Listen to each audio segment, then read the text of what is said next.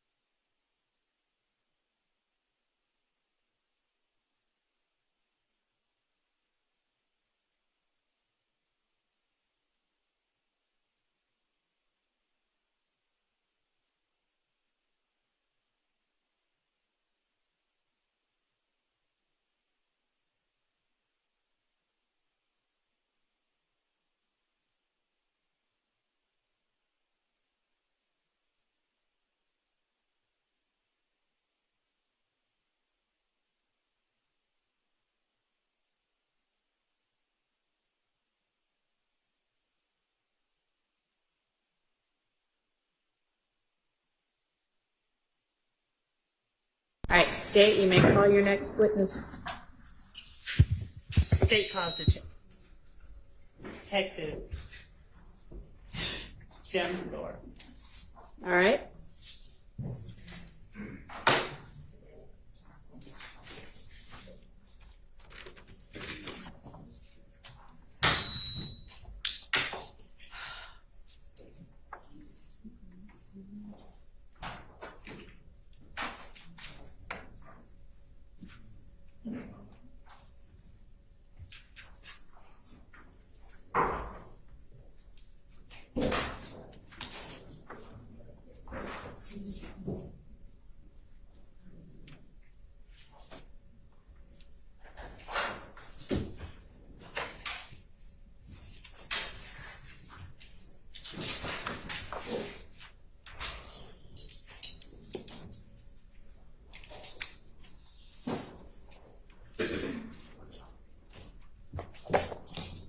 Raise your right hand. Swear affirm testimony you give the truth, the whole truth, nothing but the truth. I swear. Absolutely. State and spell the first and last name loudly to the mic for the court. Yes, sir. Detective J. Thorpe Jr., Thorpe. Jim. Good morning, Detective Thor. Good morning, ma'am. How are you? Fine. Good. Detective Thor, would you please introduce yourself to the jury by telling them where it is you currently work? Yes, ma'am. Detective Jim Thorpe Jr., City of Atlanta. Hang on just a second. You're going to have to use the mic, Miss Love. Can you hear the witness? Yes, All right.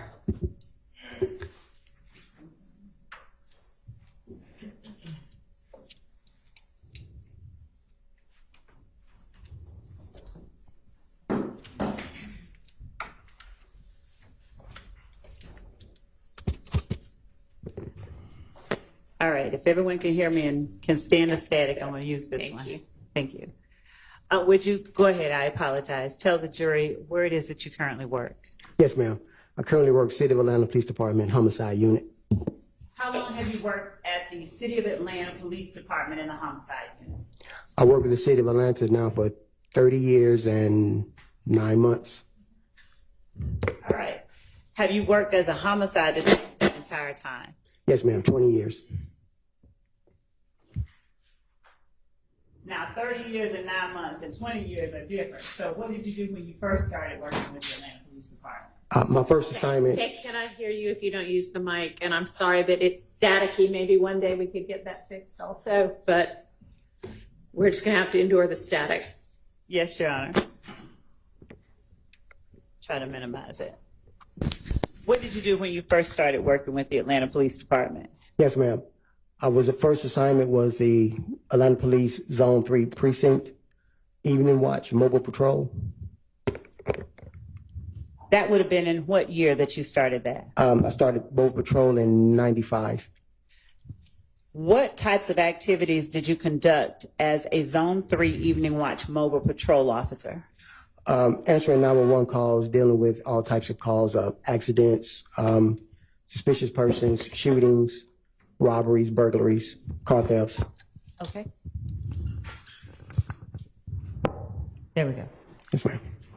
And tell the jury what parts of Zone 3 you patrolled as a patrolman in Zone 3 Evening Watch.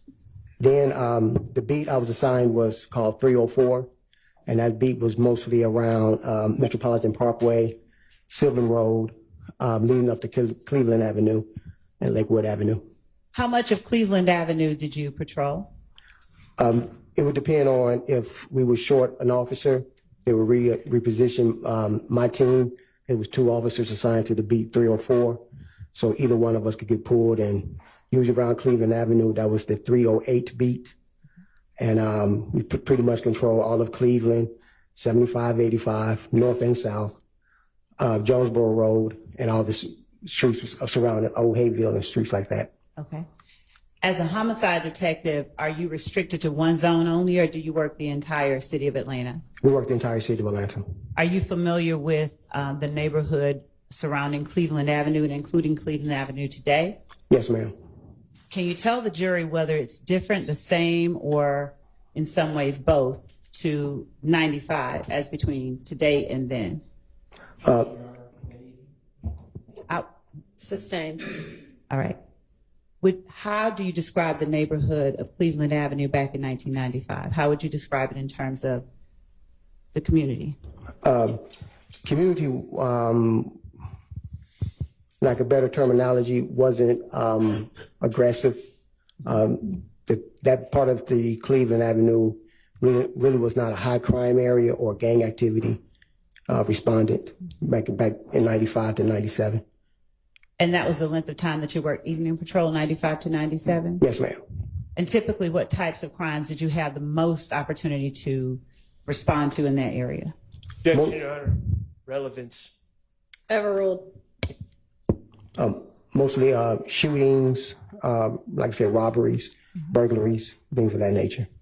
Would you describe for the jury your, you mentioned there was not a lot of particular kind of activity. Did that change? Has that changed today?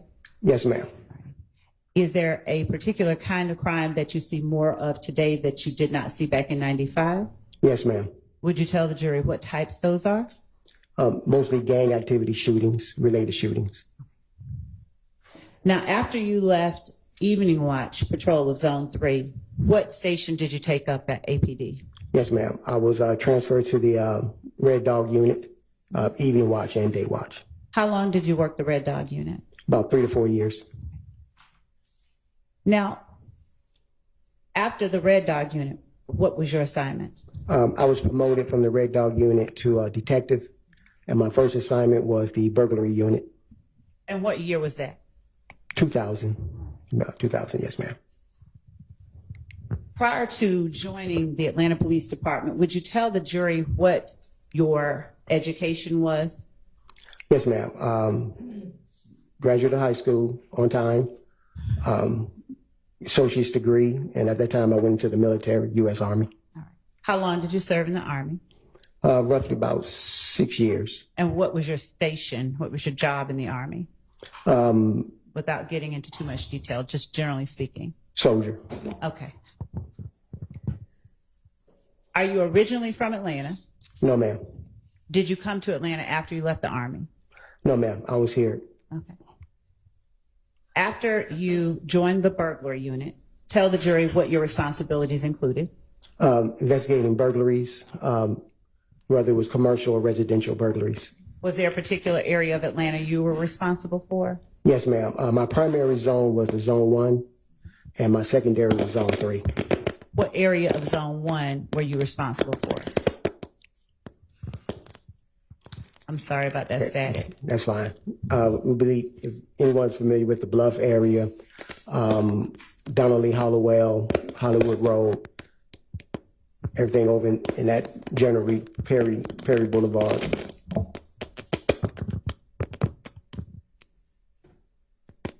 Hang on one second. I'm trying to solve this problem.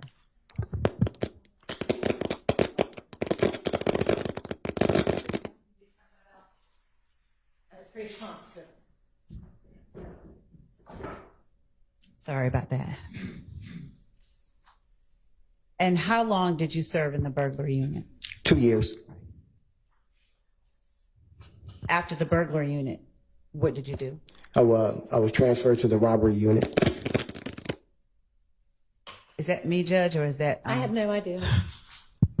All right. After what was your position with the robbery unit? Detective. Okay. And my primary zone was Zone 3. The secondary zone was Zone 1.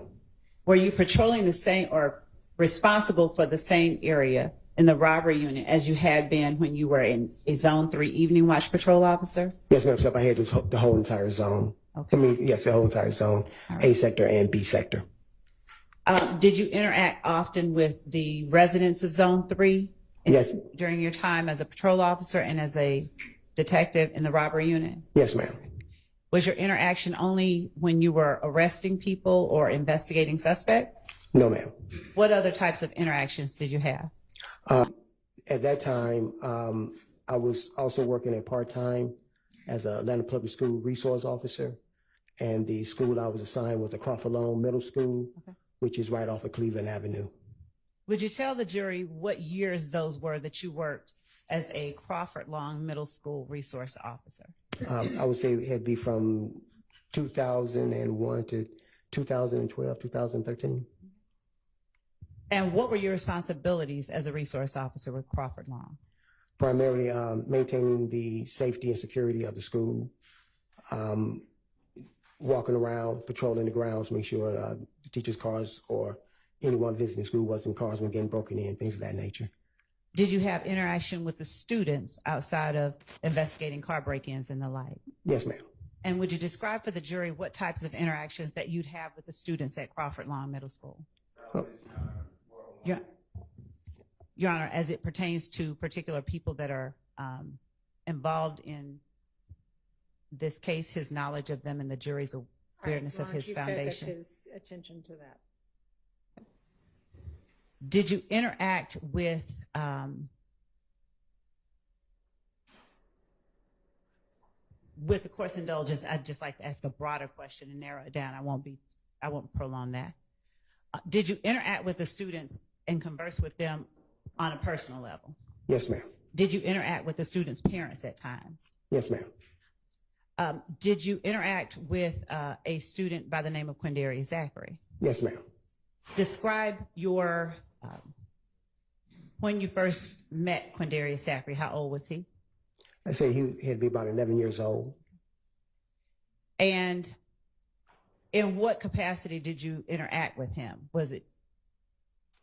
Usually times when he was misbehaving, and I would just take him to the side and talk to him rather than seeing him being suspended or suffering school punishment. I'd try to talk the kids to the side, get them out of trouble, and once again, put them back into the classroom.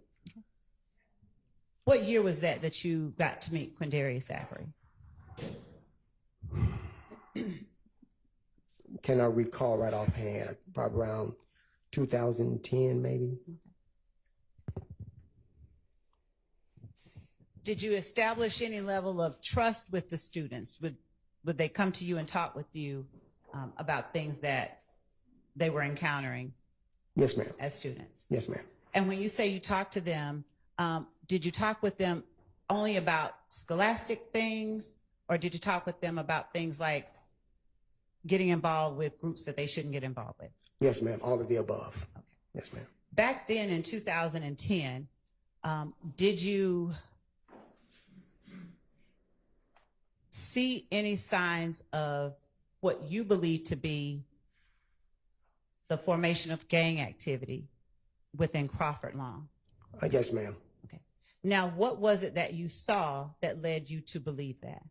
The kids was constantly discussing the gang that was starting to sprout. They was calling themselves the Red Cartel. No, I heard you. It looks like Mr. Short's also about to say something. Same objection. Thing. Overruled. You may continue. Yes, they would say something about a gang sprouting up called the Red Cartel. You may continue. Okay. They call themselves the Red Cartel, and they was becoming very prominent over in the Cleveland, Springdale, Cleveland Avenue area, Old Hateville area, Macon Drive area. Apart from hearing the name Red Cartel, did you see any indicators or signs of the ways that people calling themselves Red Cartel identify themselves? They would mostly wear the color red. Did you ever see them, without specifically showing any gang signs, did you ever see them display any signals that were seemingly unique to members of the group itself? No.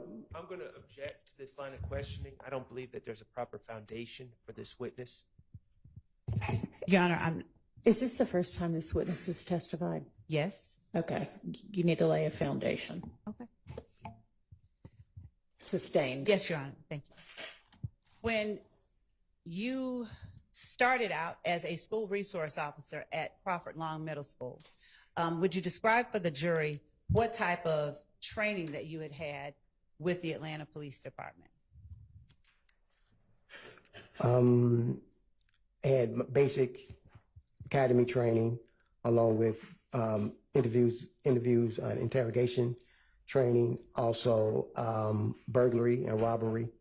And later during that tenure, I was transferred to the homicide unit, which I received numerous homicide classes and training. What training or experience did you have that caused you to form or to believe that you recognized gang activity when you saw it at Crawford Long Middle School? Basically just growing up. It was prominent in Chicago. You're from Chicago? Yes, ma'am. All right. What part of Chicago? South Side. Now, what did you see growing up that caused you to believe that what you were looking at Crawford Long were signs of gang activity? It was the same standard. Kids would wear like red bandanas or clothing of red, some article on them with red. Usually the red bandana, we called it flagging. Show people who you represented. At that time, once I received that information, I notified the gang unit. Your Honor, Yes, sir. I'm going to object to relevance, lack of foundation, and this line of questioning I don't believe is going to lay a foundation. So that's why I'm saying relevance as well. Okay, overruled. Thank you. You may continue. Please speak to the jury. Okay. At that time, I notified the Atlanta Police gang unit, and they confirmed that that it was. Sustained. Without speaking specifically Okay. about confirmation in particular instances, more broadly speaking, when you did see things that you believe were gang activity, did you notify the gang unit? Yes, I did, ma'am. Why did you do that? Just to alert them and to get more information for myself. In talking with the kids at Crawford Long Middle School, did they confide in you about their involvement in, for instance, groups like Red Cartel? I'm not asking what they said.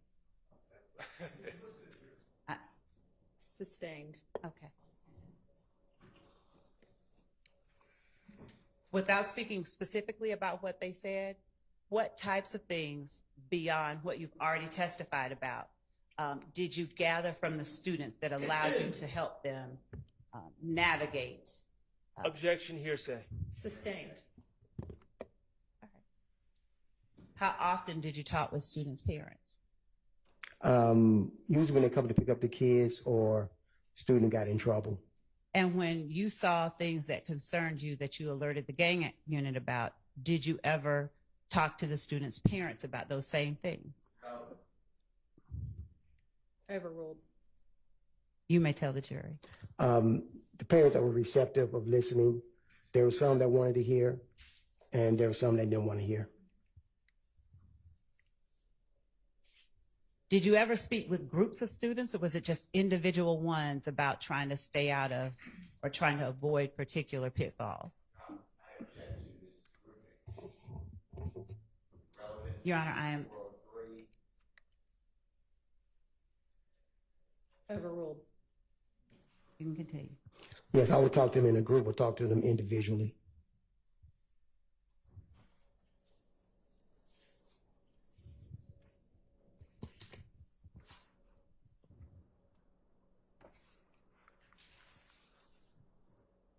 And were the subjects of the conversation always how to stay out of trouble? Yes, ma'am. Did you share with the students the information that you had from growing up or other sources about gang activity? Sustained. In what ways, beyond talking to the students, did you attempt to keep students from being involved in gangs? Sustained. Did the information that you were able to gather from the students in any way inform your investigations and ability to get information about criminal investigations later on as a detective? Yes, ma'am. How? I developed rapport with several of the kids. A trust was formed, and they would, if they see me out on the scene anywhere near that, they'll come to me next day in school and say, hey, officer, Generally speaking, yes, they would come to you and would they offer you information? yes, ma'am. All right. Other than Quindarius Zachary, were you familiar with any other persons that, through your investigation in this case, that you came in contact with? Yes, ma'am. Who were you familiar with during your time as a school resource officer?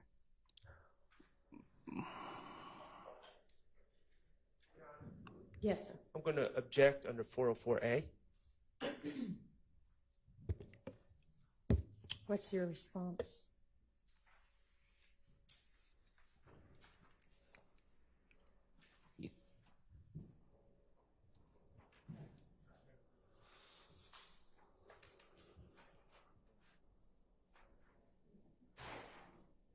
Your Honor, I'm not certain what exactly the, Maybe tailor your question.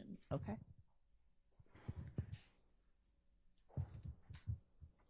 What other persons did you know during your time as a school resource officer that you also interacted with or taught or gained knowledge about during this case? Same objection, Your Honor. Do you understand the objection? Can you tailor your?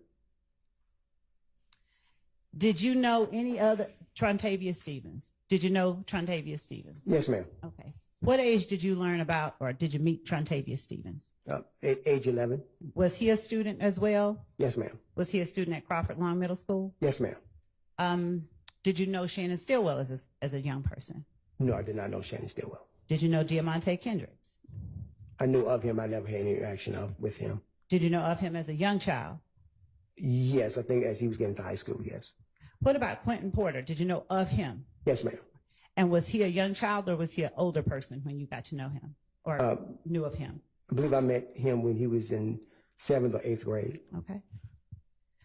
Of the people that you've named so far that you met, did you interact with them in the same way that you did with Quindarius Zachary, or did they not talk with you as much? They talked with me, but that was about it. They talked, but they never. Okay. All right.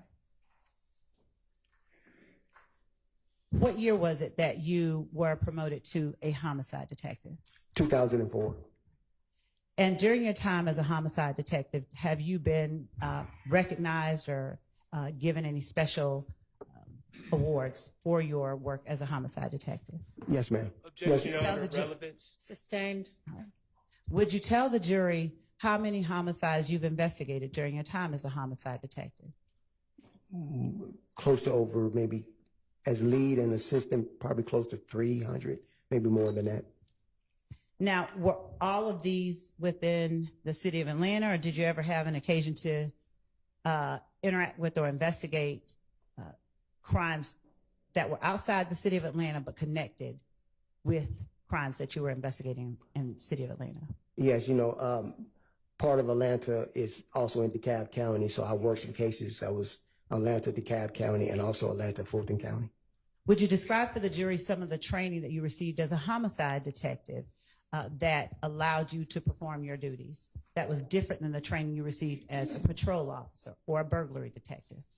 Yes, interviews and interrogations, reading crime scenes, logging things, crime scene processing. And as a homicide detective, were you involved in investigations that related to purported gang activity? I'll repeat that again, ma'am. As a homicide detective, did your investigations ever involve gang activity, the Yes. homicide investigation? Yes, ma'am. Now, did you share information with other law enforcement officers as it related to gang-related homicides? Yes, ma'am. And how, if ever you were trained to recognize gang activity while you were performing your investigations, what kind of training have you received?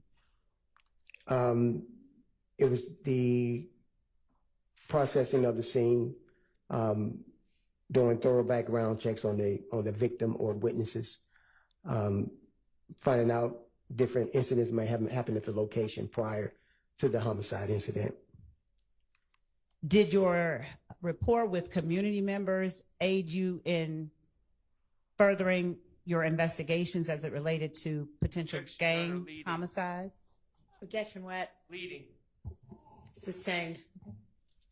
What about your interactions with the community, if anything, helped you learn more when you were investigating gang-related homicides? Yes, I would go and talk to people that lived in the area of the incident. And at that time, I take them to the side and have a low-key conversation with them, and they'll advise me of, well, this is what they've been hearing, or this is what they know. Did you always identify the people who gave you information as witnesses, or were there times when people gave you information and didn't want to be identified? Correct. There's several times people want to give information, but didn't want to get involved any further than that. And did you respect their wishes not to be involved, or did you list them and sort of out them as having given you information? No, I respect their wishes. Okay. Would you tell the jury, as a homicide detective, how it is that you come to be assigned to any particular homicide? What we have in Atlanta Police Homicide Unit is called a unit rotation. So it doesn't matter if you work one of the other shifts, day watch, which is 7 a.m. to 5 p.m., or evening watch, which is 2 to 12 midnight. It's kind of like a pitcher rotation in baseball. If you catch a case today, you're not due to catch a case until you come back up. So say there's 30 detectives. If you're number one, you go down to number 30. Number 2 becomes number 1. Number 3 comes number 2, and it goes like that. So it doesn't matter if you're off or it's past your shift time. If the call comes up, you have to come in and respond to it. And during the time that you're not up, is that the time that you're able to investigate whatever homicides that you do catch on your rotation? Yes, ma'am. All right. When you arrive on a scene of a homicide, are there any particular steps that you take to jumpstart your investigation?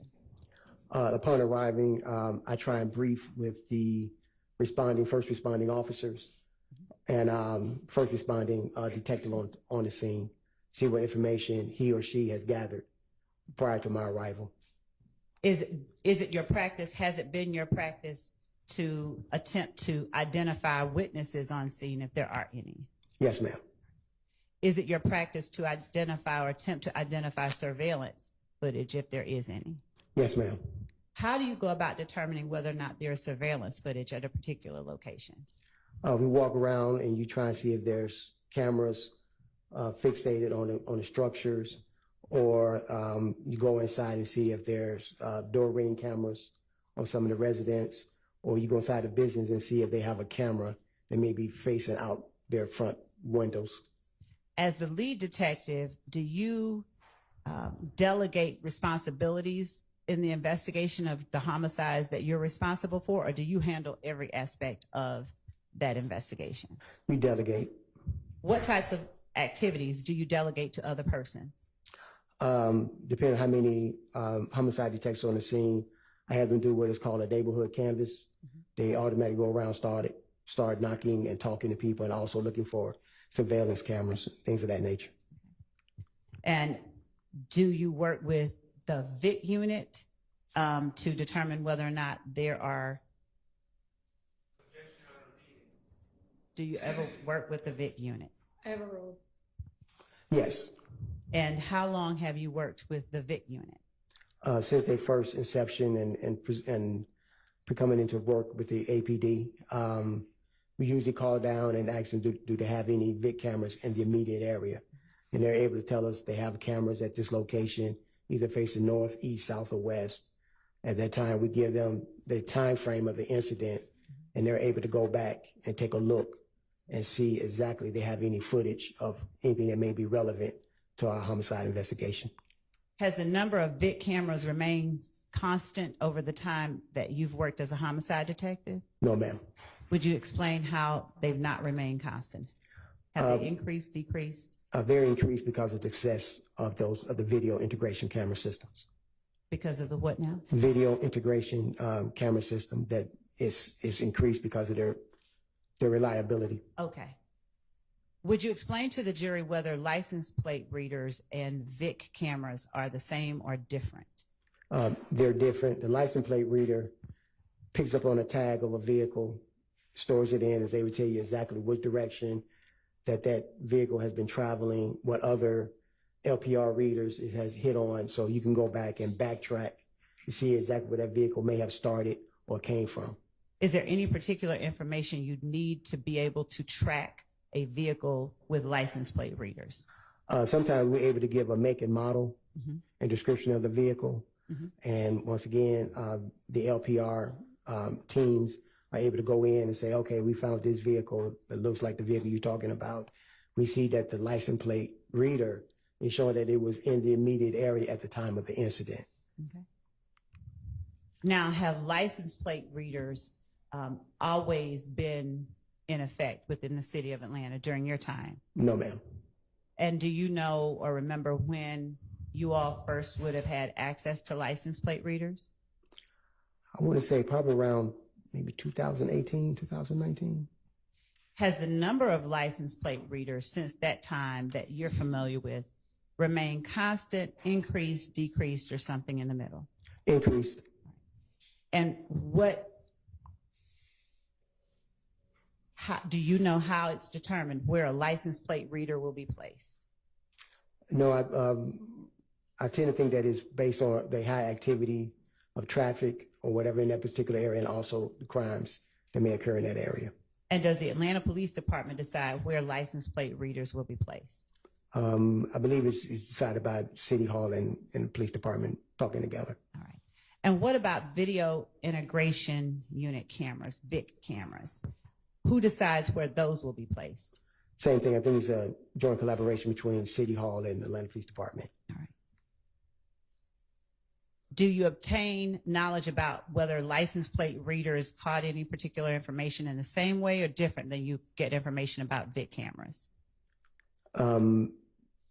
Or to ask a better question, how do you learn whether or not there are license plate readers that may have captured something you need in your investigation? Once again, we'll call and see.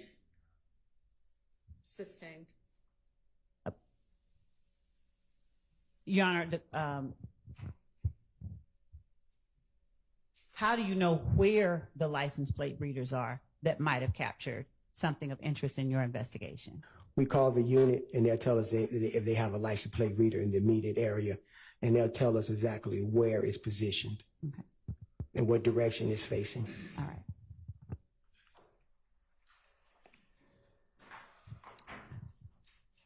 Would you describe for the jury where the Summer Hill community is located? It's located off of Robert David Abernathy and McDaniel Glen area. Okay. Down where the old Fulton County Turner Field used to be. Okay. How much time have you spent working in that area? I would say majority of the whole entire my career, 30 years. Okay. Are you familiar with the Castleberry Hills area of Atlanta? Yes, ma'am. All right. And how often have you worked in that area? Per my patrol as a Red Dog officer and responding as a burglary detective, robbery detective, and homicide detective. 330 McDaniel Street. What area is that in? That is the Zone 1, Zone 5 area. This is like a border. Okay. And when you say border, is it a border between different communities? No, it's a border between the zones. Okay. What communities make up that area? It's both residential, apartment buildings, businesses. Okay. And is 330 McDaniel Street in Fulton County? Yes, it is, ma'am. Did you have an occasion to respond to that location on January 10th, 2015? Yes, ma'am. What time, if you recall, did you respond? I believe I received the call around 9:30 p.m. from Detective Darren Smith of the Atlanta Police Homicide Unit. He advised me that there was 3 subjects shot at that location. Are you called only when there is a confirmed death, or are you called before you know whether or not someone has died? It depends on the status of the paramedics when they transport. If they say the person is low critical, we respond because there's a good chance that they might not survive once they get down to Grady. When you responded on January 10th, 2015, did you have any confirmed deaths? Not until I arrived on the scene. What information or what were you responding to? I responded to 3 subjects that were shot. One is low critical, one is in critical condition, one is in critical but stable condition. And would you tell the jury what the names of those 3 subjects were? Yes, ma'am. The first subject that was in critical condition was Donovan Thomas. And I want to make sure I pronounce their names right. You might look at my notes. No, and if you, I'll hand you a copy of your report. Okay. Yes, ma'am. The second subject that was in critical condition was Reginald Hendricks, and the third that was in critical but stable was Cardarius Sanders. Now, did you have an opportunity when you arrived on scene to speak with either of those 3 people? No, ma'am. They was already transported to Grady. All right. When you arrived on scene, had the scene already been cordoned off or roped off? Yes, ma'am. And when you arrived on scene, was there any other homicide detective already there assisting or directing? Yes, ma'am. Detective Smith was on scene. Now, was Detective Smith up in the rotation or was No, it ma'am. yours? No, ma'am. So when a detective is not up in rotation, how is it that one homicide detective would be working a scene before you, if it's your homicide? Yes, ma'am. That depending on how many detectives are working that day.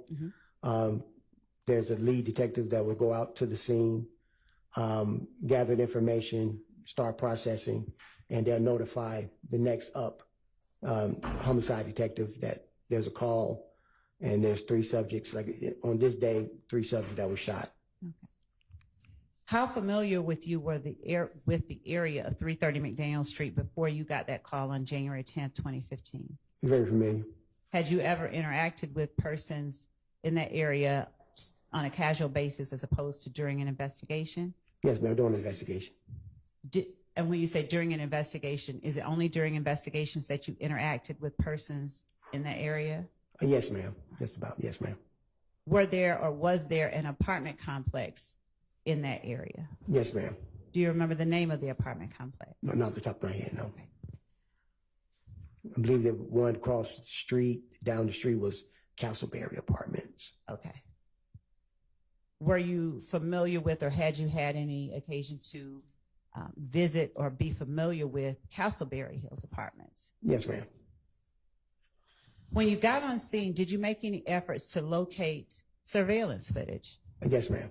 Tell the jury what efforts you took to locate surveillance footage. Immediately that caught my attention was there was cameras fixed on the barbershop at 330 McDaniel Street. Also, I noticed that there were surveillance cameras down at the gas station at the intersection of McDaniel Street and Northside Drive. Was it daytime, nighttime, something in the middle when you arrived on scene? I did not ask that question. No. We know, yeah, we know the time, so. Let me ask a better question. Was there daylight, moonlight, was there natural light for you to see on scene when you arrived there? No, the street was lit up with city lights. Okay. And how were you able to see the cameras that you were able to identify? They were just fixed on the building, so you can look up and see the cameras. At the time that you saw them, did you know whether or not they were working? No, I did not. Did you take steps to find out? Yes, I talked to the owners. All right.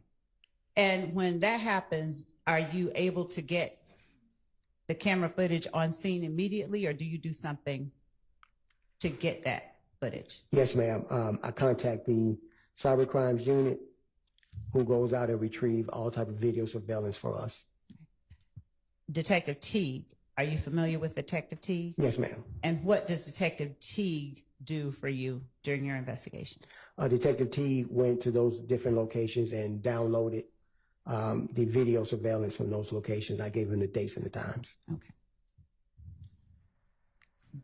Did you, at the time, know whether there were, or did you learn if there were any surveillance cameras at the apartments across the street from 330 McDaniel Street? As I walked over there the next day, I saw that there was no cameras facing McDaniel Street. And what other efforts, if any, did you take to get surveillance footage or any kind of captured footage of what happened at 330 McDaniel Street? It was just those two locations that had cameras. Okay. When you said that you went to the Texaco, where were you focusing? Where was it that you understood the shooting to have occurred? The shooting happened right in front of the barbershop. The vehicle was traveling down McDaniel Street to Northside Drive and made a right onto Northside Drive. And that would place it right in the path of the Texaco cameras. How did you learn what the vehicle did without saying anything that anyone specific told you? How did you learn?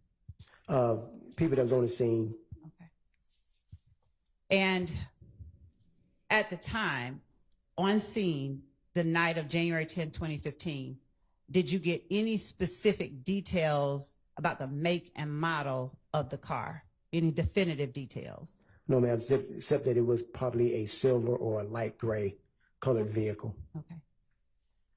When the Atlanta Police Department investigates a homicide, do they have ways of soliciting information from the public that might assist in the investigation? Yes, we have what is called the Crime Stoppers hotline. Information given that leads to a portion of the investigation or successful arrest of the investigation. There's a $2,000 reward for any information given. And where do you display that? Do you put it on TV? Do you put it in newspapers or something else? It is displayed on TV, and also we post flyers around the neighborhood. Did you do this with the McDaniel Street murder that you investigated? Yes, ma'am. What was it that you put on TV?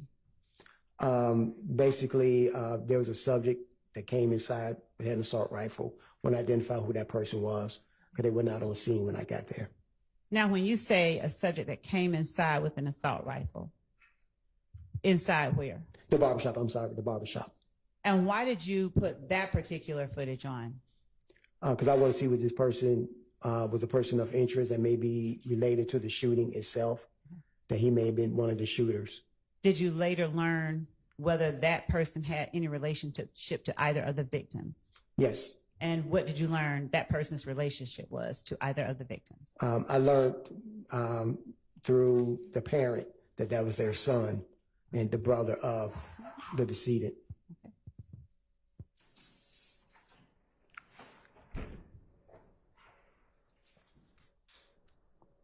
Other than the footage of the person going into the barbershop, did you have any other footage displayed on television to try and help in your investigation? I believe we just closed captioned the screen of the vehicle coming by. We didn't show the actual shooting itself, just the vehicle. And when you say closed caption the screen, did you do a still shot or did you play a portion of a video surveillance? Yes, what we did, we condensed it down so that the shot would just show that's the vehicle coming down the street. And we had a couple of still shots in there of the vehicle, but we never showed the victims getting shot themselves. And did you show footage from the barbershop or the Texaco? The barbershop. Did you ever display any footage from the Texaco on TV? No, ma'am. All right. How do you decide which footage you're going to put out there and which footage you're going to hold back? Based on the relevance, because the Texaco did not show the actual shooting itself. The barbershop did. To your knowledge, did you all get Crime Stoppers calls or people calling in after you put up the video from in front of the barbershop? Yes, ma'am.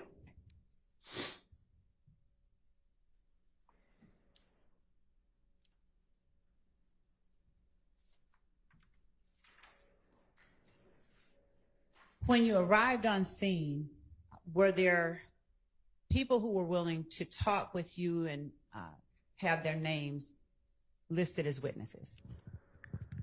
There are people willing to talk, but they don't want to list their names. And how did they make that known to you? Simply by giving me the information, and I said, "You want to come down and talk to me?" And they're like, "No, that's all. As far as I'm getting involved. This is who was involved." Are you able to force people to get involved more when you're conducting crime scene investigations? No, ma'am. Are you not able to take people down to the police station if they tell you that they have some information? We can ask for their consent. If they say no and we force them down, that's called kidnapping. Okay. All right. Did you have any persons that you were able to talk to, but you were able to also list out their names? Yes, ma'am. Okay. Do you remember who those people were? One person in particular was a person by the name of Spencer Wright.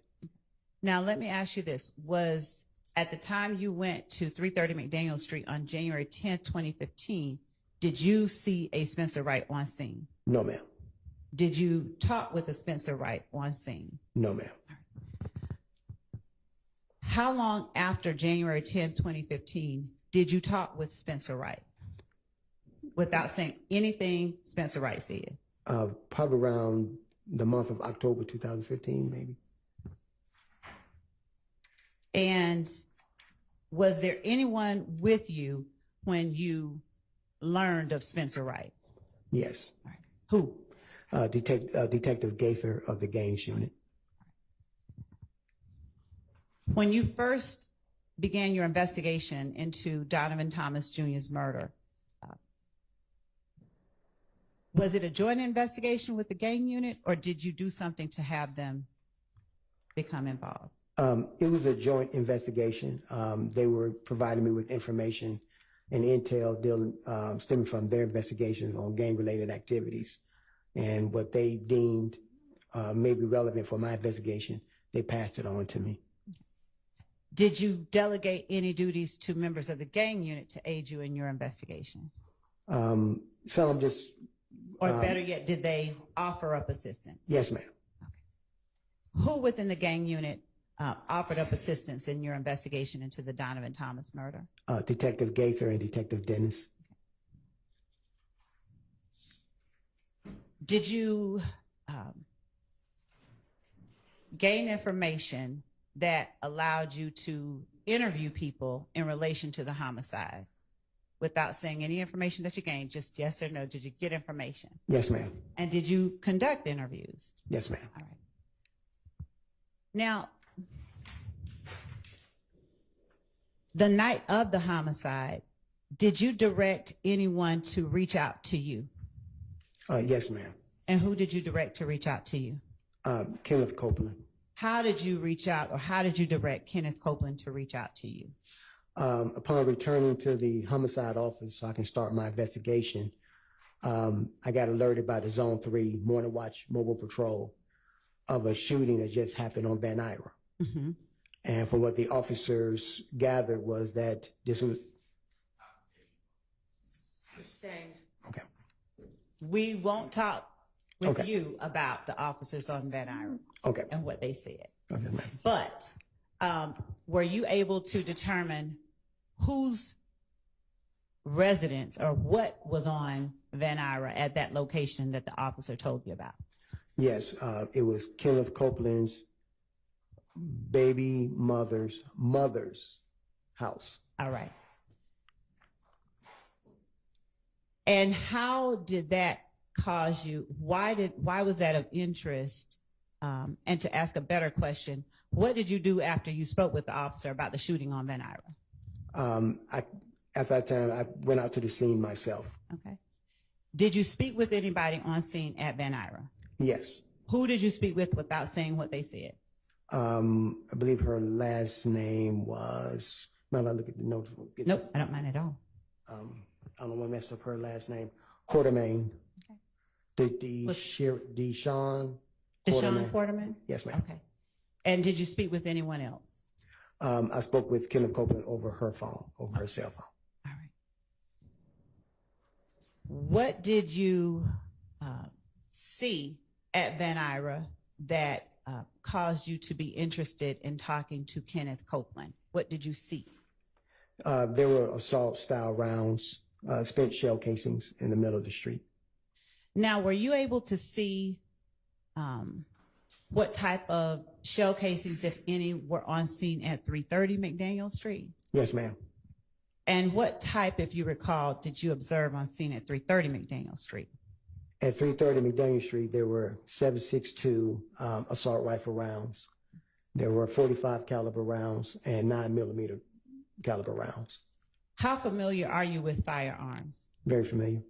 And what training have you received in firearms over your career, not only as a law enforcement officer, but in the military? Extensive. All right. Tell the jury what kind of training. Basically, the uses of the weapon, the safety of the weapon, and what particular weapon is able to fire, what kind of round. All right. Have you had occasion to fire those type of weapons that you saw shell casings for on scene at 330? Yes, ma'am. What you saw on Van Ira, were they similar type rounds? Not necessarily caliber. Were they similar or different? They were assault rifle rounds, so they similar but not similar. Okay. And when you say similar but not similar, could you explain a little bit more? Okay. The 7.62 rounds that was recovered from 330 McDaniel Street are typically fired from AK-47 assault rifle. Any rifle built off that schematic. The rounds that we recovered from Van Ira was rounds that is associated with the AR-15 Okay. assault rifle. Do you recall how many rounds you observed at Van Ira? I want to say possibly 10 to 12, or 10 to 15, something like that. Did you observe any damage to any structures or property at Van Ira? Yes, there were some defects to the residence. Were there any people shot at Van Ira? No, ma'am. Were there people at home at the time that the residence was shot up, or something different? Yes, ma'am. All right. How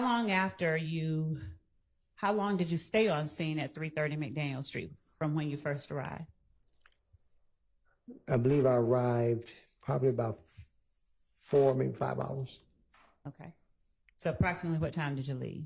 I left probably around 1:30 a.m. And what time would you say that you went to check out Van Ira? Probably about, the call came in, I want to say probably around 1:40, 1:45 a.m. All right. And where were you when that call came in? Had you made it back to police headquarters, or Yes, were you ma'am. still on scene? I made it back to police headquarters. And how long did it take you to get to Van Ira after you got that call? Probably about 10 minutes. Okay. Did Deshawn Quarterman offer to have you speak with Mr. Copeland, or did you ask her to call Mr. Copeland? I asked her to call Mr. Copeland. Okay. Did she tell you her relationship to him before you asked her to call him? Yes, ma'am. And were you able to get his phone number from her or any information like that? No, ma'am. How long did you speak with Mr. Copeland? Roughly about maybe 3 minutes, just to let him know that he needs to come down to the office and talk to me. Did he come down to the office and talk to you? Yes, he did.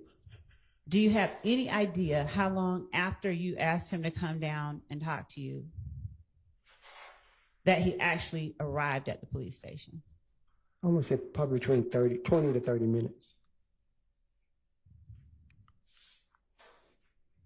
When he came to the police station, do you recall, did you meet him in an interview room at the police station? No, actually, I met him. Oh, No. go ahead, I'm sorry. I met him in the rear of the police headquarters. Okay. I was standing by. I'm sorry, I was standing by with his brother, waiting for him to get there. Who is his brother? I forgot his brother's name. I don't recall his brother's name. Are you familiar with anyone by the name of Rontrez Brock? Yes, Do you remember whether that was the brother or was yes. Rontrez Brock was the brother. Now, how is it that you came to be standing there with Rontrez Brock? Because he got word that people was coming after his brother. When you met with Mr. Copeland and his brother behind the police department, was that something usual that you do? Like, why do you meet behind the police department as opposed to?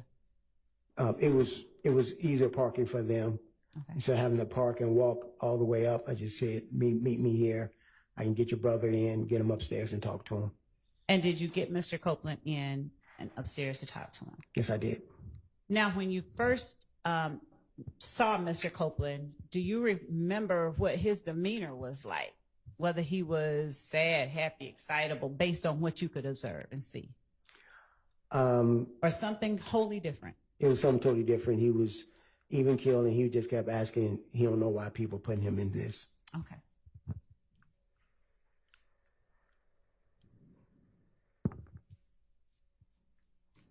Did you tell him that he had to come upstairs and talk with you?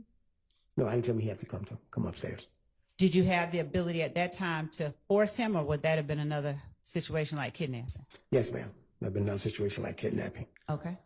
Did his brother come upstairs and talk with him, with you? His brother came up and stood by outside. All right. Did anybody else join Mr. Copeland in that police station? No, not that I recall. Okay.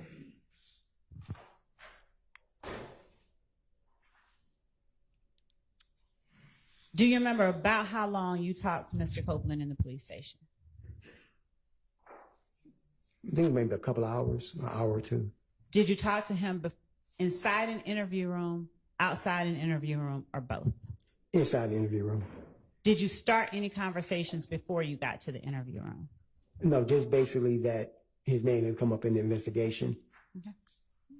Now, when you have people that you want to talk to, are these interview rooms always equipped with recording devices, video and sound? Yes, ma'am. Are they running constantly, or do you turn them on before you take someone inside? You turn them on and you log it in to our database up under your particular case number. Okay. And when you began talking with Mr. Copeland, did you read him any Miranda rights or just start? No, ma'am, because he was not under arrest, so it was a non-custodial interview. So there was no need for me to Mirandize him. We just started conducting the formal interview with him. When you began conducting the interview with Mr. Copeland, did you have any particular target in mind that you wanted to have him implicate? No, ma'am, no particular target. And as you interviewed him, did you attempt to get him to tell you somebody did any particular thing? Yes, ma'am. All right. And were you telling him the people that you wanted him to talk about, or were you asking him for information or something in the middle? Yeah, I was asking for information, and pretty much the question was always in the middle. Okay. When you began talking with Mr. Copeland, did you have knowledge about any people that you wanted him to give you information on? No, ma'am. All right. And during the course of your conversation with Kenneth Copeland, did you get information that led you to other people you were interested in talking to? On that initial night, no. Yeah. And was there any particular concern that you understood Mr. Copeland to have that night? Other than he spoke about an altercation. And when he spoke about an altercation, did you say anything to suggest to him that you knew about the altercation? Somewhat, yes, ma'am. Now, did Mr. Copeland's, did he ask you questions during the interview? I think just general questions like, how did my name come up in this? Once again, I don't know why. Did he try to get you to help him in any way in terms of ensuring his safety? Yes, ma'am. He wanted me to speak with the family of Donovan Thomas, let them know that he had nothing to do with it and stop coming after him. Okay. Now, did he know, or did you know, did you tell him that it was these people coming after him, or was he just speculating to your knowledge? He was just speculating. Okay. Did you give him any assurances about what you would do to try and ensure his safety? Yes, ma'am. I told him I would speak with the family and let them know that at this point in time, he is not a person of interest or a suspect. And when you gave him that assurance, when you told him that, did you have any information that anybody in Donovan Thomas's family was involved in shooting at Kenneth Copeland or his family? No, ma'am. Okay. No information.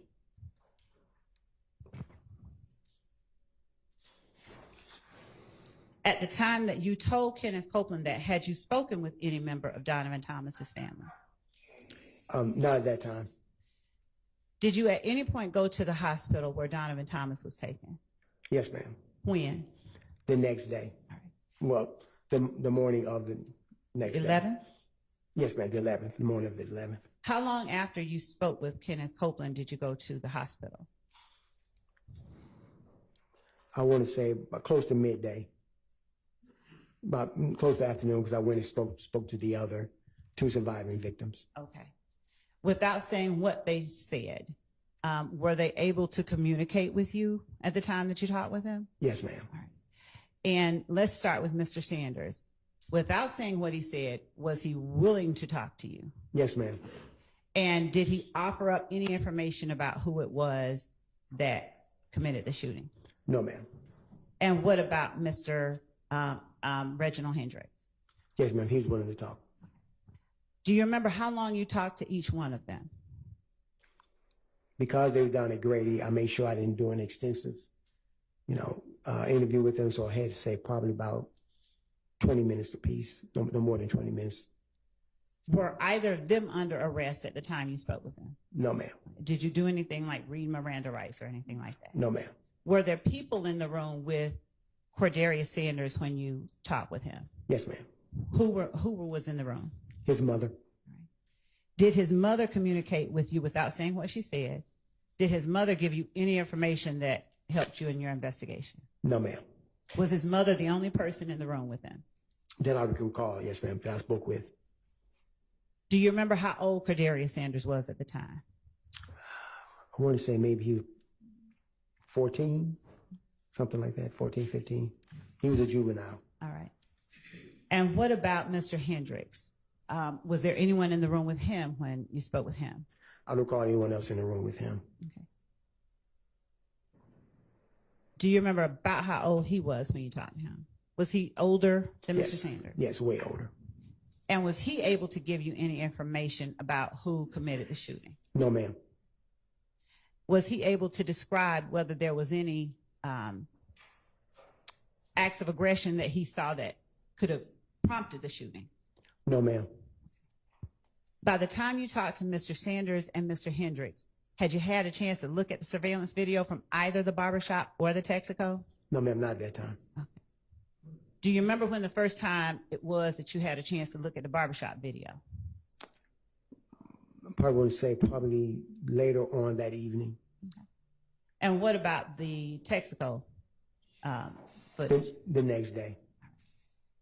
Now, as you're looking at the barbershop footage, did you personally recognize anybody that you saw displayed, faces of anybody that you saw out there? No, ma'am.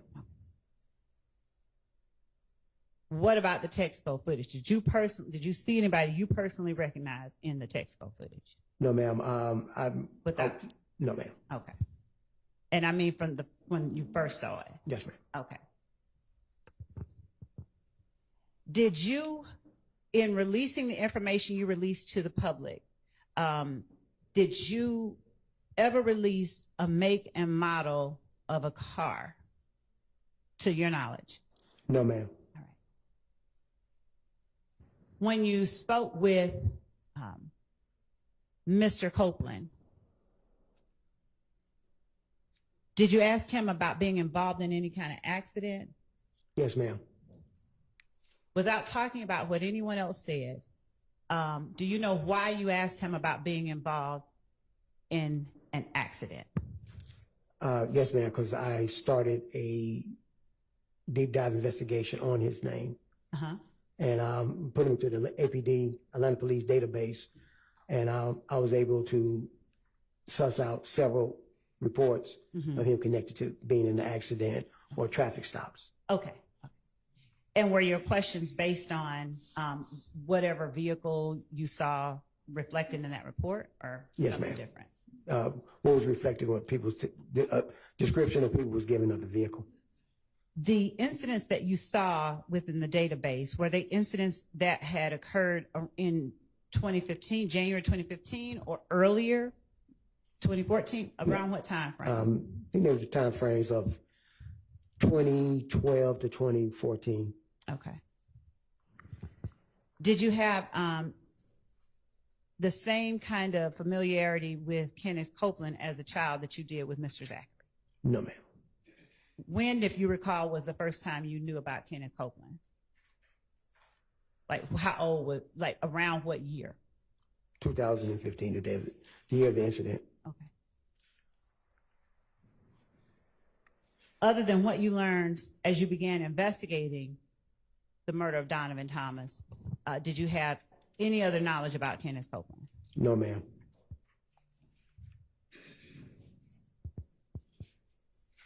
Did you ensure or did you offer to do anything else to, or offer any advice to Kenneth Copeland to help him secure the safety of his family? Did you make any suggestions? I think probably general Okay. suggestion of that nature. All right. Did Kenneth Copeland have any cell phones or anything with him that you saw when you first talked to him on January the 11th? I didn't see him with a cell phone. Okay. Now, do you remember Mr. Copeland offering you, and let me ask you this, the interview with Kenneth Copeland, it was recorded, right? Yes, ma'am. All right. Now, when was the last time you could remember looking at that interview? Like, did I show it to you today? No, ma'am. Okay. And do you remember everything about that interview? Everything? Not everything in detail. Okay. Like the kind of clothing Kenneth Copeland was wearing. Do you remember that? I couldn't. I think it was dark clothing. Okay. All right. Did Kenneth Copeland offer to give you any information that might help you sort of determine that he should not be a target of any retaliatory shootings? Yes. All right. Did you follow up on the information that he gave you? Yes, ma'am. Would you tell the jury the ways that you followed up on whatever Kenneth Copeland told you? Yes. The information I got from Kenneth Copeland, I immediately went to Detective Dennis and Detective Gaither to see if they knew about this information. They knew about it. They gave me details on it. He was able to find that they had already started an investigation themselves into it, I believe. Before. Your Honor, he's not. The very last comment. Well, Your Honor, I would say that it is offered as a explanation for his investigation and why it is that he took certain steps. So, and also that the jury has heard from these witnesses as well. Go ahead with your next question. Okay.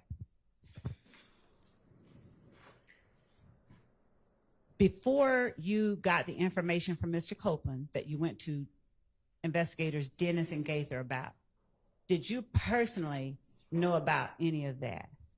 Not personally, no. Had you had any involvement with any persons that you knew called themselves YSL in any capacity? No, ma'am. Had you had any, did you have any knowledge about what YSL was before you talked to Kenneth Copeland? Say that question again, ma'am. Did you know about YSL at all before January 10th, 2015? Overruled. Yes. All right. Now, was the knowledge that you had of YSL, was it gained from your investigation, your time with it as a detective, or something else? My time as a detective and my time working in the school system. All right. Now, when you say your time working in the school system, about what year would you say you first heard about YSL? I'm going to say probably about maybe 2012, 2013. Okay. That's about the first year that you heard of it? yes. Okay. And Did you conduct any investigations yourself into any group called YSL during that time? no, ma'am. Did you speak with, without saying what they said, did you speak with any students about a group called YSL? Yes, ma'am. Do you know how many students you talked to? Probably a total of 8 students. How many? 8 students. And were you on school property, or was it outside school, at the house, or some other place? School property. Okay. Were there any particular incidents that led to your speaking to these students about YSL? Just I heard the name constantly coming up. And was it you asking particular students, or particular students just coming up to you? Just actually certain students I was very aware of and had a trust relationship with. That you had a trust relationship with? Yes, ma'am. Now, was Quindarius Zachary one of the people you talked to about YSL or not? No, ma'am. Okay. Do you remember the names of the students that you talked to about YSL? No, ma'am. Okay. Do you remember the relative ages of the students? Yes, ma'am. About how old?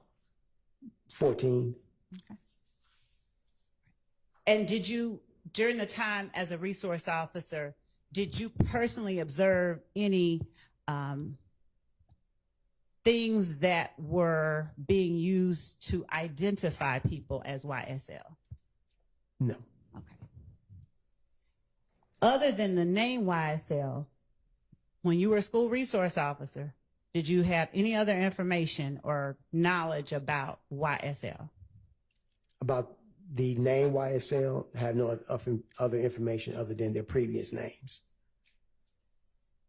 What do you mean the previous names?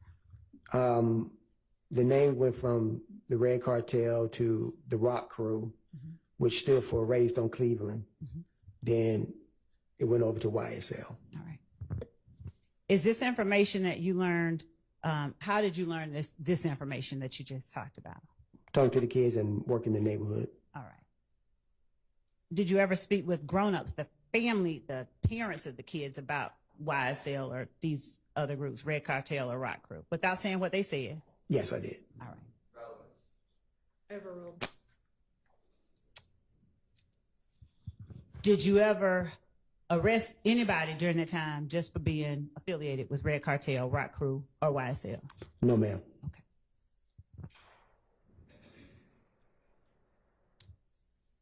Did you conduct any investigations that involved either of those groups even after you learned about their existence from the students, but before January 10th, 2015? As in the YSL name itself or the previous names? Either. Yes. All right. How many investigations? Probably total myself, probably a total of maybe 4 or 5. What type of what type of incidents? Forms his basis for his knowledge of other questions that he will be asked. Overruled. What type of incidents were you investigating that you spoke to the jury about just now? About aggravated assaults, homicides, How many homicides? probably about 2. Do you remember, in particular, the persons that were involved in the 2 homicides, victim and suspects? Your Honor, we've, based on the evidence we believe that has already come out and information that this witness can provide, we believe that the witness has information which will allow the determination of certain material matters in this case. He can, I don't want to. Overruled. Okay, go ahead. Do I remember the victims' names? Who were the victims in the 2 homicides? The one in particular I investigated, her name was Julian Jones. And who was the suspect? He was not a suspect. Hang on. What'd you say? Don't you check under 403, 401, 402? I don't know what, but what is relevant. I mean, we're talking about information that will aid the jury in making determinations about. Yes. Let's take a bathroom break anyway. It's probably about time for one. May the witness be excused. Yes. You can just step out. Thank you.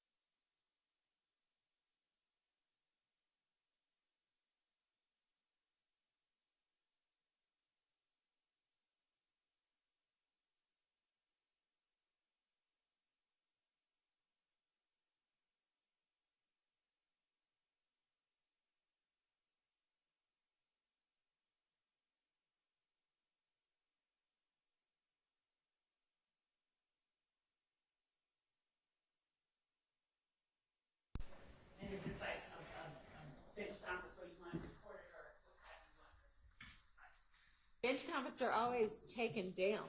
Bench conferences are never recorded, so this is a bench conference. Well, honestly, it's not, because it's just an evidentiary issue, right? Right. Yes, so, yeah, that's fine. Okay. All right, so that was a 401, 402,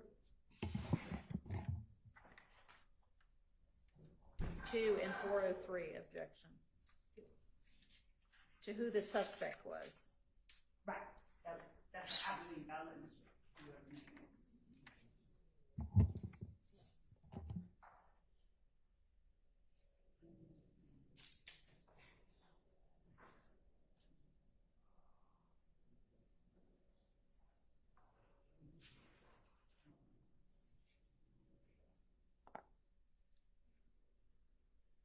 Are you going to respond beyond just, I believe it's relevant? No. Are you going to tell me why? Yes. Your Honor, the homicide, I believe one of the homicides that the witness will talk about is a matter that an earlier witness talked about as it related to Rock Crew. I believe that the one that he is going to talk about is going to deal with Quentin Porter and Javaris Crittenton. I believe that this information corroborates information given by other witnesses and allows the jury to determine the credibility of information that they have heard from other witnesses. It's not bolstering because it's his personal knowledge, but to have information about a subject from two unrelated people who are not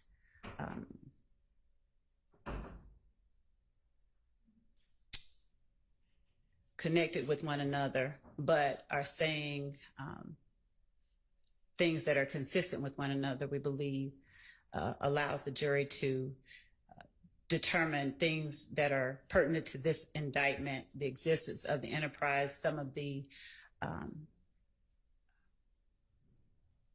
information in the indictment about the start of the enterprise, its beginnings, the kind of crimes that have been committed, and some of the people that they've heard other witnesses talk about. So in as much as I think it was a 401 objection, it's relevant. We're talking about YSL and the beginnings of YSL and the groups from which YSL evolved. The relevant standard is a very low standard, in as much as it's a 402 objection. Any relevant evidence is presumptively admissible. In as much as it's a 403 objection, I'm not sure what, I haven't heard any offer as to how it's substantially more prejudicial. I know I hear a lot about. Is it that I don't know. prong of it, Mr. Steele, or something else? Every prong of it, Your Honor. Every prong. Well, him saying every prong, Your Honor, any information that tends to prove an allegation in the indictment is going to be prejudicial to a defendant.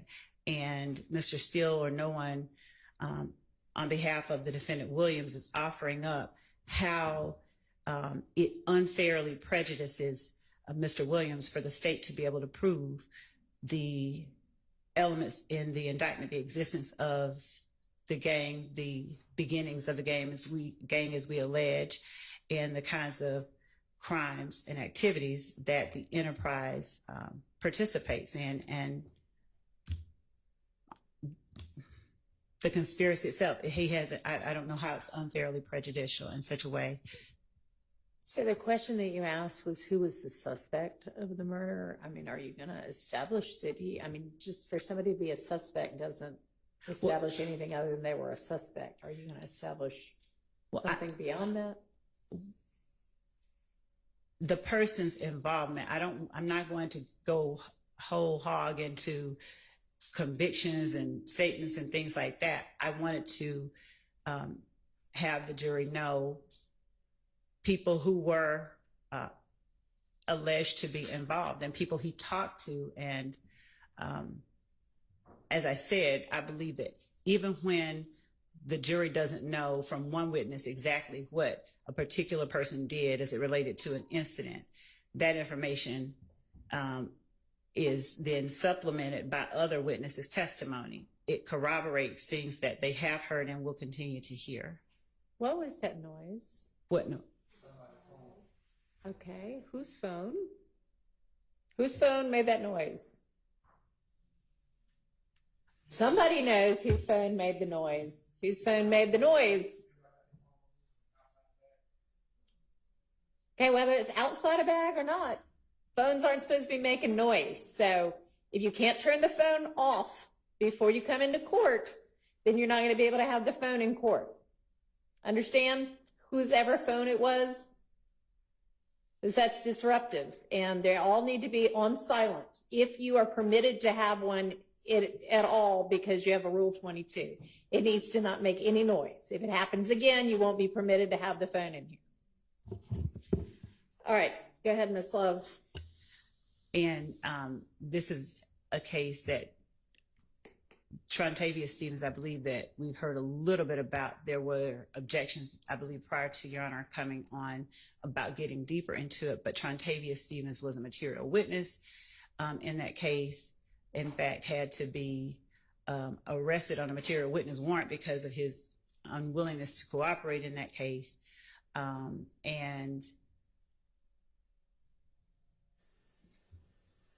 Okay, I mean, I get, maybe I'm just not following. If if the point of it is that Stevens was a material witness and knew something about it, how does? No, that I'm That's tying not it into alleged members of YSL and the activities that they participate in and the steps to which they go.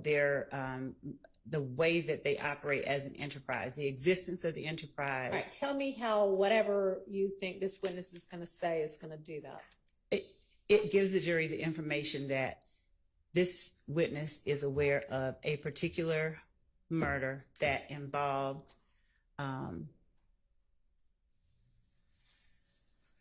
Rock Crew and then later YSL, Quentin Those Porter being and Porter and Crittenden Porter and Trontavious Stevens. and Stevens, Yes. and he's going to be able to testify that they were involved in this murder. No, they didn't do the murder. Okay, so what is it then? Your Honor, their involvement and their association with one another, we have to prove association between members of YSL.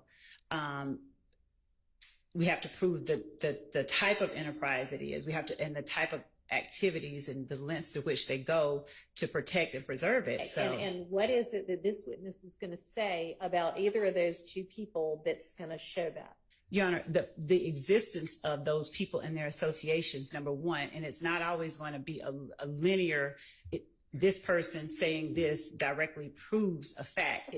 It's evidence that is relevant in that it gives the jury information. Don't tell me what it's going to do. Tell me what the evidence is. I mean, I don't know your case as well as you do. So I don't know what it is that you think this witness is going to say that's going to show any of that. That Trontavious Stevens was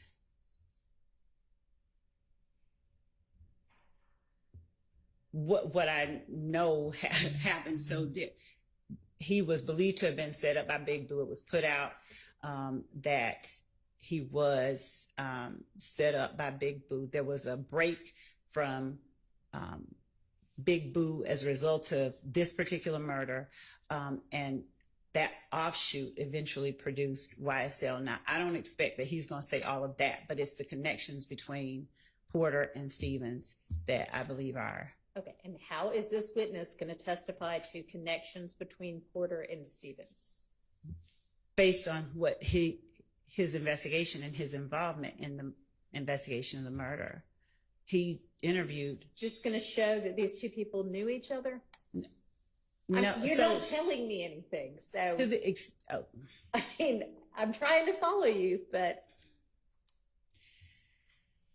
to the extent that their relationship is one that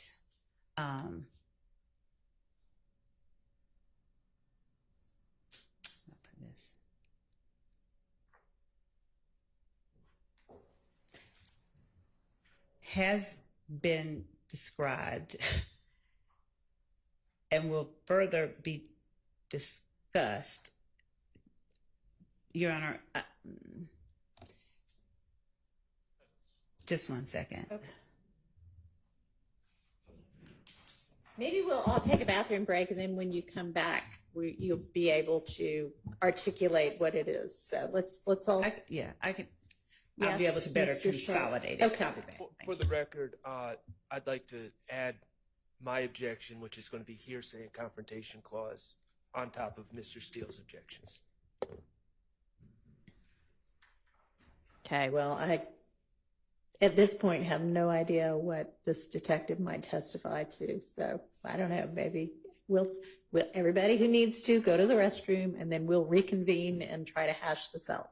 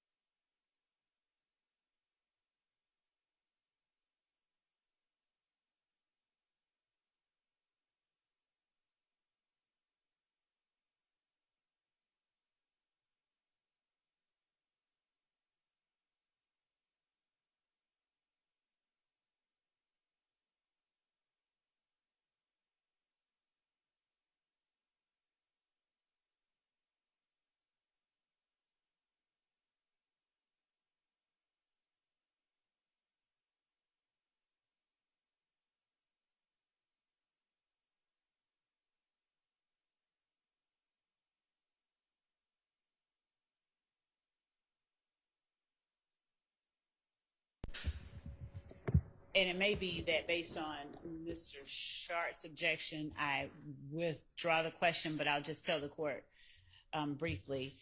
So Mr. Stevens was believed by Mr. Crittenden to have robbed him, stolen some of his jewelry.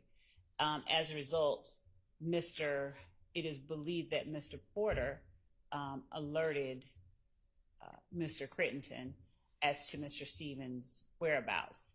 And Mr. Stevens was Mr. Crittenden's intended target. There has been testimony, and will likely be a little bit more testimony, about the impetus of the transition from one group to the other. Detective Thor, because of his relationship with kids who were, I'll say, rock crew adjacent associates, he was able to, because of his relationship with them, they willingly offered him information that he was able to then go and get to assist to help him solve that crime. So that's as specific as that inquiry gets. Okay. And so, But yeah, given the hearsay and confrontation clause objections that have just been voiced, yeah, I can, what I'll do with the court's permission, if it's okay, if it's an okay question by the court standards, is just ask,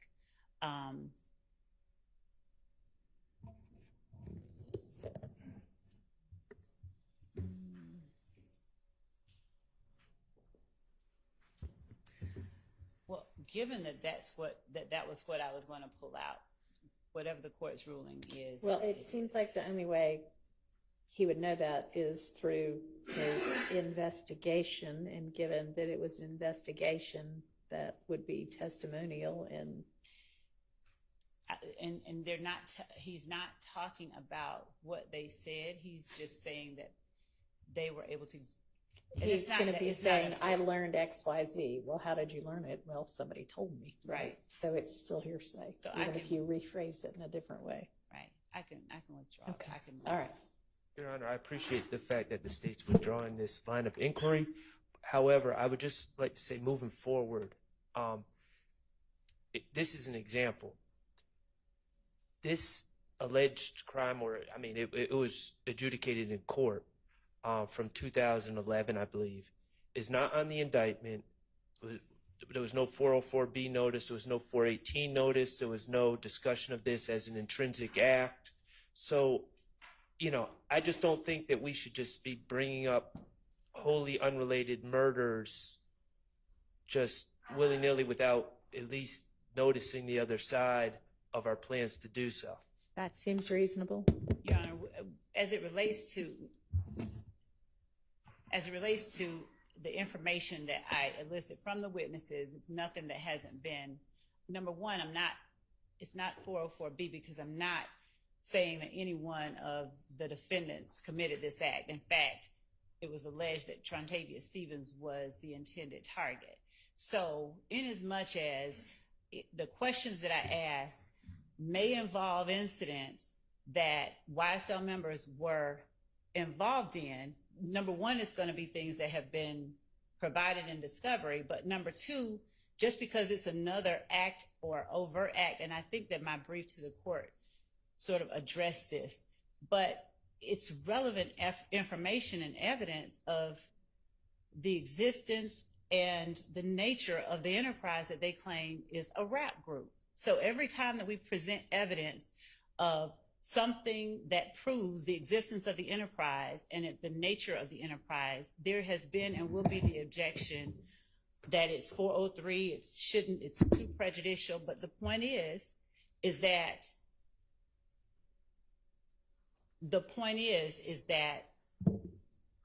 the information that I'm soliciting from the witnesses are intended to prove up elements of count one in this indictment. Your Honor, may I respond? He's talking about a lack of any kind of notice. But so he wants to know the questions, because I don't believe that a notice of my asking about questions regarding incidents that, one, we've talked about. I don't believe that We have the never court, spoken that the about defense this. is entitled to the list of questions that the state is going to ask. No, I agree with that. But We've that's- never spoken about this. There's no mention in the discovery. To my knowledge, certainly no police reports about the murder of, I guess, Julian Jones. I only know that because Detective Thorpe said that name. No mention of the Javaris Crittenton case. There's no mention of that in the discovery, to my recollection. So I don't know where the state's saying that they've given notice through discovery. But even if they had given notice through discovery, there's also Georgia rules of evidence that dictate when notice needs to be given when bringing up extrinsic, non-charged matters in a trial, and that has not been done. And I just don't want, at this point, I think that we've cut this off, this particular incident, but I just don't want it to repeat in the future. Your Honor, and that's another thing. These matters that are alleged by the defense as being extrinsic, uncharged matters, they're not. When we're asking about them, and just to cap off something Mr. Sharp said, we've had a witness already talk about the Crittenton murder earlier on, and Trontavious Stevens' involvement in it, just to put a point on that. But the assertion that these are extrinsic, uncharged matters are efforts, we believe, to curtail the state's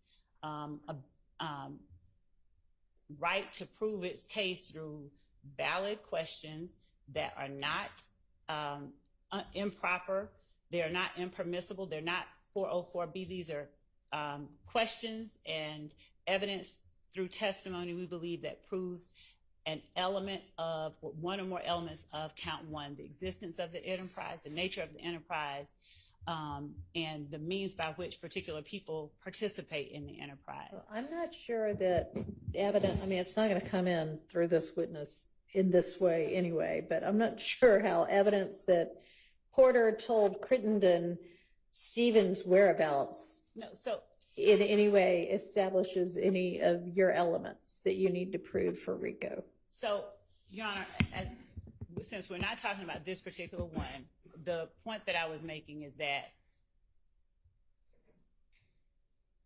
this detective's investigation involved two members of Rock Crew, and information he was able to obtain through other persons associated broadly. I'm not arguing or trying to get that in. I'm saying that there will be times when we are asking about matters that I have heard alleged are extrinsic, but they are not. And I guess it's on, if there's an objection, that's one thing, but the defense is in no way entitled to know every time we're going to ask about something that tends to prove what it is that we are alleging in the indictment. And so to the extent that that's what is being asserted, we vehemently disagree with that. We are not and will not go further into that particular inquiry with Detective Thorpe about that particular murder. But instances that involve actions and YSL members that witnesses have personal knowledge of are relevant to show the existence and nature of the enterprise and other material elements. I guess we'll just have to see as the evidence plays out. All right, let's get the witness and the jury back in.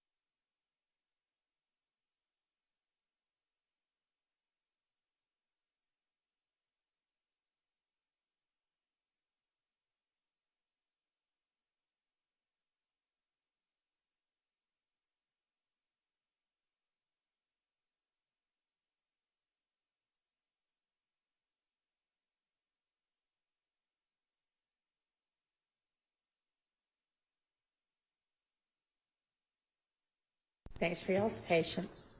Go ahead, Ms. Love. Detective Thor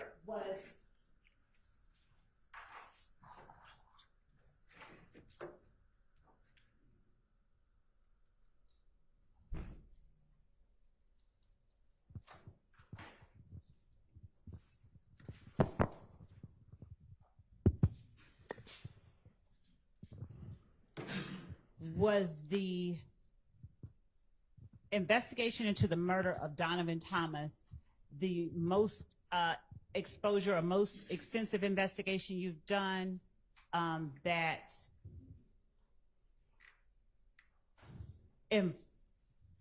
throughout your investigation of Donovan Thomas, did you have an occasion to investigate more about the group YSL? Yes, ma'am. Was that the most extensive investigation that you have done that has involved or in which the name or group YSL has come up? Objection, Your Honor. Sustained. What is when you went out to Van Ira on January the 11th of 2015, was Deshaun Quarterman the only one you talked to? I recall, yes. Did you speak with an Emmett Yarborough as well? Yes. All right. Excuse me. Without talking about anything that Emmett Yarborough said,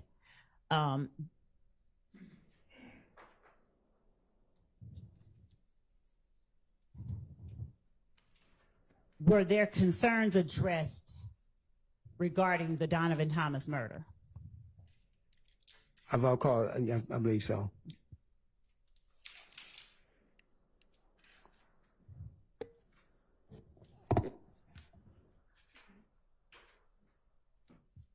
When you collect shell casings, did you direct, when you are on scene as lead detective, do you or other homicide detectives working sort of in tandem with you, do you all direct the collection of those shell casings? Yes, ma'am. All right. And what do you do with them once you collect them? Yes, ma'am.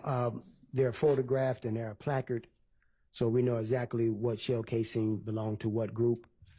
And at the time, our crime scene investigations unit, they collect the shell casings, and we at that time, we turn them in directly to the GBI, firearms. Now, do you all also have with the Atlanta Police Department, do you all also have a firearms section or a department that conducts NIBIN comparisons? Yes, ma'am, we do now. Is Jennings Kilgore the person that does that? Yes, ma'am. Did you work during the investigation into the murder of Donovan Thomas with ATF as well as the GBI? Yes, ma'am. Was some of the evidence that was collected in later associated incidents submitted to the ATF versus the GBI? I believe so, they were. Yes, ma'am.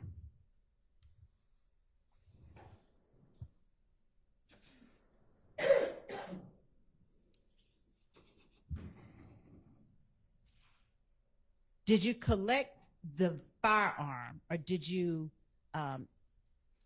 interact with the person that you saw going into the barber shop with the assault rifle? Yes. Right. Did you collect that firearm? Yes, I did.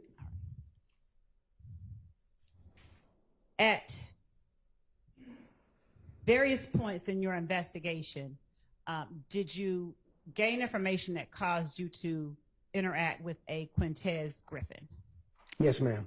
And did that person have a nickname? Yes, ma'am. What was that nickname? Head, H-E-A-D. Now, how was Head ever brought in as a suspect? Yes, he was. And was he interviewed? Yes, he was. Did you collect any information, any evidence from that arrest of Quintez Griffin? Yes. All right. And was that evidence submitted to the GBI or the ATF? Either one. Yes, ma'am. All right.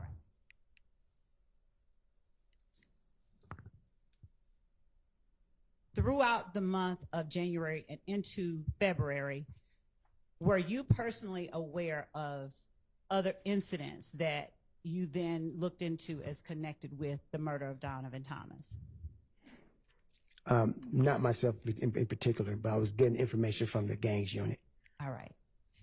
And when you were given information from the gangs unit, what, if anything, did you do to aid in your investigation into the murder of Donovan Thomas? At that time, we did a collaboration. Anything that they needed done, like search warrants or anything pertaining to that nature, or order of production for inmate to do an interview with, I would conduct that for them. And when you would do things like an order of production to produce an inmate, is there a record that you're taking someone out of custody to APD, for instance? Yes, ma'am. All right. And did you keep records of each inmate that you did that with? Yes, ma'am. Now, when you talked about Spencer Wright, how did you learn about Spencer Wright? Okay. Let me phrase that better. Did Spencer Wright reach out to you, or did you reach out to Spencer Wright? Neither. Did he reach out to a member of the Atlanta Police Department? Yes, he did. And when he reached out to a member of the Atlanta Police Department, did that member of Atlanta Police Department reach out to you? Yes, they. Overruled. Yes, they did. At the time that you spoke with Spencer Wright, was that the name that you thought was his name? No, Spencer Wright was his real name. Right. Yes. Was that the name that you were first advised No, when ma'am. to talk to you? No, ma'am. Do you remember the name? I think it was Robinson, I believe it. Nicholas Robinson? Nicholas Robinson he used. How did you learn, or from whom did you learn that his name was Spencer Wright? Detective Gaither of the gangs unit. All right.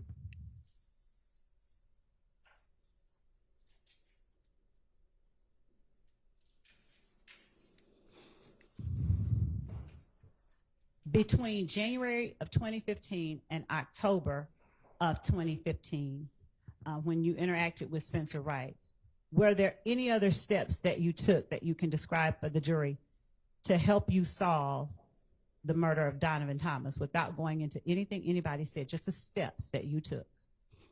Yes, I will work and correlate information along with the gang unit, possibly develop suspects based on their investigation.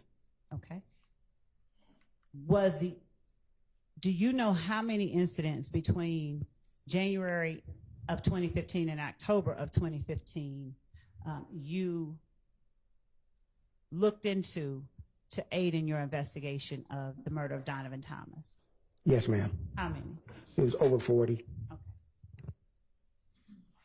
Were all of these incidents the same type? What type of incidents were they? Retaliation shootings.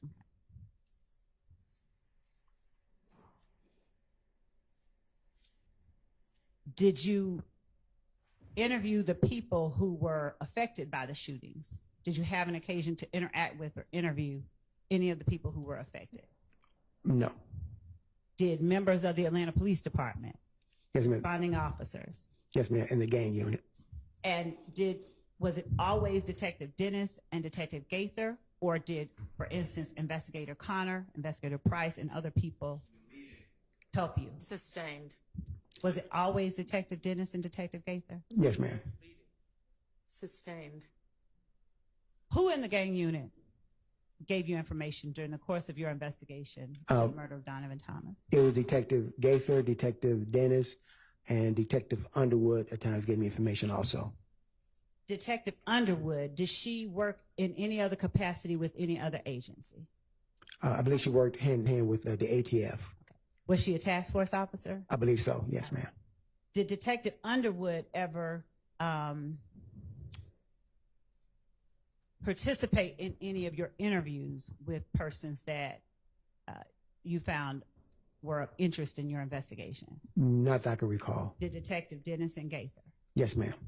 Were they the only persons who helped or participated in these interviews? Yes, ma'am. Do you know how many interviews you conducted in trying to find out or solve the Donovan Thomas murder? Objection to solve. Objection to what? To Solve. Oh, okay. Sustained. I asked, To did he, help. to, Just okay. rephrase it. Do you know how many interviews that you conducted to aid in your investigation into the Donovan Thomas murder? Probably a little bit more over 12, a dozen or more. Were these between January and October 2015, or did you do any after that date? After that date. All right. Now,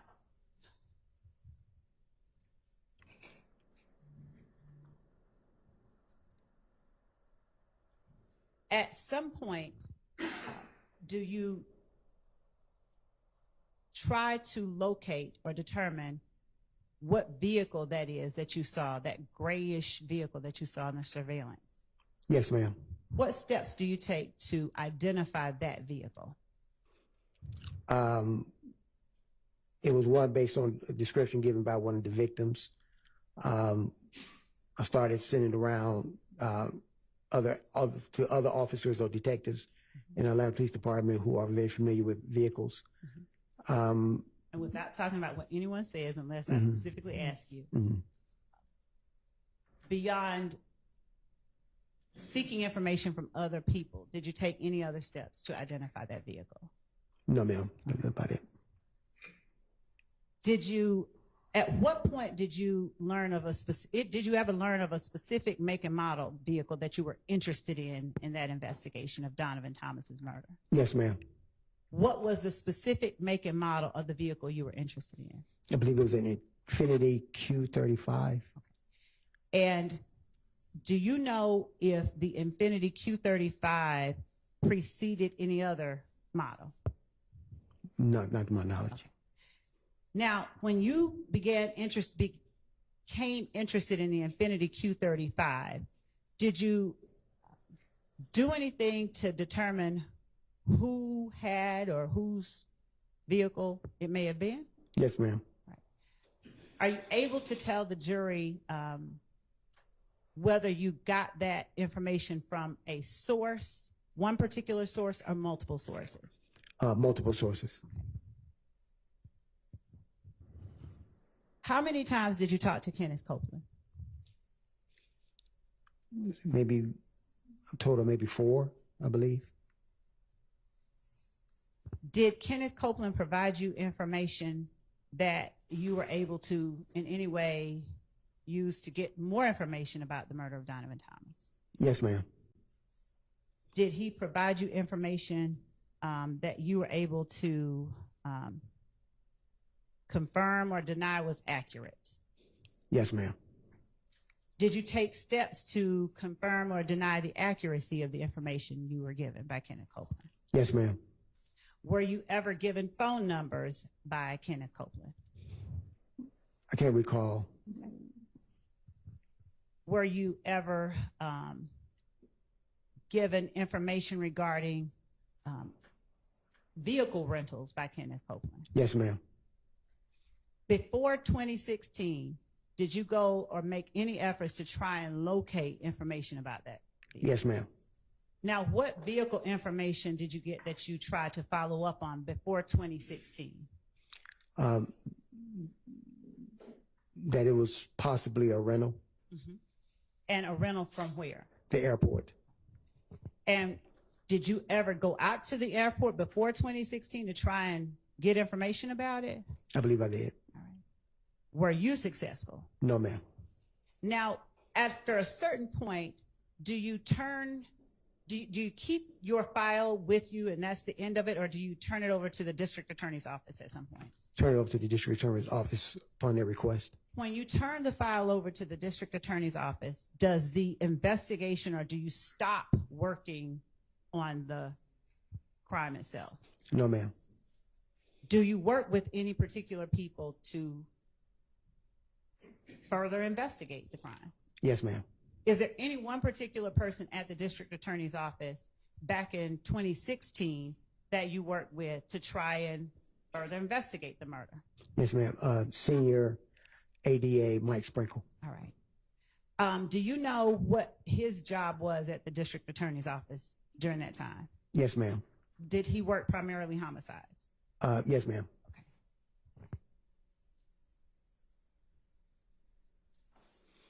Did you participate in any interviews with Senior ADA Mike Sprinkle back in 2016? Yes, ma'am.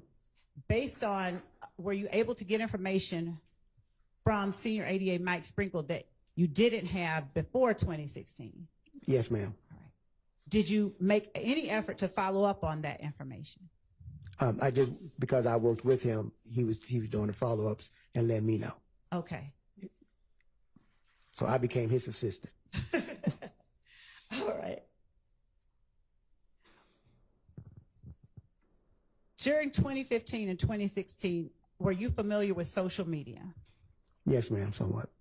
When you say somewhat, did you ever utilize social media inquiries to help you in your investigations? No, ma'am. Did you ever gain assistance from others with social media to help you assist in your investigations? Yes, ma'am. And for the Donovan Thomas murder, do you recall who it was, if anyone, that gave you social media assistance? I believe it was Detective Gaither and Senior ADA Mike Sprinkle. All right. And how is it that Detective Gaither assisted you with social media? She would tell me about different media posts, Okay. what is being spread around on Instagram, media posts, social media, period, about this incident.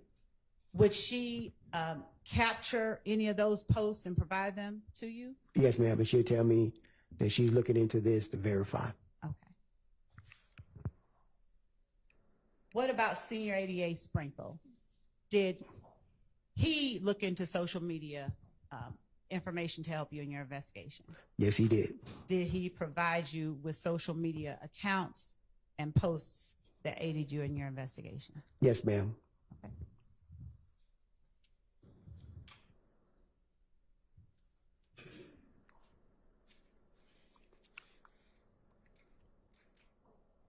Going back to Mr. Wright, did you interview him once without Senior ADA Mike Sprinkle? Yes, ma'am. Did you interview him again with Senior ADA Mike Sprinkle? Yes, ma'am. All right. What about Quindarius Zachary? Did you ever conduct any interviews of Quindarius Zachary, not getting into anything he said? Yes, ma'am. Right. Do you know how many you conducted? Maybe about 2 or 3. Okay. Did you take any steps to compare information you got in one interview with information you may have gotten in another interview? Yes, ma'am. Did you in any way use those comparisons to sort of either dispel information as untrue or corroborate information? Yes, ma'am.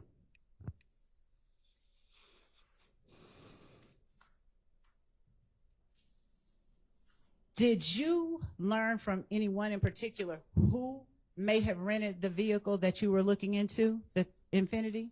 Yes, ma'am. Calls for hearsay. Your Honor, the evidence has come in, and if we may approach so that I don't speak more improperly.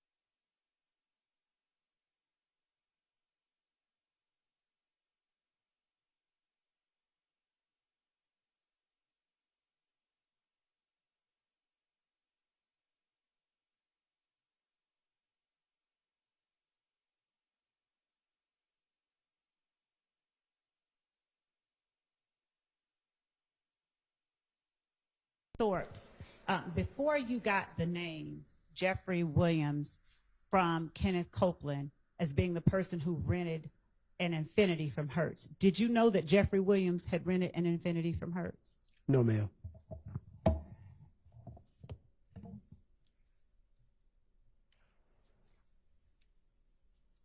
Were you present when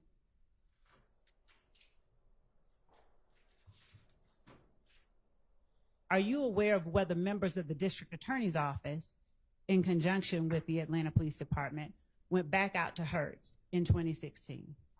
Yes, ma'am, I'm aware. Did you all talk to the same set of people? When you went in 2015, do you know if who you talked to was the same persons that they talked to in 2016? I do not recall. I do not know if they're the same person. And were you able to get more information in 2016 once you began working with the district attorney's office? Yes, ma'am, a lot. Did you use that information gained from Hertz to aid in your investigation into the murder of Donovan Thomas? Yes, ma'am. Without saying what was said to you, were you able to determine during your investigation if people went outside of Atlanta after the murder of Donovan Thomas? I do not know about that part. Did you get any phone records during your investigation into the murder of Donovan Thomas? Yes, I did. Did Detective Gaither aid you in getting some of those phone records? Yes, ma'am. And when you get phone records in investigations like this, would you tell the jury how it is that these records assist you in your investigation in trying to determine who murdered somebody? Yes. We use the cell phone records to plot their course of travel. Also see if they was in the area where the incident took place based on the cell tower. Also, we try and see, based on their call logs, who did they call before, during, and after the incident. Do you remember all of the phone records that you gained or gathered through this investigation from 2015 through 2016, either alone or with other members of the Atlanta Police Department or the DA's office? Yes, yes, ma'am. Would you tell the jury, without getting into the details about the phone records themselves, some of the persons whose phone numbers you sought and were able to obtain? Yes, ma'am. Now, who are some of the people whose phone numbers you got during this investigation? I believe there was Kenneth Copeland, Demikian Garlington. Can't recall the other person's real name. Knew him as Montonk, I believe it was. Antonio Sledge? Yes, ma'am. Uh-huh. Who else? Who else's phone numbers do you recall getting throughout this investigation? I believe that's the ones that I targeted on. Were other numbers provided to you by members of the DA's office or members of the gang? Yes, ma'am.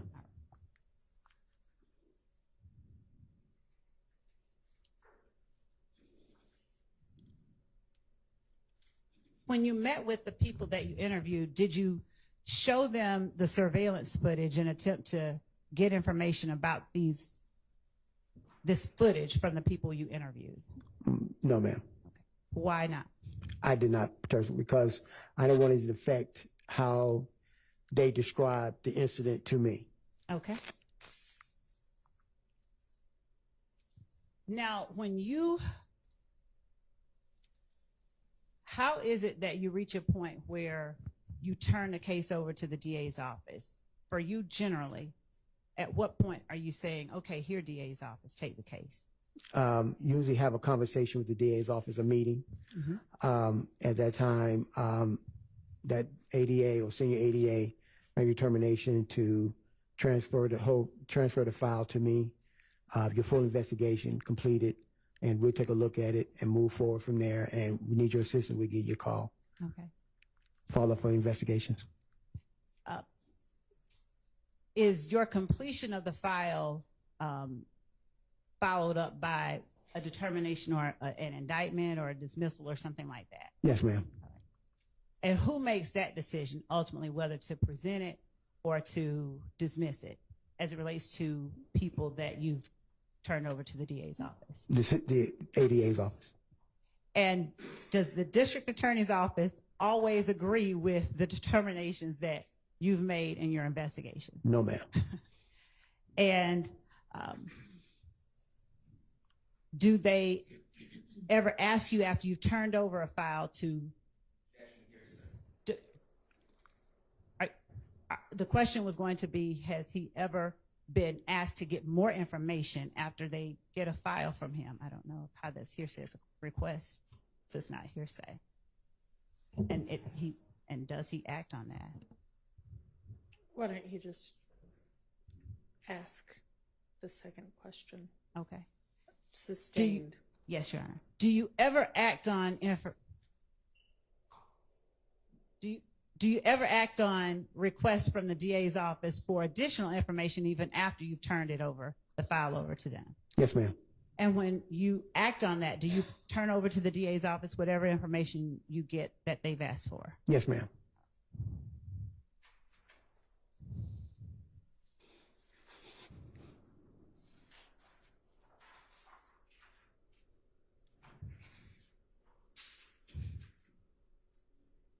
In the Donovan Thomas murder,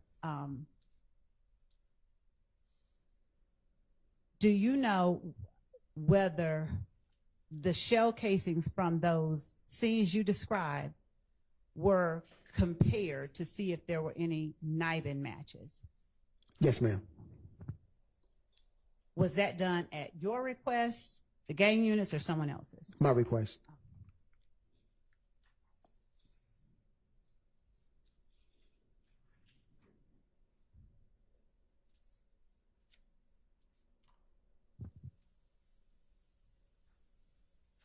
Did the information that you gained from every person that you interviewed always turn out as true? Yes, ma'am. Every person that you talked to told you the truth? Objection has been answered. I'm going to overrule. I'm going to let her clarify. Did the information you get from the people, everybody you interviewed, did it always pan out? Did you always find that it was true, or did you sometimes disprove or discredit the information? Yes, ma'am. Sometimes we proved and disproved what they were saying. Okay. And if you were able to discredit or disprove information, did that help you in your investigation as well? Yes, ma'am. In what way? We know if we hit in a wall or we found a good door to go through to further investigation, find more information. Okay.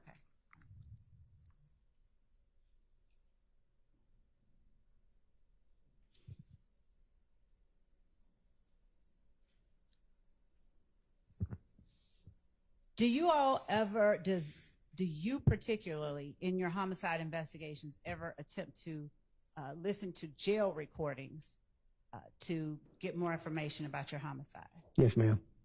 And did the DA's office get you information about jail recordings that aided in your homicide? Yes, ma'am. Was that Senior ADA Mike Sprinkle? Yes, ma'am. Did you also work with David White? Yes, ma'am. And was that ADA Sprinkle's investigator? Yes, he was. Was Mr. White able to get you even further information that helped in your investigation? If I recall correctly, yes, ma'am, he did. Do you know where, did you ever determine where the vehicle that you were interested in from Hertz ended up? No, ma'am, I was able to determine what happened to it. Do you know if Excuse me. ADA Sprinkle and Investigator White investigated that further? Yes, ma'am. Objection, Your Honor, calls for hearsay. Sustained. Okay.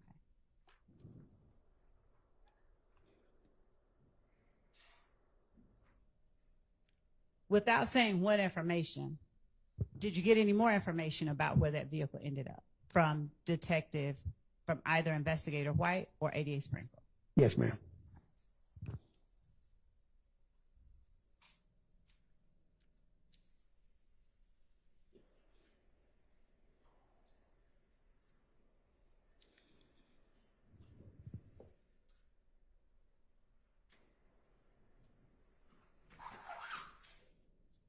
When you got phone numbers to look into, were some of those numbers given to you during the interviews of the persons who, for instance, if you're interviewing me, I offer you my number. Does that happen sometimes? Yes, ma'am. Did that happen sometimes in this case? Yes, ma'am.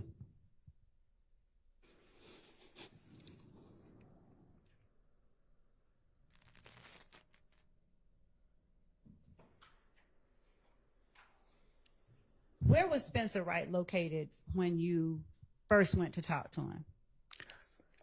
He was involved in an incident and he was transported to the homicide office. I can't recall what street he was on. Had he been arrested? Yes, ma'am. And was he trying to offer up information to sort of get some kind of help with his case? Not to my recollection, no, ma'am.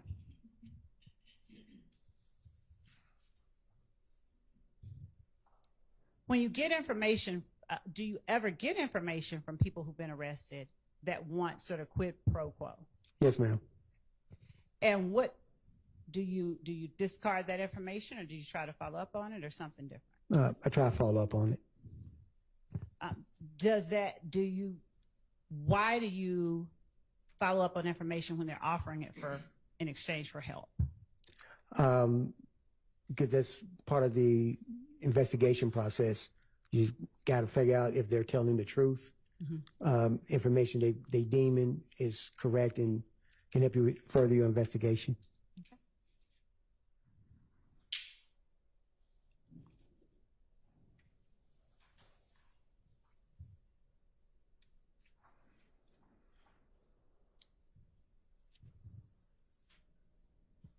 Were you able to get information about persons you did not previously find of interest after you began working with ADA Sprinkle? Yes, ma'am.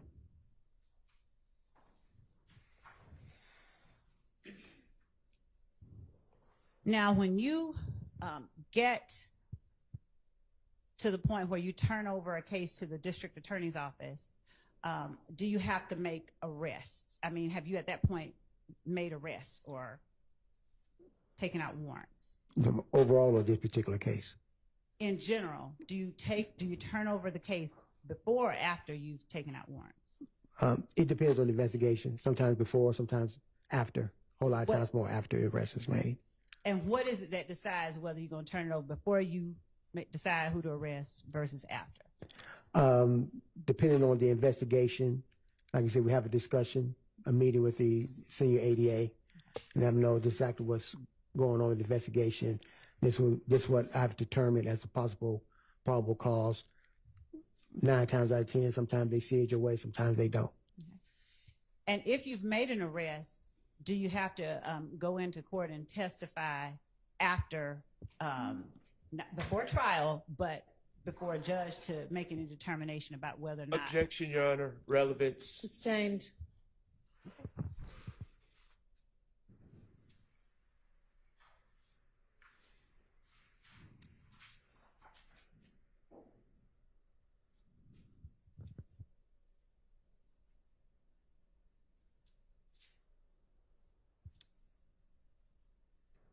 Were some of the people that ultimately you believe, Your Honor, I need to approach because there's a question that this is All going right. to.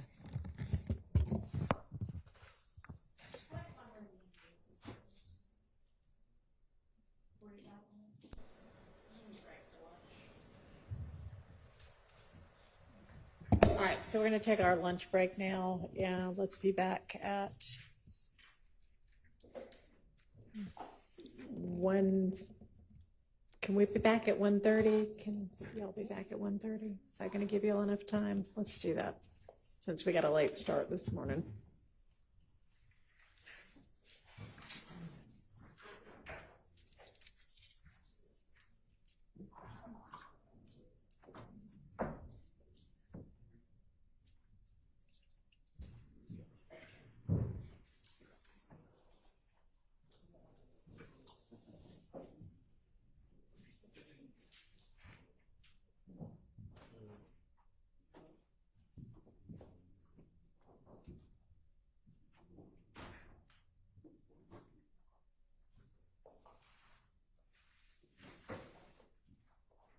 All right, detective, you can step out and we'll see you back at 1:30. Yes, ma'am.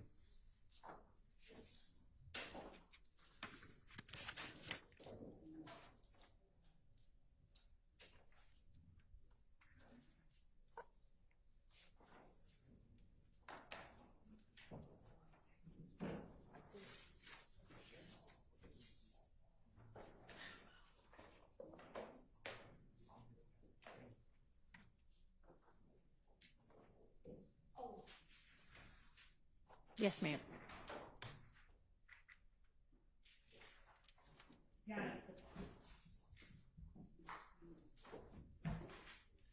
The question that I was going to ask was regarding some of the people that he arrested that ultimately did not end up on the indictment. And I'm going to follow whatever direction the court gives, but I think that Mr. Sledge was a person that he arrested that probable cause was not found for, and the state did not include as one of the persons Mr. Sledge and I think Mr. Copeland. I think that that's going to come out. And that we not only did we not proceed on that, but probable cause was not found for Mr. Sledge. So that was what I was Not an appropriate question. Okay. Anything else before we break for lunch? Nothing. And Your Honor, just to get clarity, the court does, the appropriateness comes with the probable cause and the preliminary hearing, not with whether or not he took out warrants for them, right? Right. Okay. Your Honor, to be exact, the state began to ask the question. They said, are there any defendants or whatever the noun was that you believed? That's inappropriate. Well, that's irrelevant. And if they want to be precise, they need to say that you took warrants out for, not you believed. Judge, what this witness did and why he did it is relevant. I don't think that, one side can tell the other the appropriate way to ask the question. I don't think it's an inappropriate question, whether you had a difference of opinion regarding who. And you were allowed to ask that. Yes, the But- court, yeah. But his personal belief is not relevant. Okay, then, did you take out warrants for people we didn't indict? I mean, and I was going to ask specifically about Mr. Copeland and Mr. Sledge. Okay, but you can't ask the other issues. Okay. All right. See everybody at 1:30.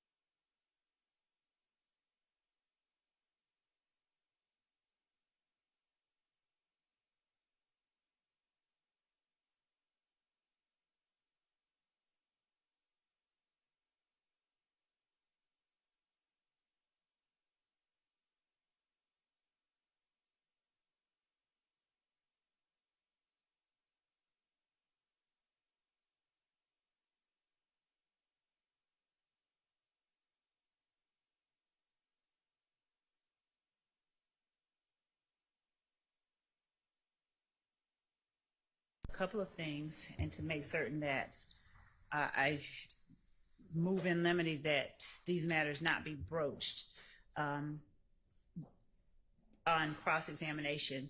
I have intentionally not asked about the content of anybody's interviews, and I don't know whether or not any member of the defense intends to attempt to elicit testimony about what any particular witness or defendant said who has not testified from Detective Thorpe, but I would ask that the court preclude questioning about what anybody said in an interview that has not yet testified. And I don't want to have to object like I'm trying to hide something, but I did specifically ask about certain people, but I intentionally did not go into what the content of any interviews were.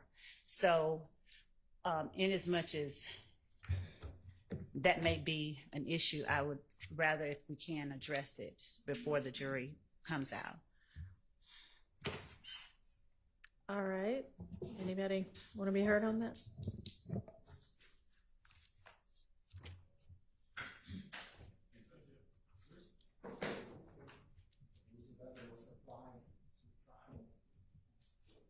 Well, I know that.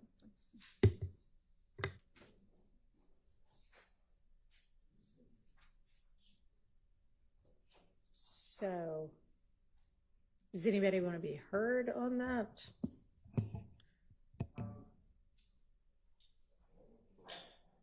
Sure. I guess it depends on the question and the reason for it, so that's very broad. So I don't want to agree with, I don't want the court to just say, yes, that's off limits, but I think we should do a question by question objection. Okay, and what would your basis be? Hearsay as to any witness that has not testified.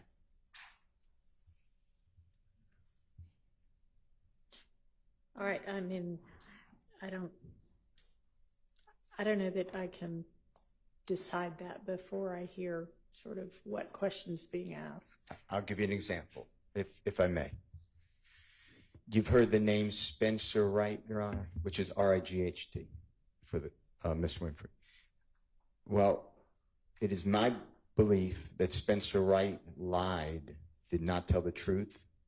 He was looking to get a deal, a favorable agreement from the district attorney's office through the detective as well. And Detective Thorpe took out warrants that then were not followed through. That would not be hearsay because it's not offered for the truth. So that's why I said the question by question should be continued.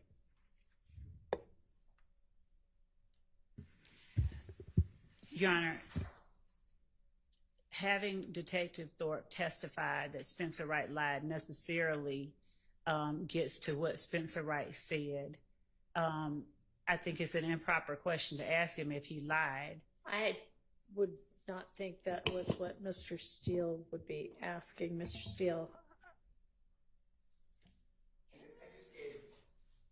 Example, it's a very broad objection, so you asked for a response. My response is we should go question by question. And Your Honor, the reason that since Mr. Steele used Spencer Wright, for instance, if the question is, did Spencer Wright tell you, or did you, given that Mr. Steele's assertion is he thinks he lied, and therefore asking him about what he said isn't really offering for the truth of the matter asserted, it's hearsay, it's an out-of-court statement, and I don't believe that it can be cured with the assertion, well, I believe he lied. If he wants to get into what Spencer Wright said, then Spencer Wright can be called as a witness, but I don't think that it's proper to allow Detective Thorpe, one, to characterize, to testify about what Spencer Wright said when I've not opened that door, and there's no exception that affords him the ability to permissibly elicit that type of testimony from the witness. I'll stop there.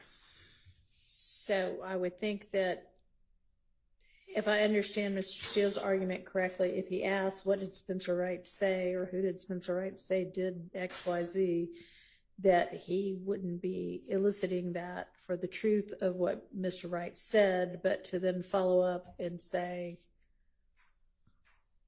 warrants weren't taken out for whomever that person was, I guess. Is that what you're saying?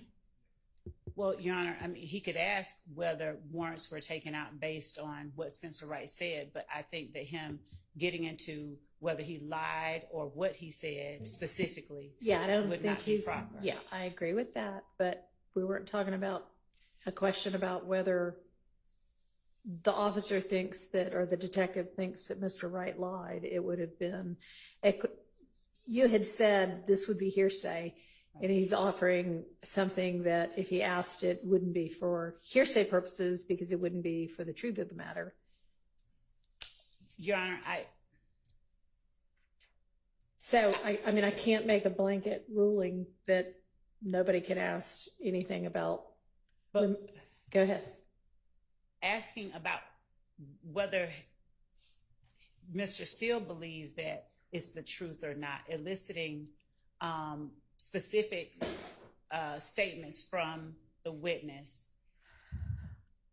It's an out-of-court statement that may or may not be considered true. He may say he's not offering it for the truth of the matter, but I think it's akin to asking what Detective Thorpe did based on information he got from other people. And the idea is that it wasn't that what they said is true. He followed up on it, but I can't talk about what the other people said. And in the same manner that the objection was sustained, that I can't even, it's somehow embedded hearsay, this idea that having Detective Thorpe talk about what Spencer Wright said that Mr.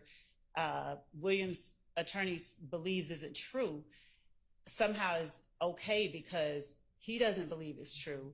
It's the same type of situation where he's asking a question that necessarily relies on hearsay and sort of almost implicitly puts before the jury information that without Spencer Wright testifying, they should not be made privy to. And he can ask a question, did Spencer Wright give you information? Did you try to confirm it or to disprove it based on what Spencer Wright said? Did you do certain things? But getting into the specifics of what Spencer Wright said, I believe, is even more improper than, is not proper. All right, well, thank you. Okay, we're ready for the witness and the jury.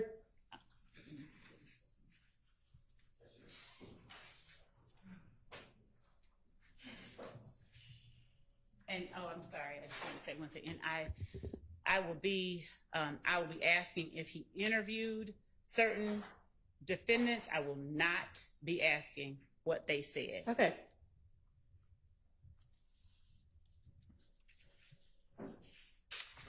Yes. Just as a protective measure, it is my understanding that Detective Thorpe did not interview Mr. Williams. I would object to any questions. Did you interview Mr. Williams? I just don't see the relevance of it. It already came out. I objected to it. Did Mr. Williams come down? It was with Mr. Sledge. I objected to that question by the prosecutor. Did Mr. Williams come down? Did you, Mr. Sledge, speak with the police with Mr. Copeland? Did Mr. Williams come down? I asked the court that comments on pre-arrest silence under ORR, and I know it's not a blanket rule anymore, but it's a 403 analysis. I don't see any benefit to it. So again, I don't want Mr. Williams' name to come up. Did you speak with or interview Mr. Williams? Your Honor, I have a response of the court. Go ahead. Judge, on cross-examination of Mr. Sledge, it was elicited that it was talked about that Mr. Williams encouraged Mr. Sledge to take Kenneth Copeland to the police station, and that the state instructed the witness to not tell the jury that. The fact that and then Mr. Sledge somehow said yes. But the fact that that happened, and the fact that if that is what's out there, and of course I impeached him, I believe, but the fact that if it's relevant that Mr. Williams encouraged him before Mr. Williams, the pre-arrest silence prohibition does not apply to if Mr. Williams is encouraging someone to go. Did Mr. Williams go with him did Mr. Williams ever go down to the police station himself to talk about the fact that his stepfather's house was shot up? Asking about Mr. Williams going down to the police station after it's been talked about that he encouraged someone else to, I think is very relevant. If he's encouraging someone else to go, then he can go himself. And I'd have to find the case, but specifically. Right. I don't think a question that just says, did you interview A, did you interview B, did you interview C, and the answer is either yes or no, is a comment on pre-arrest silence if they say no. So you may ask that question. Okay. Are we now ready for the witness and the jury?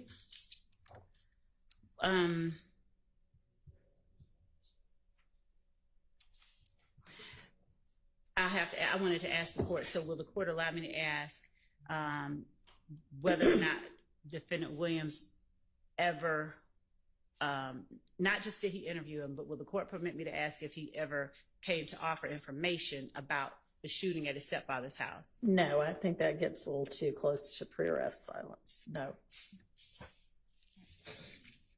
Are we now ready for the jury and the witness? Yes, I have. Yes. Okay.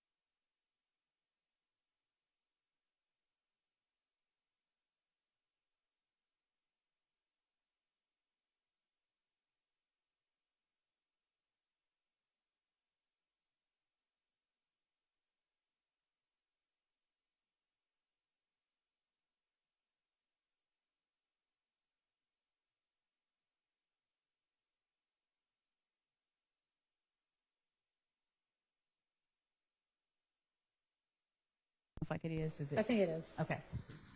Detective Thor, before you talked to Kenneth Copeland, did you know that Jeffrey Williams had rented a Corvette before he rented the Gray Infiniti? No, ma'am.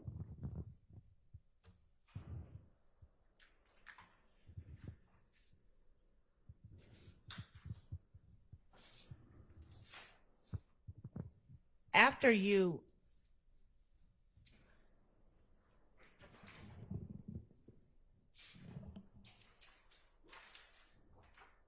spoke with Mr. Wright, did you also, without talking about what anybody said, speak with a person with the last name Stillwell, Termon Stillwell?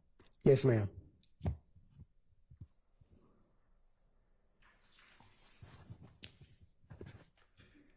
Did you speak with that person along with ADA Sprinkle?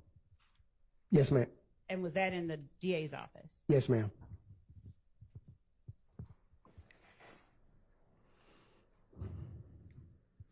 When you mentioned earlier that you put out a picture, a photo of the person entering the barbershop with a gun, I'm going to show you what has been admitted as State's Exhibit 292 Charlie, 292 Yankee Charlie 2, and ask you if this is generally the depiction that you release to the public. Yes, ma'am.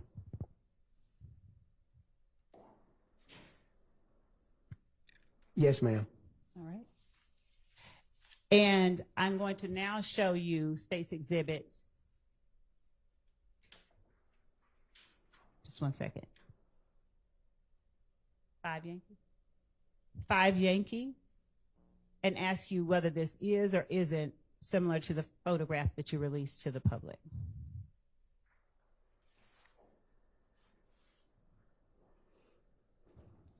Just one second.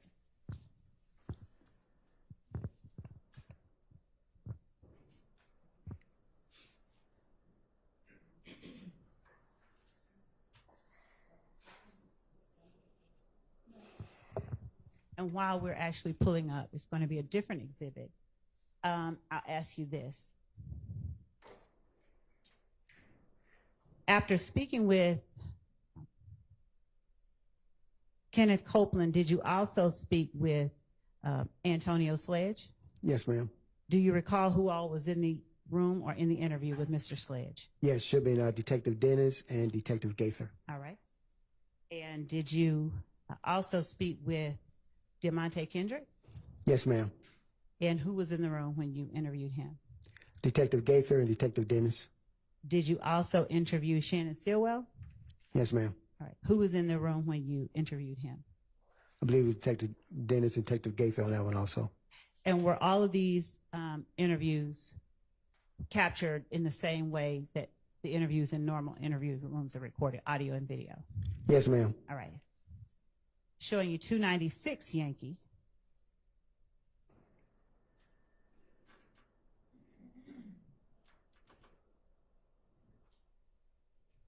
Is 296 Yankee reflective generally, like, of the area that you put out or depicted when you put out the photo of the car passing by the barbershop?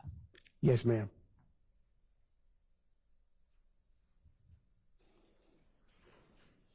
After you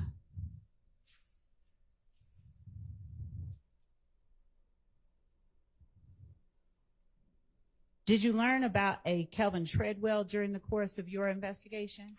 Yes, ma'am. Did you ever speak with Mr. Treadwell? I believe so. Okay.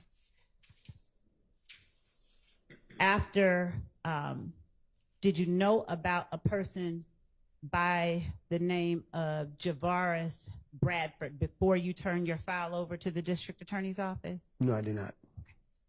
Did you learn about a person named Javaris Bradford afterwards? Yes, ma'am. Do you recall where you first heard the name Javaris Bradford in the course of this investigation? The fall investigation done by Senior 88, Mike Sprinkle, and his team. All right.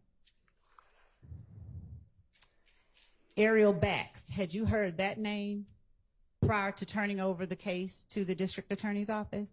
No, ma'am. All right. Did you learn that name after ADA Sprinkle began looking into this case? Yes, ma'am. What about, did you know about a person by the name of Kenya Morton? No, ma'am. Did you learn about Kenya Morton after you turned the case over to ADA Sprinkle? Yes, ma'am.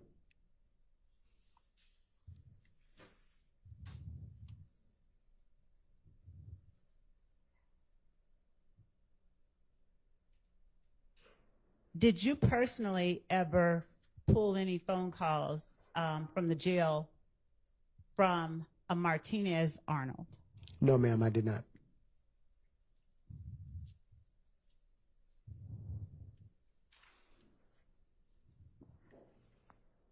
Were you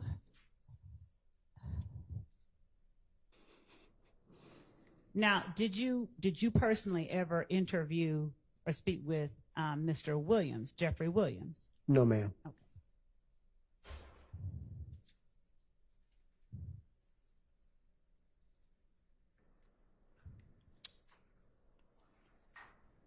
Tell me if you interviewed or knew of, rather, the name Justin Cobb before you turned the case over to the DA's office. Yes, ma'am. All right. Do you remember how you first learned of that name? Yes, ma'am. Did you learn about it before your investigation, or did you know of that name before you began the investigation into the murder of Donovan Thomas? No, ma'am, during. Did you speak with Justin Cobb before you turned the case over to the district attorney's office? I do not believe so.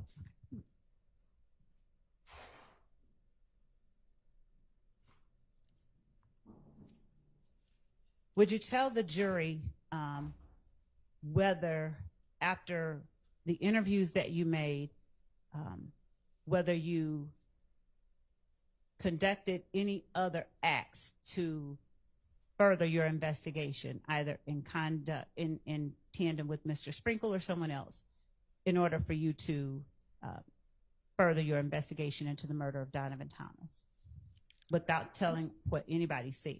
Okay. Yes, I did. What types of other actions did you take to further your investigation? Interviews.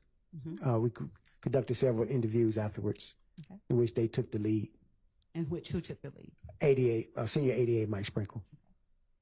And after those interviews, and when you collected cell phone records, was it you that plotted them, or did you simply aid in collecting the cell phone records? Aid in collecting cell phone records and sent it all over to the ADA's office. Okay.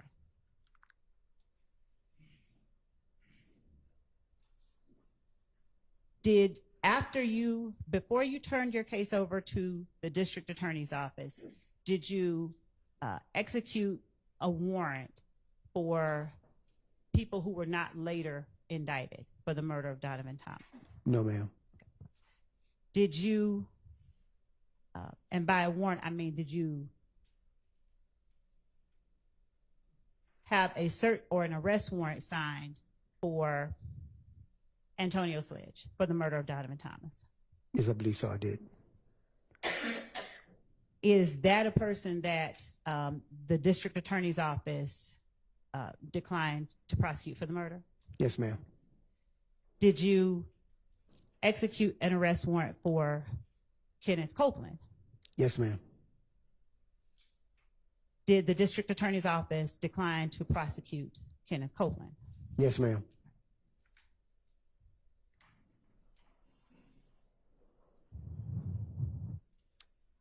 Did the district attorney's office indict people that you had not arrested or executed arrest warrants for? Yes, they did. Was one of those persons Javoris Bradford, as it relates to the murder of Donovan Thomas? I to your believe. knowledge? I believe so. And what about Justin Cobb? I believe so also. And did the district attorney's office execute or indict the remaining people that you executed arrest warrants for? I believe so. Yes, ma'am.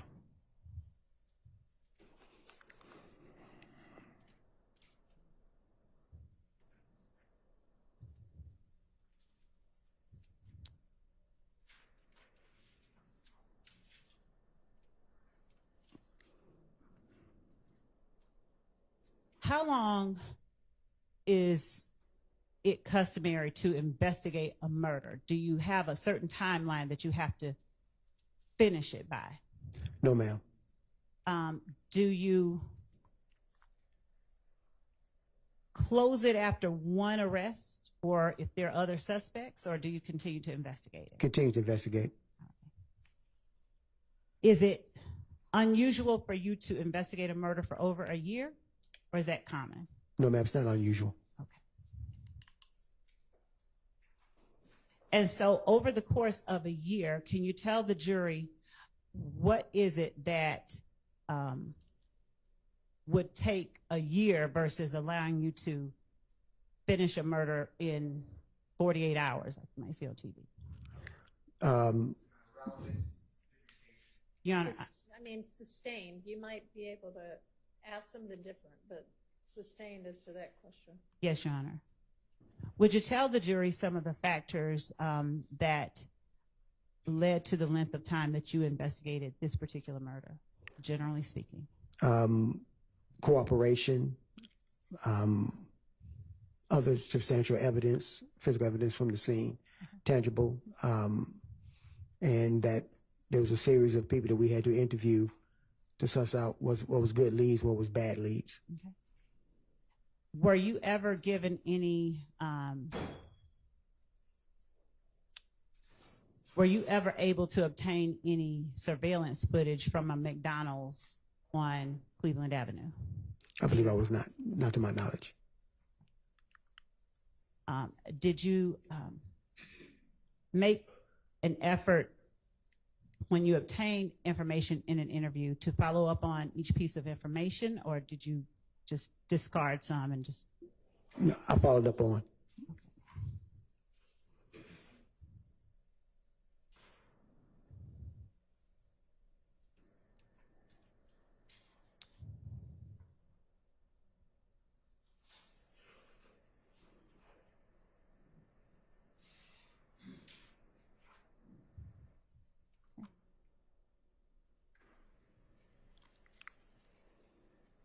Just 1 second, Your Honor.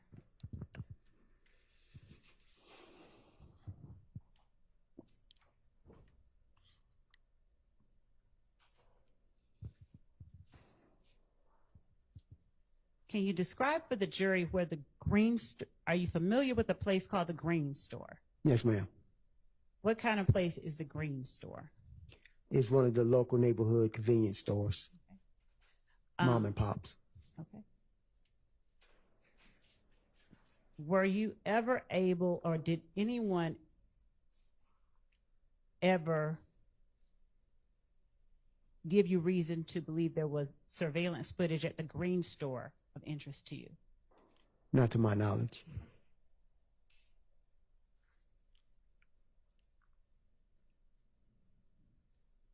When you interviewed people who were under arrest, did you make certain to always read them their rights? Yes, ma'am.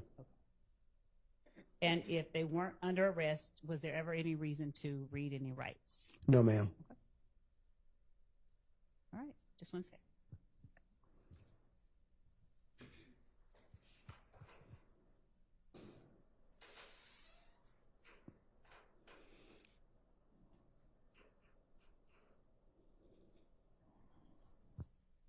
Do you recall the time, the exact specific time that you took the warrants out for the murder of Donovan Thomas, arrest warrants?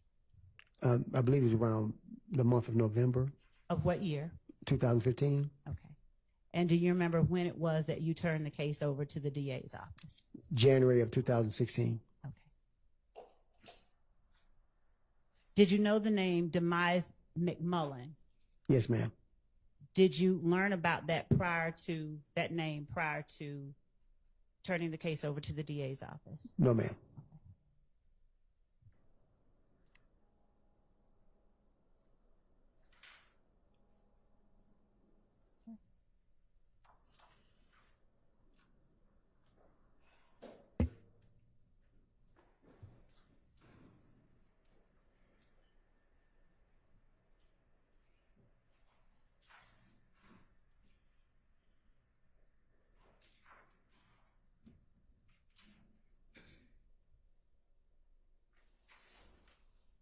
Your Honor, I think that that's all that I have at this moment.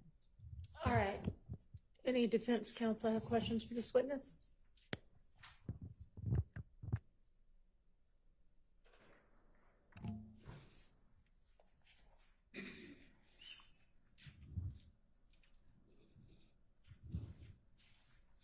Good afternoon, Detective Thor. Good afternoon, Mr. Steele. How are you? Fine, sir. How about yourself? Can I ask you some questions? Yes, sir. I want to go to Sunday morning, January 11th of 2015. Yes, sir. So just to orient you and the jury, you're at the Atlanta Police Department with Kenneth Copeland. That's what I'm focused on, okay? Yes, sir. And there's something in evidence already. It's a video audio recording. Yes, sir. And you were the one who started or ensured that that room was being video and audio recorded when you were with Mr. Copeland. Fair to say? Yes, sir. Your Honor, it's already in. It's JW, Jeffrey Williams, 241D. May I play it, please? You may. It should come up on your screen.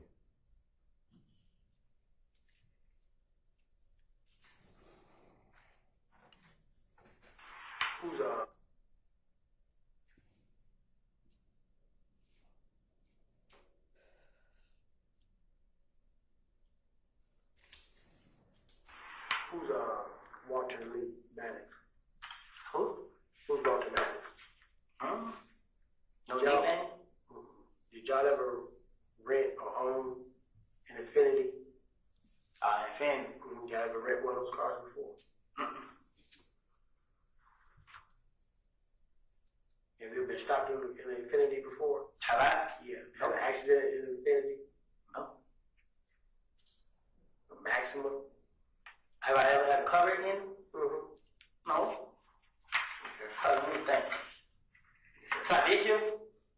Anytime. I had coverage in the Pontiac. That was a couple years ago. I ain't had no coverage. I ain't had no registry. I ain't have none of it. What kind of car your brother drive? Who was that in there? A white Dodge Charge. This truck car he gave me. Your brother got two cars? Nah, his girl got a car and the car he got the Dodge Charge. Oh. Then she got the little ugly little Malibu. Like a 19 something. 2014 Dodge Charge? Yeah.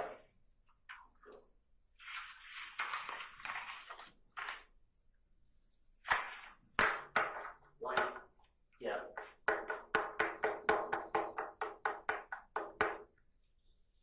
Who drives a Nissan? A Nissan? Mm-hmm.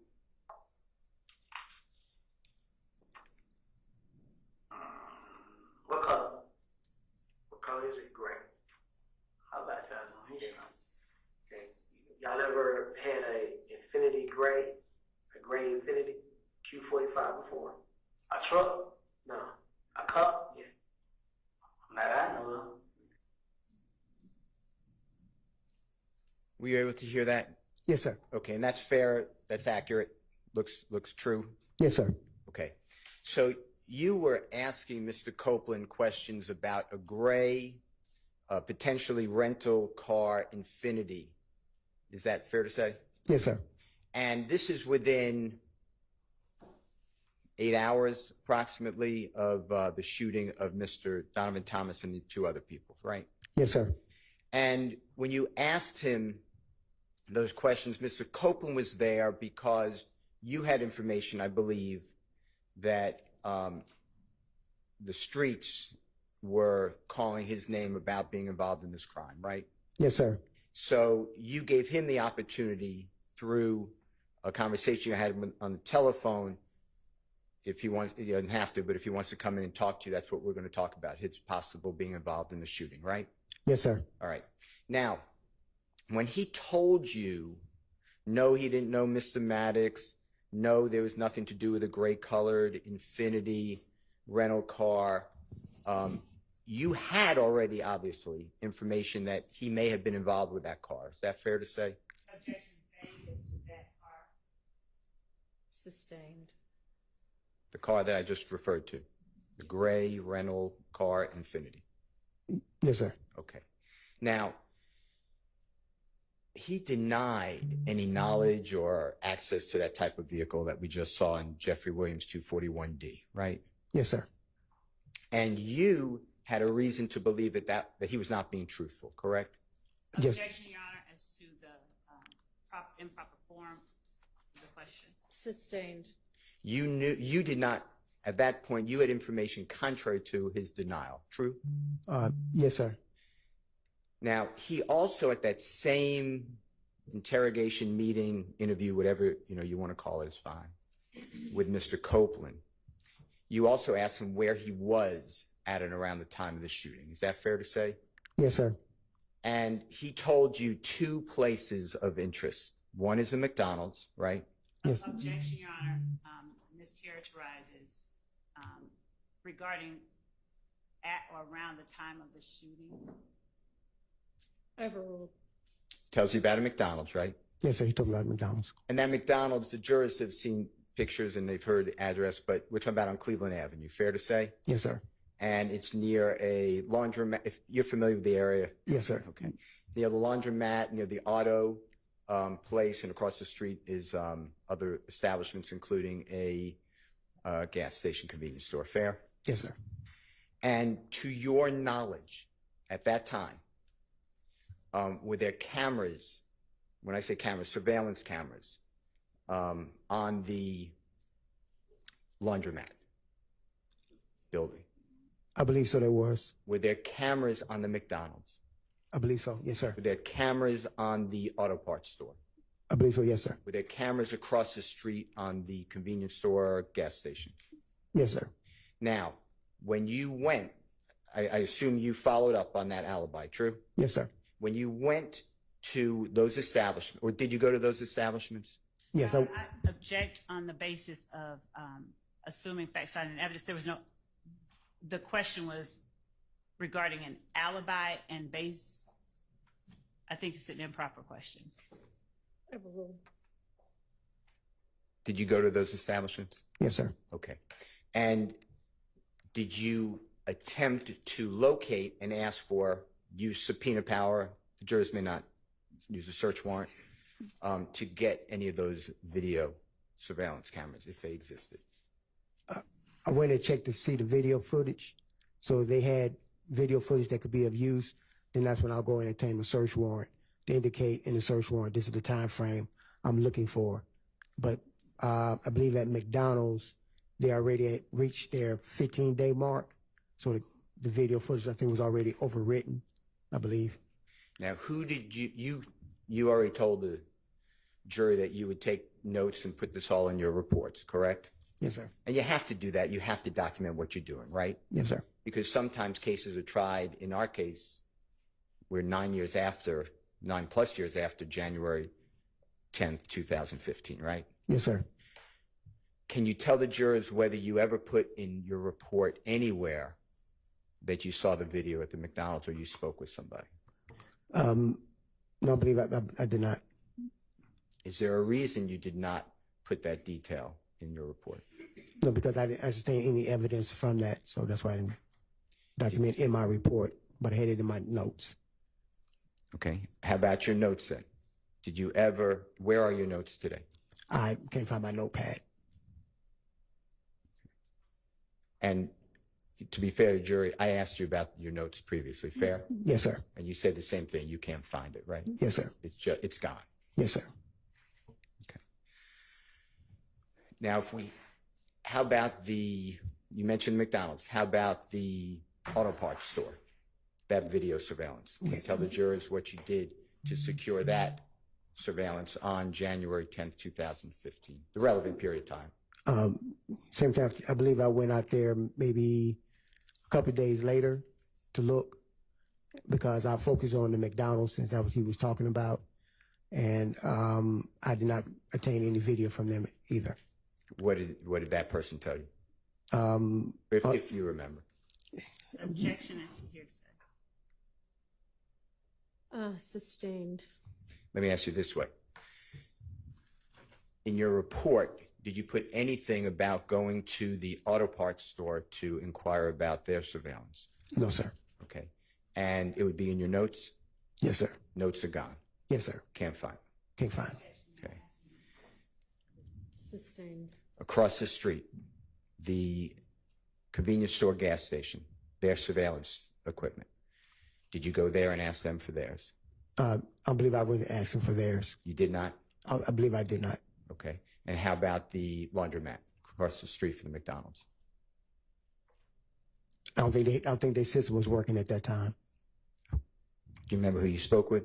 No, can't remember the name. And the same questions, it's not in your report, correct? Correct. Okay. You mentioned the Green Store. Do you know the true name of the Green Store by any chance? No, sir, not offhand. Okay, that's fine.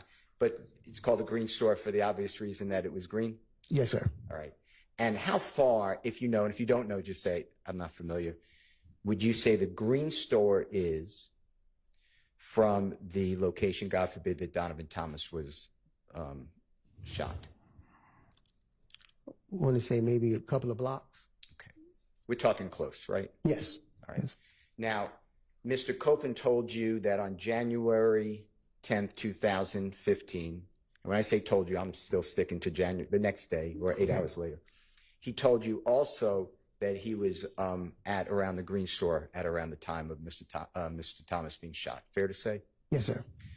And are you aware, did you find out, did you look for it, whether the Green Store had surveillance cameras? Yes, I did. Okay. And did the Green Store have surveillance cameras?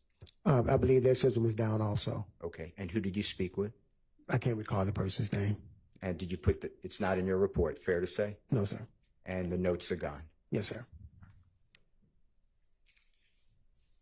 Now, surveillance footage is a good tool. Would you agree with that for Yes, law sir. enforcement? Yes, sir. Because a surveillance camera, if it's properly working, no one tampered with it, it doesn't really have any motivation or agenda. Is that fair? Vague and Overruled. motivation. True. True. And it just captures, if it's working properly, the images that it has in front of it, right? True. So we wouldn't really have to debate whether Mr. Copeland or others were at a McDonald's if we had that surveillance. Objection calls for speculation. Sustained.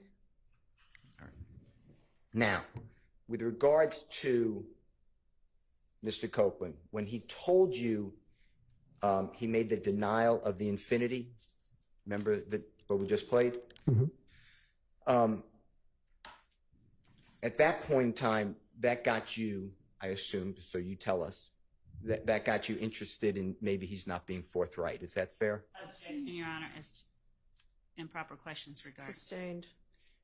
You questioned whether he was being truthful with you. Is that fair to Objection say? still, Your Honor. Sustained.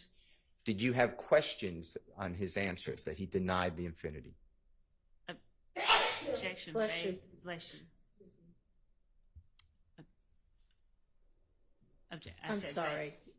I said objection vague. The question was, did you have questions? Questions on his. Sustained. How did you take it when Mr. Copeland said, no, I don't have anything to do and no memory of the infinity? Objection, Your Honor, vague Overruled on that basis. Okay, how did I take it? and Yeah. relevance, Your Honor. Sustained. Okay. All right. Let me ask you about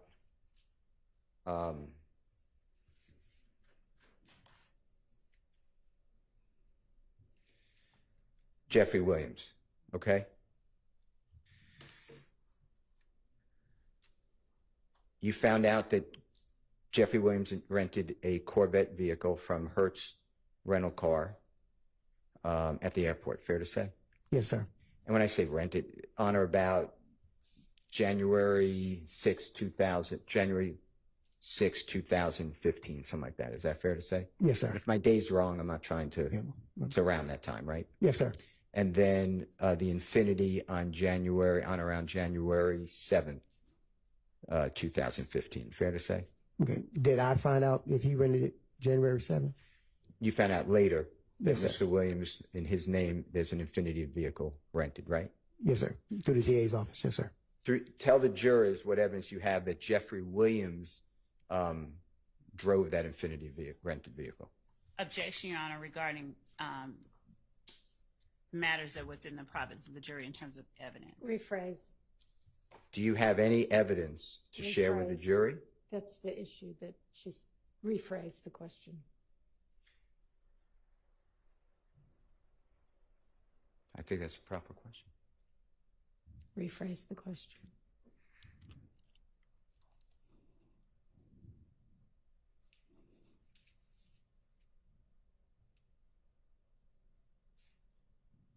I'm going to have to move on to another topic. Let me ask you about, Do y'all want to approach from that? sure.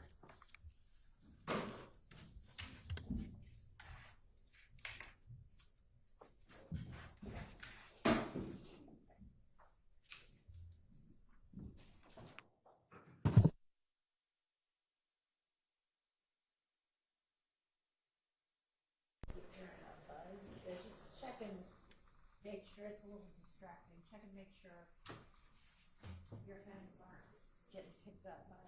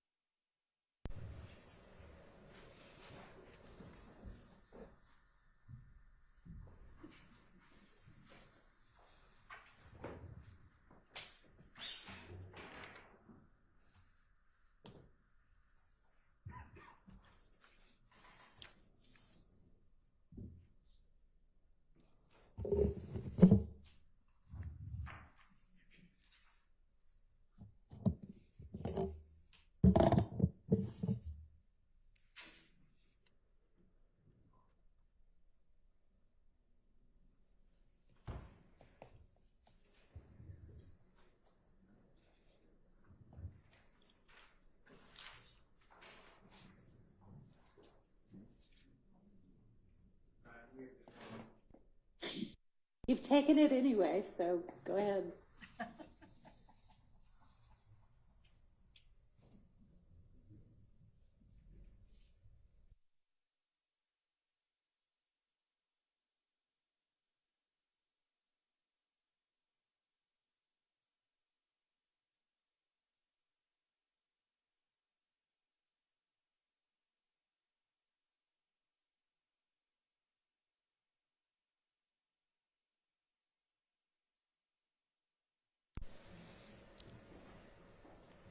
Yeah, I don't have any questions. Thank you so much. Thank you. Yes, Miss. Yes, Miss Steph. Good seeing you. All right. Same here, sir. Mr. Short, you're standing up. You have questions? Well, I mean, you're up and nobody else is, so I guess you can take your turn now and then we'll see whether anybody else has questions.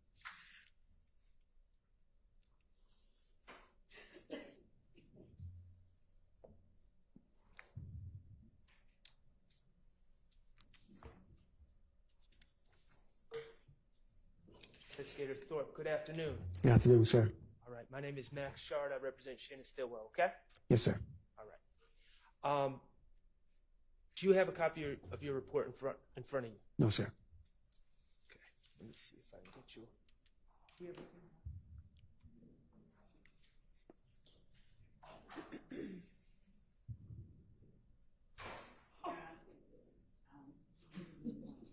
I can't hear you. What? I don't. Oh, if Mr. Shard has one, I have one that he could use. I believe it doesn't matter. And, Your Honor, may I just approach and bring it up? And I'm not asking Detective Thorpe to refer to it at all right now. I just want him to have it handy in case he needs to. In the event, sure. Thank you. Thank you, sir.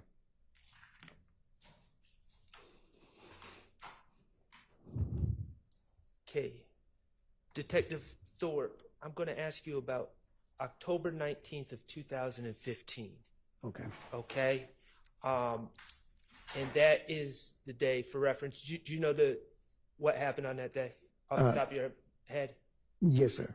Okay, that was the day that you spoke to the person who identified himself as Nicholas Robinson, correct? Yes, sir. Okay. All right, I'd like to talk to you about how that happened. Zone 1 Day Watch contacted you about having a person in custody, correct? Yes, sir.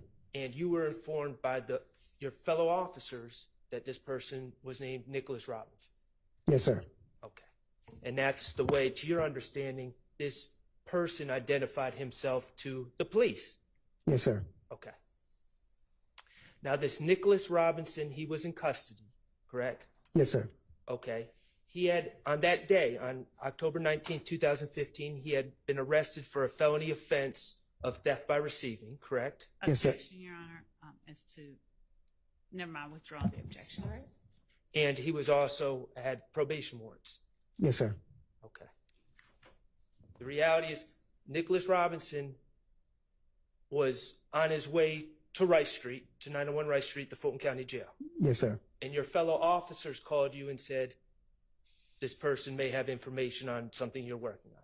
Yes, sir. Okay. And you decided, well, before I get there, on direct, as I understand your testimony, you testified that you did not think Nicholas Robinson was trying to help himself out by talking to you. Yes, sir. Okay. And when I say help himself out, I'm talking about get consideration on charges that were now pending against him. Are we on the same page? Yes, sir. Okay. And your testimony is you do not believe that he was trying to get help for those. Asked and answered. Overruled. Is that your testimony? You don't believe he was trying to get curry favor and get help with his pending charges? Yeah, he may have, but that was not up to me. Okay, well, let me ask you this. Prior to October 19, 2015, prior to the date he had been arrested, had Nicholas Robinson ever come up to you and tried to give you information? No, sir. Okay. You decided to conduct a formal interview with this person who, to you, was known as Nicholas Robinson. Yes, sir. Okay, and what was he wearing at that time of the formal interview? Was he in Rice Street Blues yet? Relevance. Sustained. Okay. During the course of your interview with Nicholas Robinson, he continued to refer to himself as Nicholas Robinson, correct? Yes, sir. Okay. And you referred to him as Nicholas Robinson because you believed that was his identity, correct? Yes, sir. And he never corrected you. Yes, sir. And you all, without getting into what was said, you all spoke about the shooting of Donovan Thomas. Yes, sir. Okay. After this interview on October 19, 2015, Investigator Gaither informed you that this man's name was not, in fact, Nicholas Robinson, correct? Yes, sir, but it was not after the interview. It was during the interview. Okay, during the interview, Yes, sir. Investigator Gaither informed you that this man was not, in fact, Nicholas Robinson, Correct. and his name was Spencer Wright. Correct. Okay, and let's be clear, when we say during the interview, it was well into the interview. The interview hadn't just started. You guys had been talking for some time. Yes, sir. Okay. And this interview happened on October 19, 2015. Yes, sir. Okay. The warrants that you took out on the Donovan Thomas case were taken out. I know you testified that it was in November sometime. Yes, sir. It was actually taken out on October 20th, 2015. Isn't Yes. that correct? Yes, sir. All right. Okay. I want to talk to you a little bit about your reports. You've been in law enforcement for how long? 30 years and 8-9 months. 30 years and 9 months. Mm-hmm. Okay. And all that with Atlanta Police Department? Yes, sir. Okay. When you were brought on by the police department, before you even started you started on the streets, right? Yes, sir. On the streets. Okay. Before you even started, they trained you on writing reports, correct? Yes, sir. Okay. And throughout these 30 years of service you have with Atlanta Police Department, you've obtained refreshers, taken refresher courses on writing reports, correct? Yes, sir. Okay. You have been trained that your reports are to be accurate, correct? Yes, sir. Okay. Accurate about evidence received, Yes, sir. accurate about things that have been told to you. Yes, sir. and accurate about the work you do on a case, correct? Yes, sir. You were supposed to document that work, correct? Yes, sir. And it's also, these reports are also supposed to be complete, correct? Yes, sir. Okay. So, as per your training, work you've done on the case, your reports are to include a complete accounting of this work, correct? Yes, sir. All right.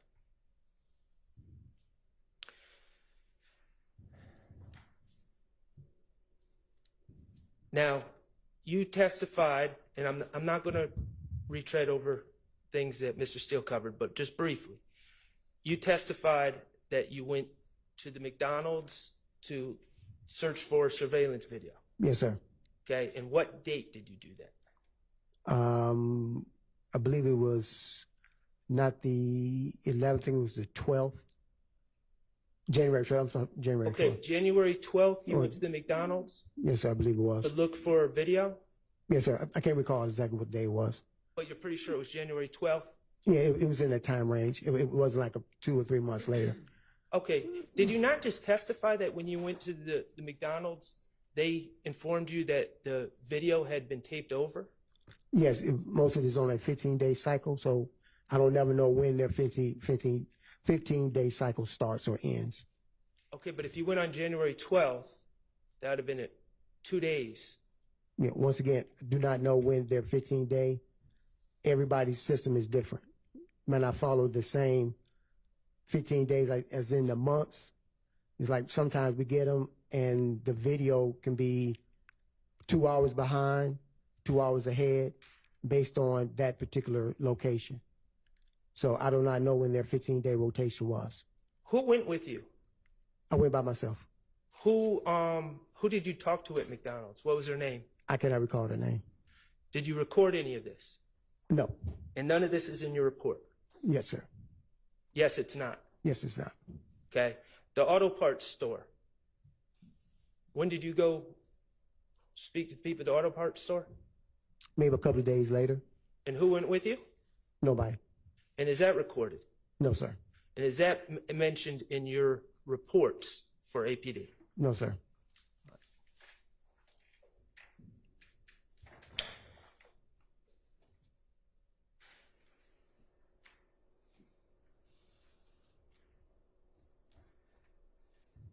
When did you realize you lost your notepad? Objection, Your Honor, relevance. When you realize. I cannot recall, but I knew that upon hearing the indictment, I went looking for the case file, and I could not locate the case file. Did you not hand over your notepad to the DA's office when you handed over your file? No.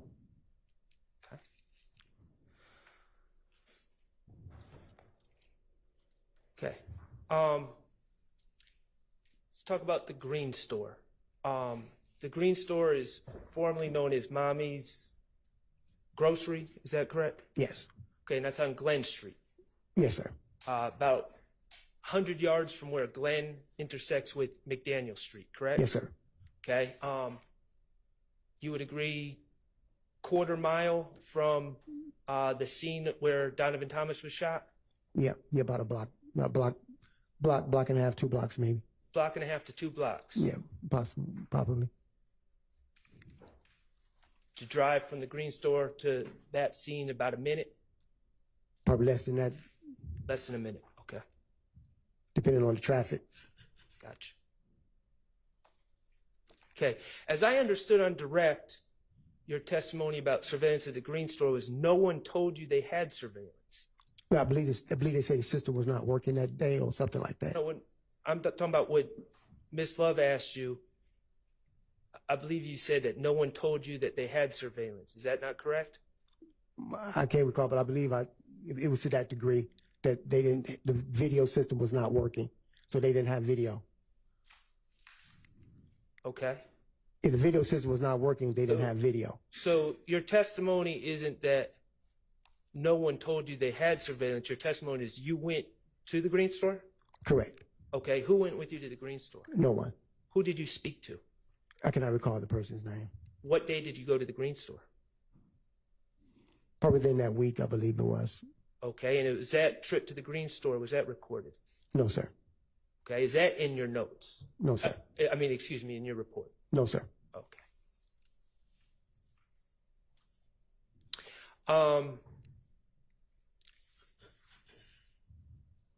You testified that on the night, well, early morning of January 11th, you had a brief conversation with Deshaun Quarterman. Yes, sir. Okay. Deshaun, other than that brief conversation with Deshaun Quarterman, did you speak to Deshaun Quarterman any more about as part of your investigation? No. Okay. Mr. Copeland, Kenneth Copeland, you said that you were involved in about four, I believe the testimony was 4 formal interviews with Mr. Copeland? I believe so it was. Yes, sir. Okay. Did you have Mr. Copeland's phone number? No. Did Mr. Copeland have your phone number? No. Did you ever speak on the phone with Mr. Copeland as part of your investigation, other than that first night when Deshaun Quarterman called him and you? No, I can't recall ever talking to him on the phone. Okay, Or interviewing him on the phone. No, sir. Well, okay, I want to be clear. I'm not saying just an interview. I'm saying talking to him on the phone. No, sir. So your testimony is you never spoke to Not that I Kenneth recall. Copeland on the phone. Not No, that sir. you recall, or you never did it. I can recall if I ever did. So I think I did not talk to him over the phone. Okay. Are there any mentions in your notes, your reports about speaking to Mr. Copeland on the phone? No, sir. All right. And Kelvin Watts, you know him as Shell Kel, correct? Yes, sir. Okay. Did you ever interview Kelvin Watts as part of your investigation? Yes, I did. Okay. When was that? I cannot recall when it was, but he you want to go into detail, but it was. I'm not asking you what was said. Okay. I'm just asking when you spoke to him. I cannot recall. He was brought on an unrelated case. Okay. So as part of this investigation, I'm asking, not unrelated cases. Yeah, well, I asked him because he was there at the time of the incident. So I asked him roundabout questions, and he was like, "Don't want to talk about it." So let me ask you this. In your investigation, were you able to determine Kelvin Watts' whereabouts on January 10th, 2015 at 7:20 p.m.? Yes, sir. I'm going to object based on hearsay. It would necessarily require it. Overruled. And where was Kelvin Watts? He was at the location, the incident location. Where Donovan Thomas was shot? Yes, sir. How far away was he from Donovan Thomas? Your Honor, may we approach? I need to. You may. Thank you.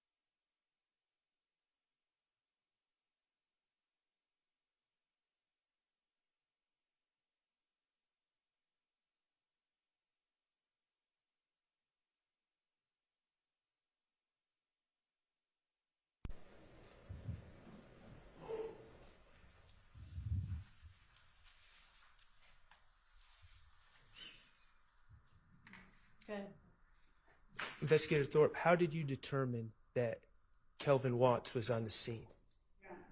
I'm going to object to assuming facts not in evidence, and I'm going to ask that a proper foundation be laid.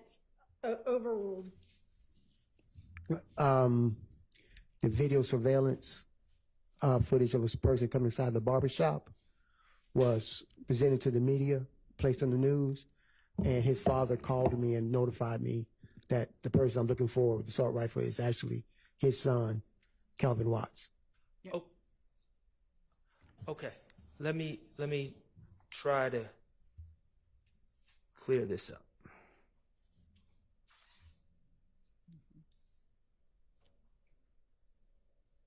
Okay. Investigator Thorpe, could you turn? Does Donovan Thomas Sr. have multiple sons? I believe so, yes, sir. Okay. Would looking at your report refresh your recollection about who was in the barbershop? Yes. Okay. Could you please turn to page 3 of your report where it talks about January 11, 2015? I'm assuming your page 3 is the same one I'm looking at.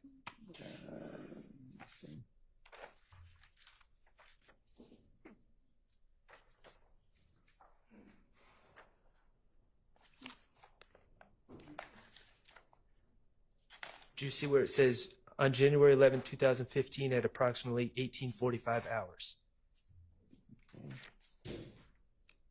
Yes, sir. Okay. Could you read that to yourself and see if that refreshes your recollection about who was in the barbershop with the gun? Yeah, okay, yes, sir. Okay. Who was in fact the individual that was in the barbershop with the gun? Okay, DeMonte Thomas. Okay. And is that another one of Donovan Thomas's Sr.'s children? Yes, sir. Okay. Now, Kelvin Watts, I'm going to ask again, do you know whether he was at the scene or not? No, sir. You don't know one way or another? Yes, sir. Okay. And did you ever specifically ask him, without giving me the answer, did you ever specifically ask him when you interviewed him about a Objection, different case? relevance as to whether he asked him, it would. Overruled. Did you ever specifically ask him if he was at the scene or not? Yes, sir. Okay. And were you able to identify, you've seen the surveillance video, correct? Yes, sir. Were you able to identify all of the people that were standing by Mr. Donovan Thomas Jr. when he was shot? No, sir.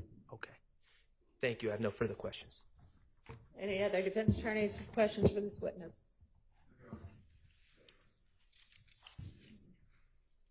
Mr. Williams? Questions for this witness? Okay. Is there redirect? Yes, Your Honor.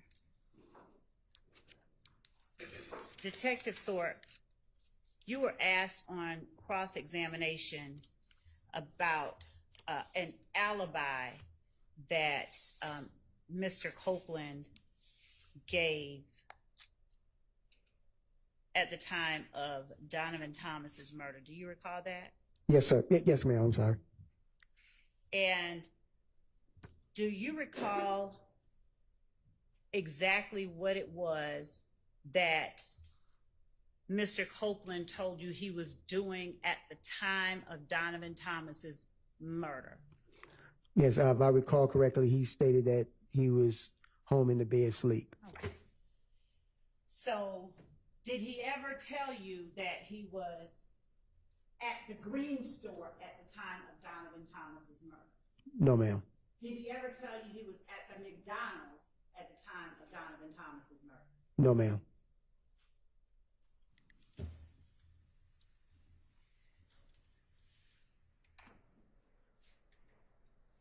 Did Mr. Copeland offer you, let me ask you this, was that information that he gave to you about his whereabouts captured on the video surveillance in the interview room?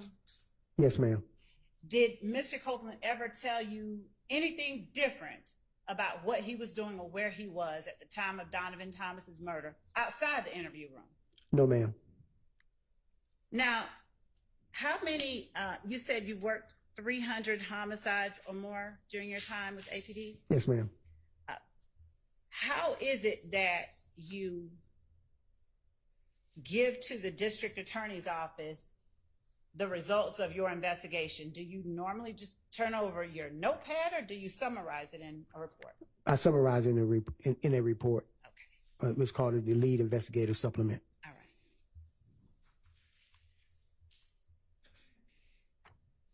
You were also asked on cross-examination about the time it takes to get from the murder scene to the green store. Do you remember that? Yes, ma'am. Did Kenneth Copeland ever give you any indication that immediately before or immediately after the murder, he was at the green store?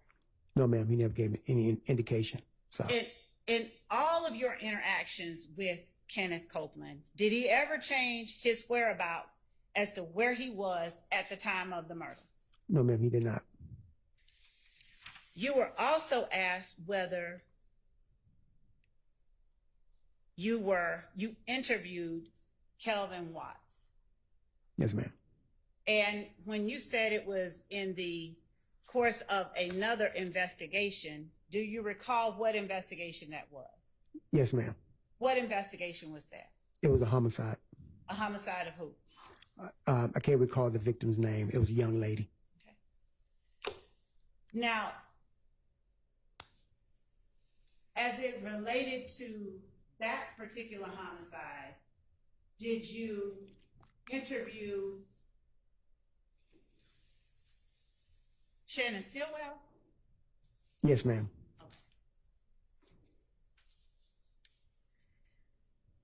And when you were asked on cross-examination about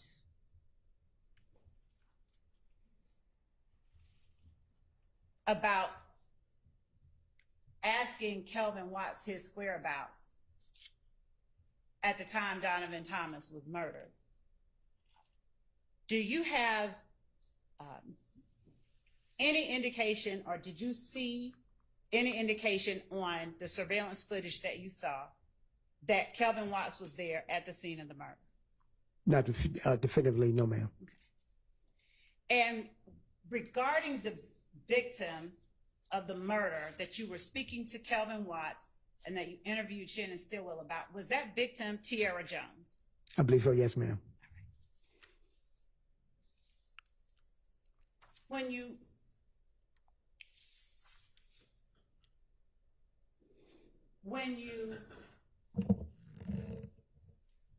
take notes about what you learned in your investigation, do you include every negative outcome that you have? In other words, I went to this store and found nothing, this store and found nothing. Do you include all of that every time in your investigative summary? No, ma'am.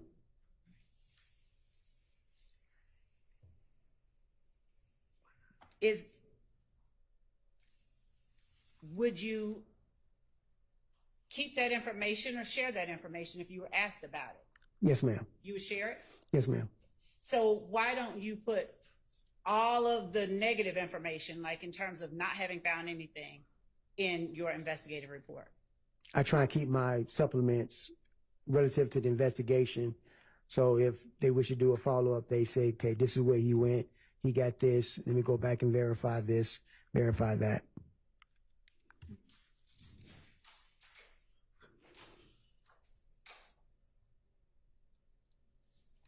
You were asked on cross-examination as well about questions that you spoke with Mr. Copeland regarding.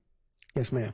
And specifically, if he rented a gray Infiniti. Yes, ma'am. Did you have any knowledge that Jeffrey Williams had rented a gray Infiniti at that time? No, ma'am. None.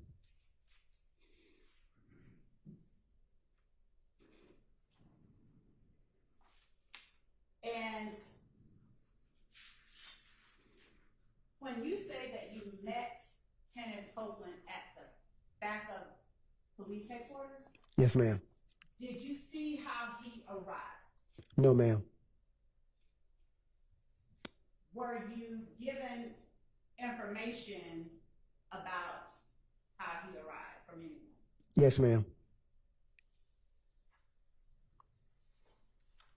Were you given any information about who all was in the car when he arrived?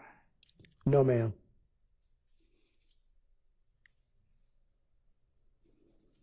Did your questions regarding what kind of car that Mr. Copeland may have owned or rented have anything to do with what you believe he arrived in? Yes, ma'am.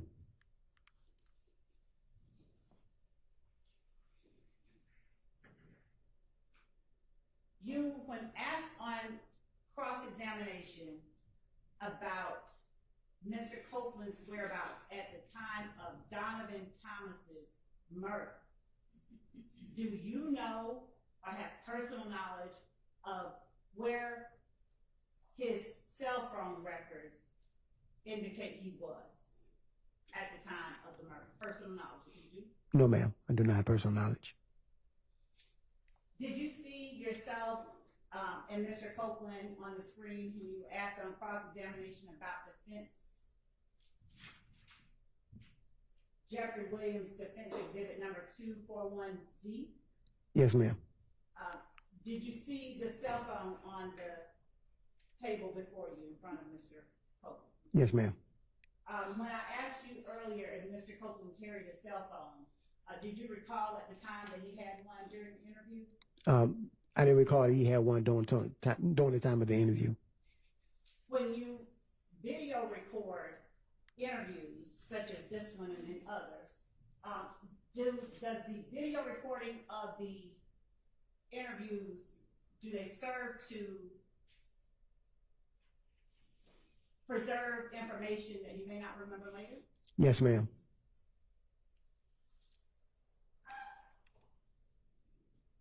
And do you turn over all of the video recordings of interviews that you do to the district attorney's office and to be provided in discovery? Yes, ma'am.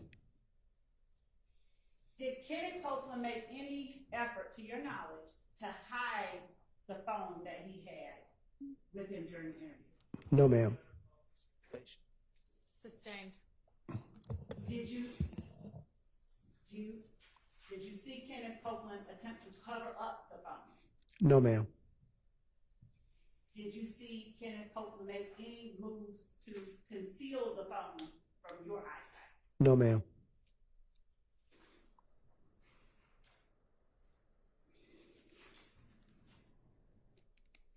Do you recall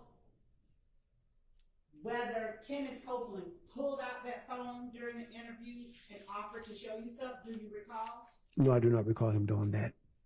Would looking at that interview, a certain portion of it, refresh your memory? Yes, ma'am.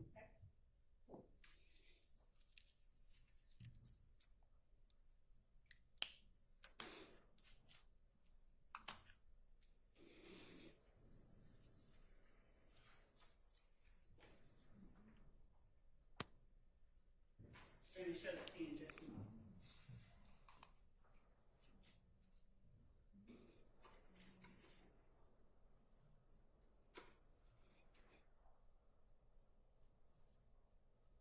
Do you know who or where it is that you got the name Walter Lee Maddox? I believe, Without saying what someone said, just do you believe? law enforcement database. Okay.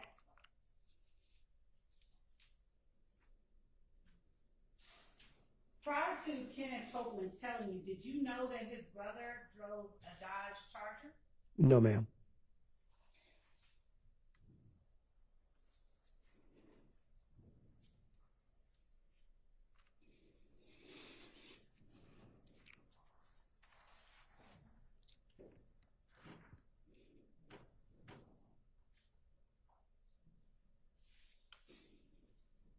to show you what has been admitted as State's Exhibit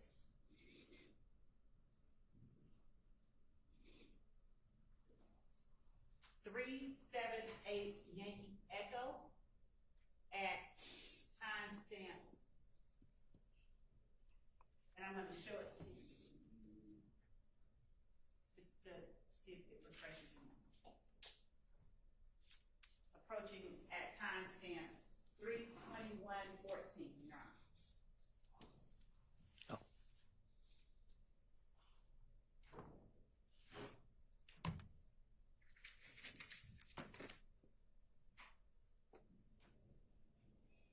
Make sure it's muted.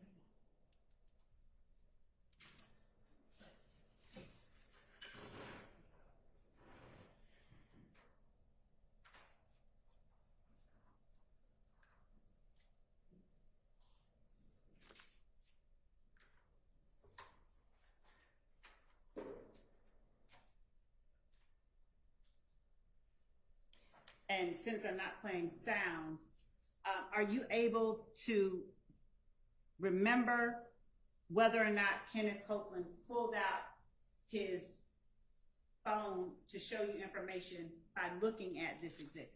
Yes, ma'am. Okay. Is your memory refreshed after reviewing it? Yes, ma'am. So what? Yes, ma'am.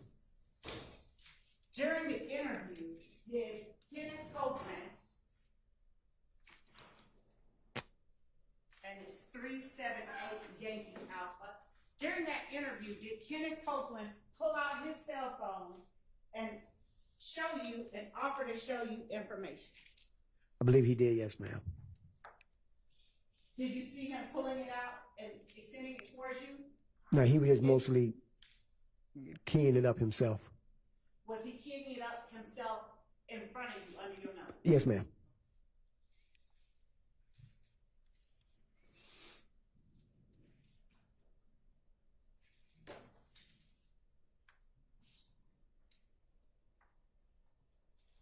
During the course of your investigation,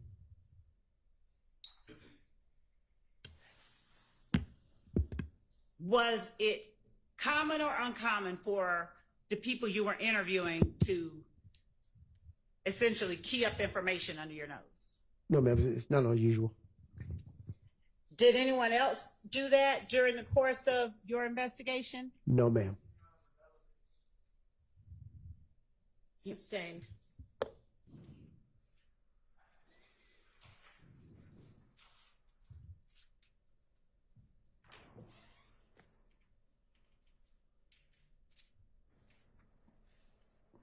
When you turned your file over to the district attorney's office in 2016,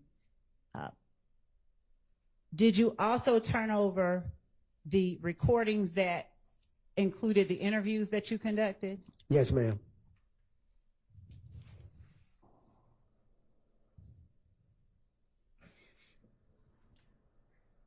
And when you were asked about the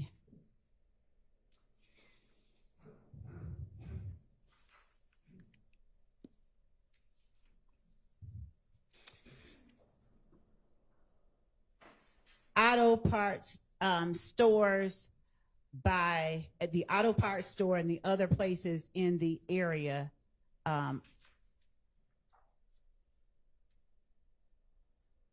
nearby where the murder of Mr. Thomas occurred, at the time that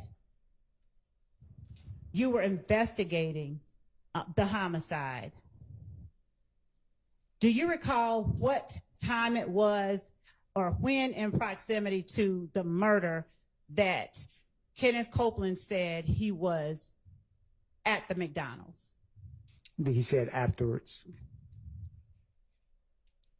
And did he also give you information about persons who were at the McDonald's with him?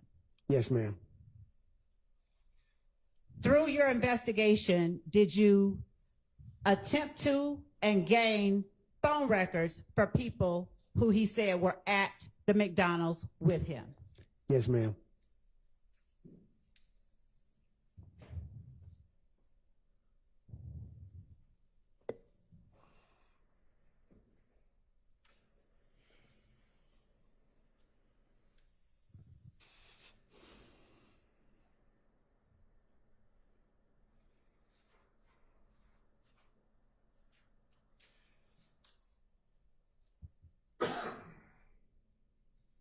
was, according to Mr. Copeland, Demekion Garlington at the McDonald's at the same time he was? Yes, ma'am. Did Mr. Copeland, to your memory, give you information during any one of his interviews about where he and other people went after leaving the McDonald's? Yes, ma'am. And where was that? Jeffrey Williams' residence. Okay. Did you determine the location of that residence after speaking with Mr. Copeland? Yes, ma'am.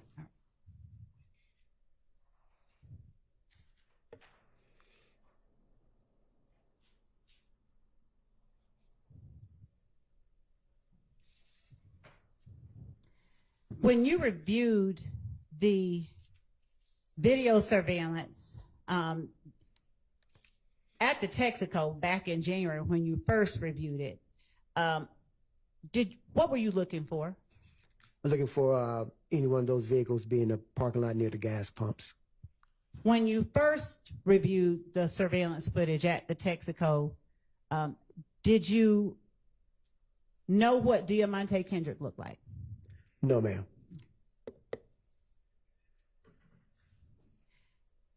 Did you find any evidentiary value when you first reviewed it, or see or anything that you felt you needed to follow up on as it related to people going into the Texaco? No, nothing afterwards. Okay.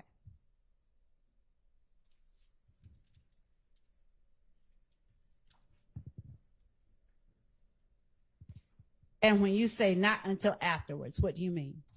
As we, when the case file was turned over to Senior 88 Mike Sprinkle, we saw going over it, and he noticed, he opened up the interior cameras and saw subjects of interest. Your Honor, he's not go ahead. He saw people of interest walking in. When you say he opened up the interior cameras, can you explain what you mean? Yes. We downloaded both interior and exterior cameras, whereby, or that if the car posted up at the gas station, circle the block, how many people was inside the vehicle, and if I can identify the people inside the vehicle. Senior 88 Sprinkle, he said, let's go and look and see if anybody was inside the store. And he said, once he opened up the interior cameras, that's when we noticed people of interest that he started developing. Okay. Does 88 Sprinkle was his knowledge of that digital system similar to yours or greater than yours? Greater than mine. All right. At the time that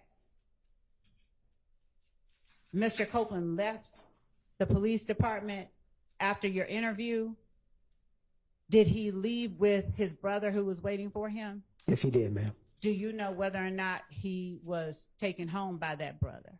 I do not know their destination afterwards.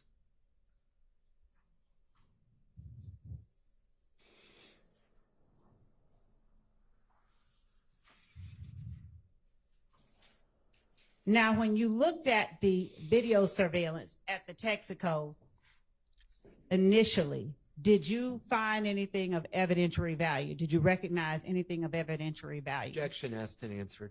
Sustained. Were you able to get a license plate on any vehicles?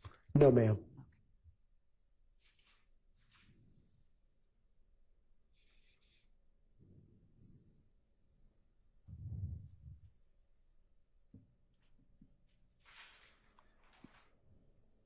Did you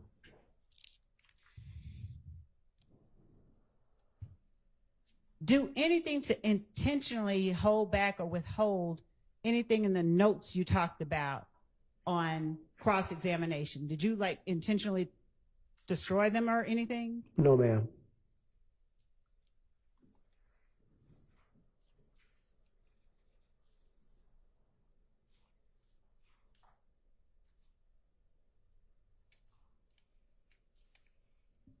How long did you run the footage on the local news media in order to get information about this murder?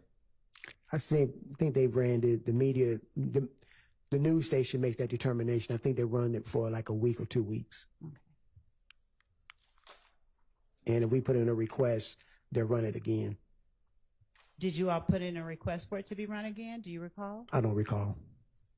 Did you put that in the report that you ran, that video, for purposes of finding out who was in the barbershop at the time of the murder? Yes, ma'am. And what other kind of information, you were asked on cross what you didn't put in your report. What other kind of information did you put in your report? That was it. No, I mean in terms of, did you detail who you interviewed? Yes, ma'am. I detailed who I interviewed. Did you detail the times that you interviewed them? Yes, ma'am. Did you detail information that was shared during the interviews? Yes, ma'am. Did you detail your efforts to, for instance, follow up on who shot up Mr. Copeland's house? Yes, ma'am.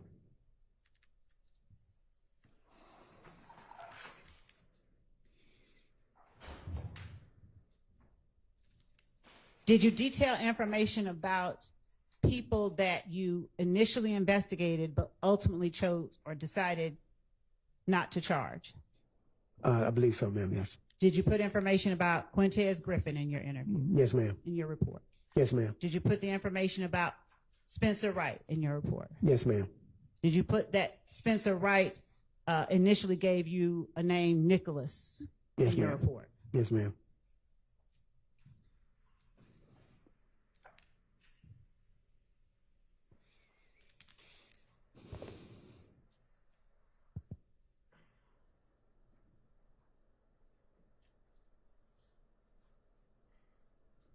Did you put information in your report about talking to Mr. Hendricks? Yes, ma'am. Did you put in your report what Mr. Hendricks told you? Yes, ma'am. Did you put in your report information about talking to Mr. Sanders? Yes, ma'am. Did you put in your report what he told you? Yes, ma'am.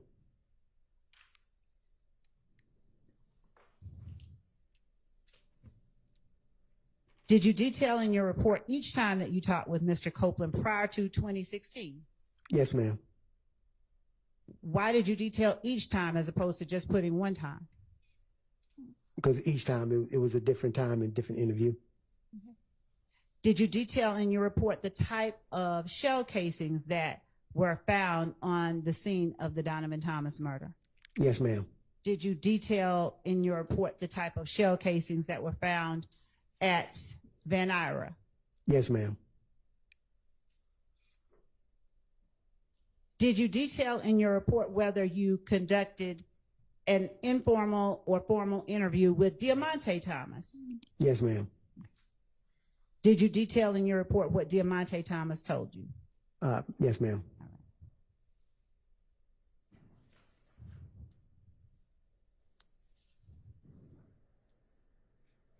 Did you detail in your report information regarding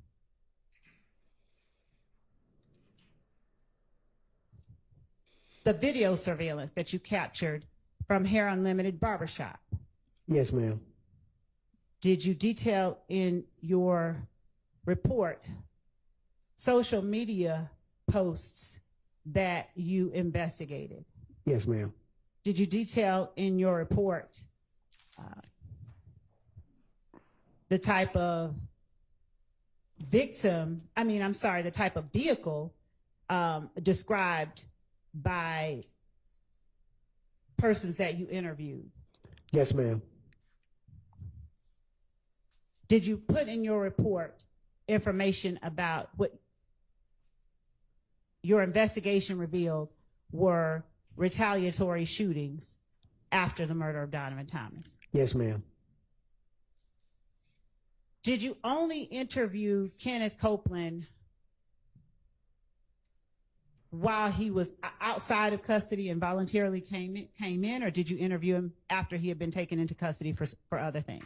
After he'd been taken into custody for other things.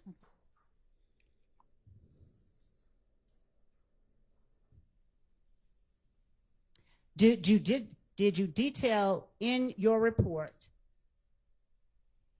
going to Hartsfield-Jackson Airport to try and find information provided to you by Kenneth Copeland? Yes, ma'am. Did you detail the date that you went to Hartsfield-Jackson? Yes, ma'am. Did you detail who went with you to Hartsfield-Jackson? Yes, ma'am. Who went with you to Hartsfield-Jackson? Detective Summer Benton. What date did you go to Hartsfield-Jackson? I can't recall. I can look at the note. Okay. Okay. I'm showing you your report. Okay. I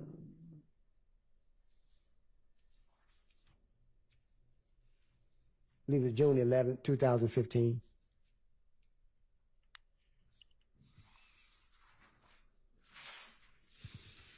Did you detail in your report who it was that suggested meeting you at the homicide office the first time that you spoke with Kenneth Copeland? Yes, ma'am. Did you detail in your report that you requested Kenneth Copeland to meet you there? Yes, ma'am. Did you detail in your report that he agreed? Yes, ma'am. Did you detail in your report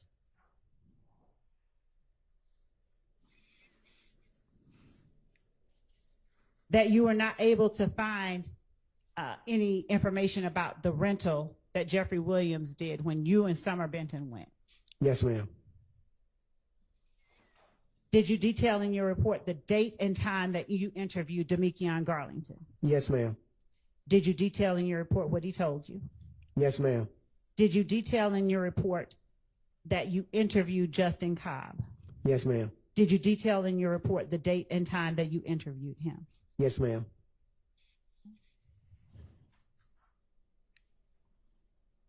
Did you detail in your report the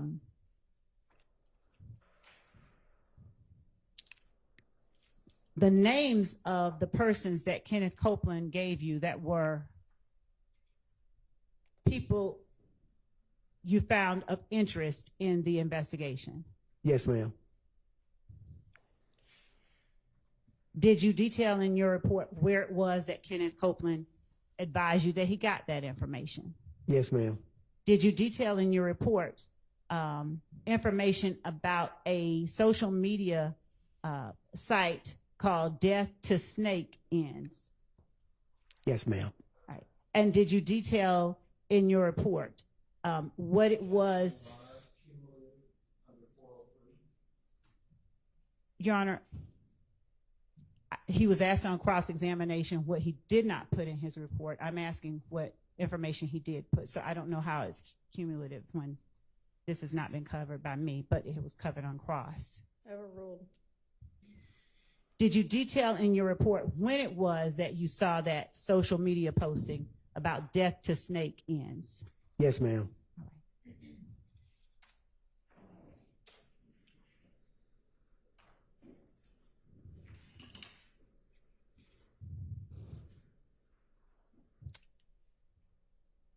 Did you detail in your report who all was present at the time you interviewed Diamante Kendricks?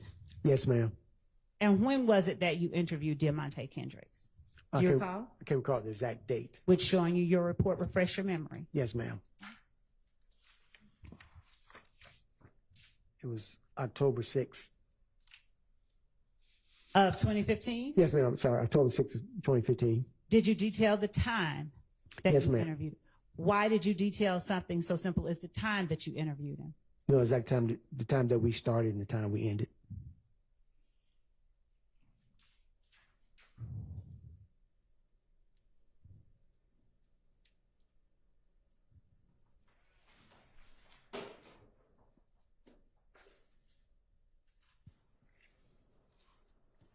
Did you detail in your report that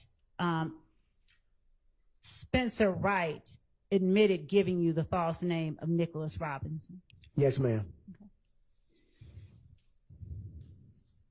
And did you detail in your report when and against whom you took out arrest warrants for this case? Yes, ma'am. All right.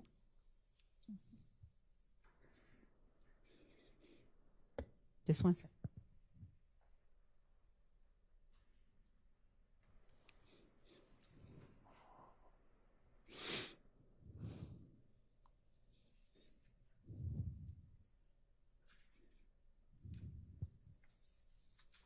Other than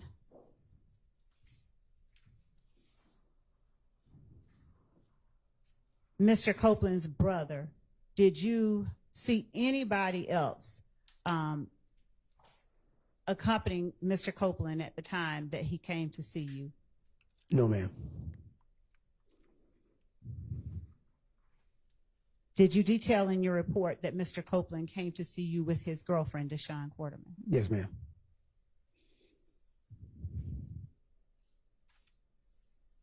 All right. Just one second.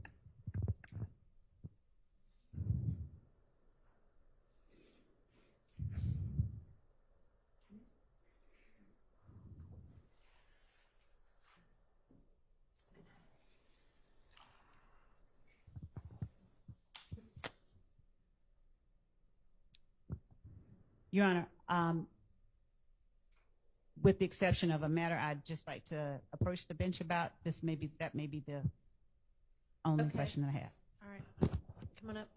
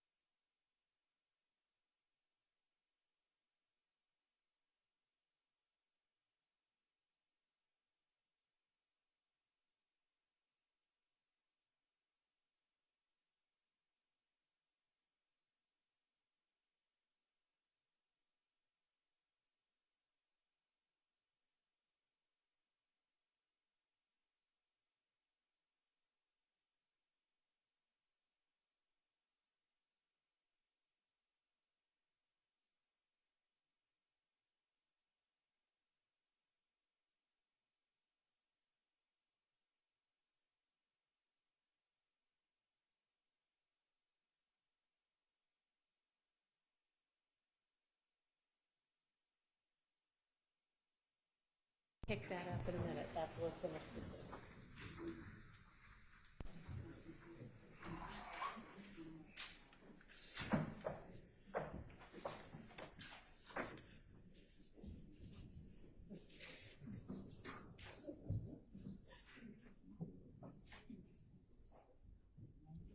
And Detective, we're going to ask you to step out also.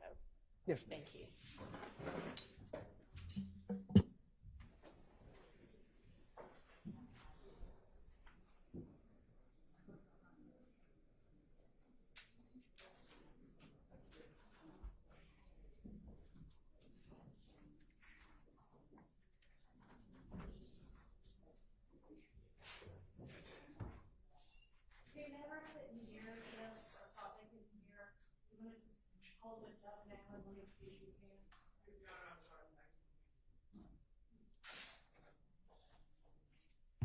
So I got an indication just now that somebody was having a hard time hearing through this system. So whomever that was, can we just test it now? Because I suspect it's not this system. It's that people aren't holding this close enough to their mouths. So I wanted to just have y'all see if you can. So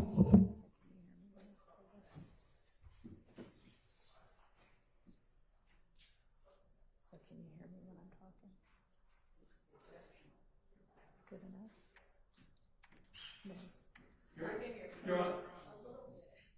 Okay, so people, can you hear me now? I think the issue is people, I don't know what changed since the previous board, but I think people are speaking too softly and holding it too far away. Well, that's probably because I constantly tell at least Miss Love to keep it down because I suspect that she gets loud enough sometimes that the jury can hear her. But with regard to everybody else, maybe she needs to talk more quietly and the rest of us need to talk more loudly. So we'll try to do that and hold it closer. Okay, sorry about that.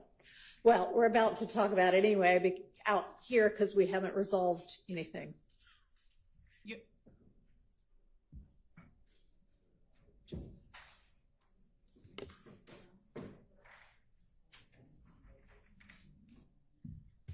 Your Honor, with the court checking its notes, could the court just give us the date that was? Well, I gotta find it first. Okay.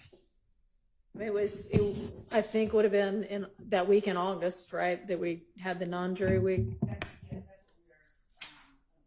Okay.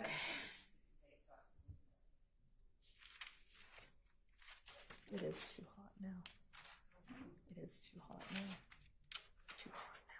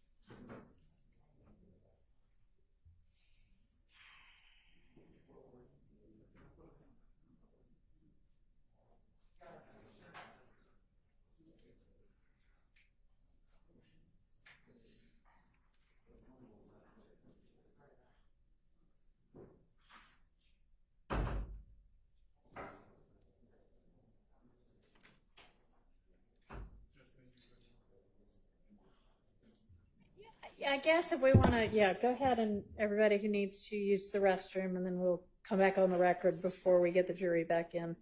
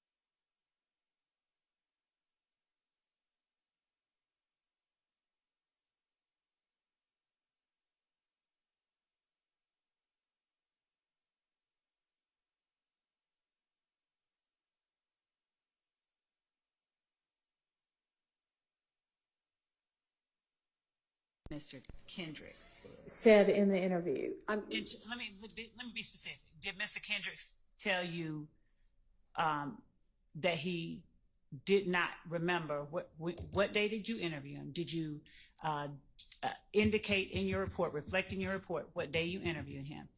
Did Mr. Kendricks, did you ask him where he was or what he was doing on January 10th? And did he reply he couldn't even remember that day? No, I'm not going to allow that. And you said yourself you think you can maybe ask that through another witness. So ask it through another witness because that's more the type of thing you should ask on direct. Okay. Then redirect. No problem. Yes, Your Honor. Okay. Mr. Kendrick. What did I say? There's no S at the end. Okay. No S at the end. No S at the end. Okay. Anything else before we get this witness back and the jury back?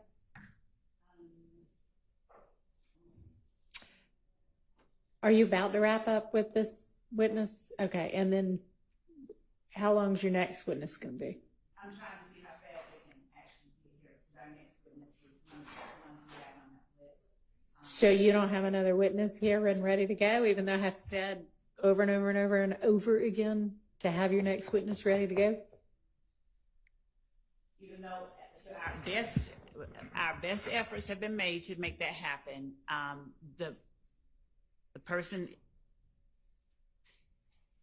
I'm not going to represent them or not. I just want to find out where they are before I say something different.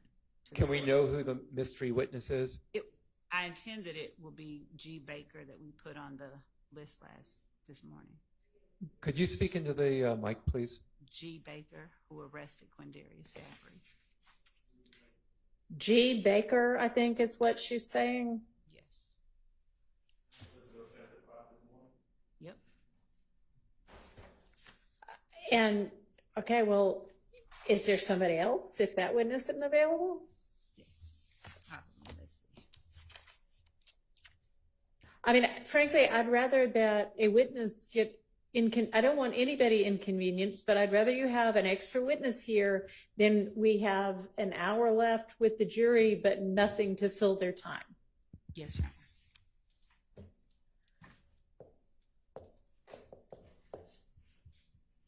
Honor. Okay, anyway, well, so how much longer are you going to have with this witness?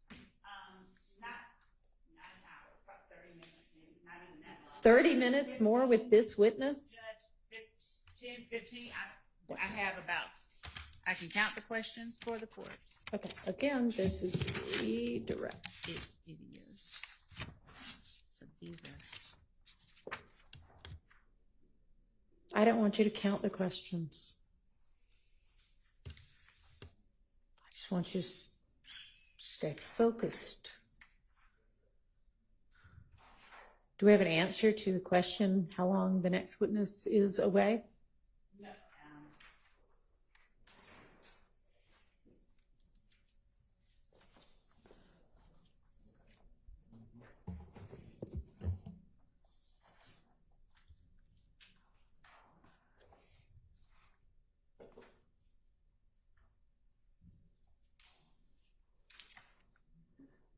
No, Your Honor. Okay, well, let's just continue with the redirect, and then there may or may not be any recross, and then we'll see if the witness is here yet, and they better be.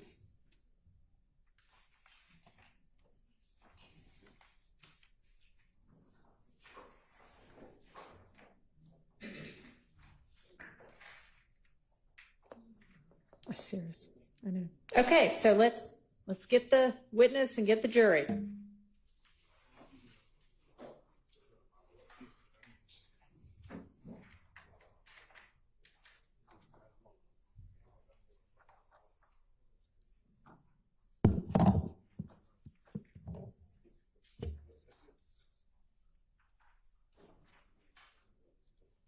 Your Honor, before the jury's brought in, just really quickly, if I may, one of the things I wanted to inquire of one of our investigators about their efforts to secure one of the witnesses and the difficulty that we have had with respect to that witness. I expect that that witness will be coming in. It's the one that we've been discussing, but I think it's pertinent information. Not right now. And frankly, it doesn't matter if you have a particular witness. What you have been instructed is to have enough witnesses to fill the day. Yes. Okay? So if one witness is difficult, then you need to have another one lined up. Yes, Your Honor. Let's get the jury, please. Okay.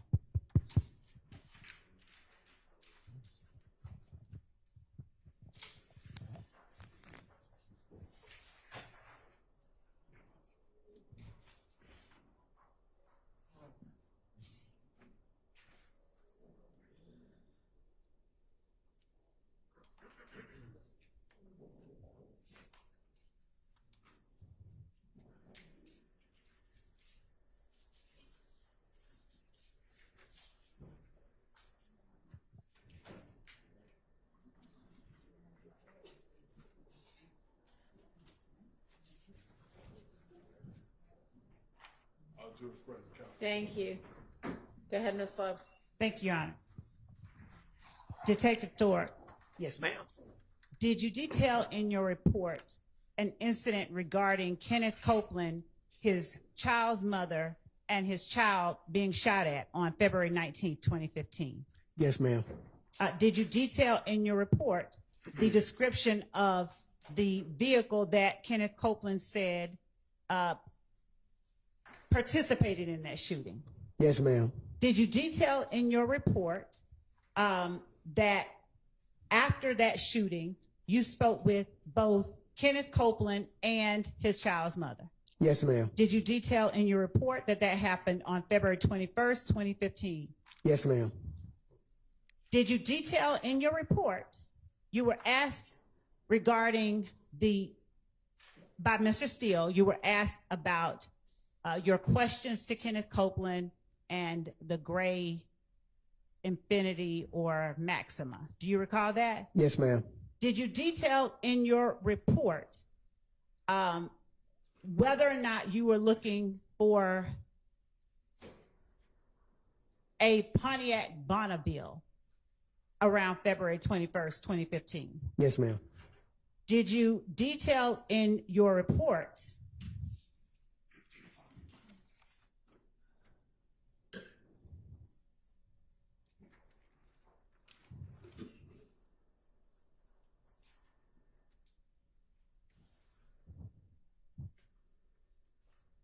asking Kenneth Copeland about waiting so long to talk about the date of the homicide incident?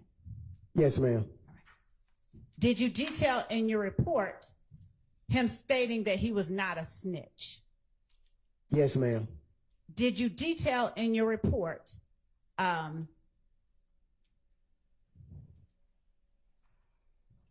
that only after you talked to Kenneth Copeland did you begin to learn or investigate Jeffrey Williams' rental of that Hertz Infiniti? Yes, ma'am. Did you detail in your report the information that you got from one witness that may or may not have been consistent with the information you got from another witness? Yes, ma'am. Your Honor, at this point, I'm going to object to this line of questioning under 403. And Your Honor, my response is when the question was asked about what he did not put in his report, I think it's important that since that the jury is aware of what all he did put in his report. Overruled.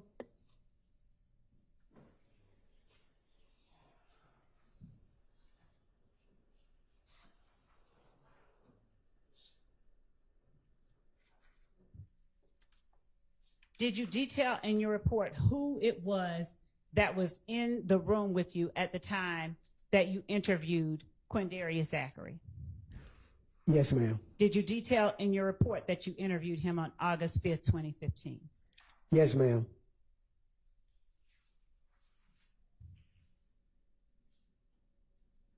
Did you detail in your report that you interviewed Diamante Kendricks on October 6th, 2015? Yes, ma'am.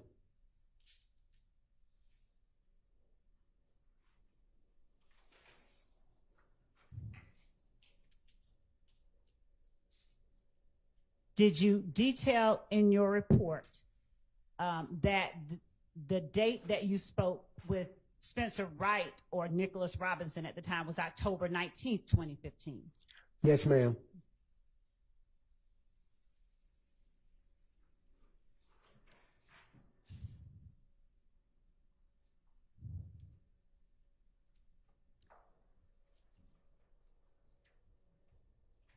Did you detail in your report confronting Mr. Wright about giving a false name? Yes, ma'am.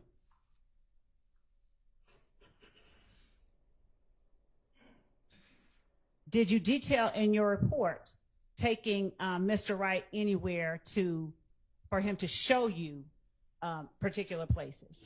Yes, ma'am.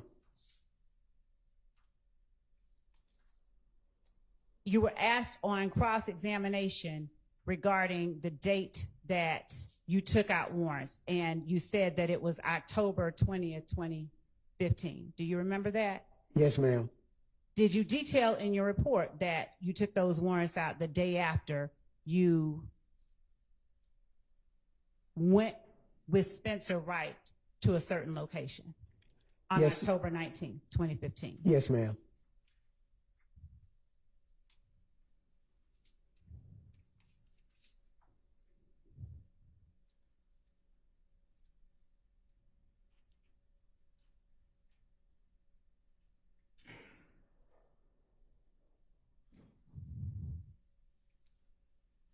Did you detail in your report what you observed when you arrived on scene on January 10th, 2015 at 21:15 hours? Yes, ma'am. Did you detail in your report seeing yellow crime scene tape restricting pedestrian and vehicle traffic into the area? Yes, ma'am. Did you detail in your report who you met with when you reported on scene? Yes, ma'am. Did you detail in your report who escorted you through the scene and showed you tangible evidence? Yes, ma'am. Did you detail in your report being advised that Mr. Thomas Jr. had passed away from his injuries? Yes, ma'am. Yes, ma'am. Did you detail in your report the lighting on the streets of 330 McDaniel Street at the time you arrived? Yes, ma'am. Did you detail in your report that the lighting did not require additional support lights for processing? Yes, ma'am. Did you detail in your reports that there were 3 different shell casings on the street, 3 different types of shell casings on the street? Yes, ma'am.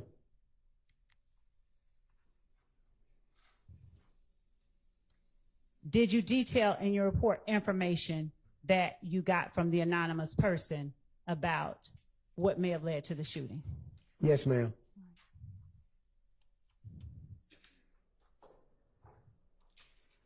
Did you detail in your report that you were going to have an autopsy conducted by the Fulton County Medical Examiner's Office.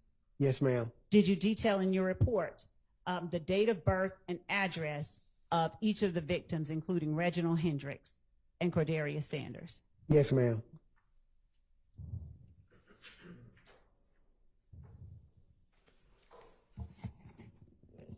How many of the notepads or when you describe on cross-examination the notepad that you keep notes in through your investigations, what kind of notepad is that? Is that a big notebook like the one in front of me or a small one? Small one, ma'am. How many notepads have you kept throughout your time as a homicide investigator? Relatively none. Once I get through transcribing all my notes over into my case file, I usually refurbish those notepads into working other scenes with other people when I'm not the lead. How many notepads have you kept? Have you made over the years? Made over the years, probably close to 200, 300.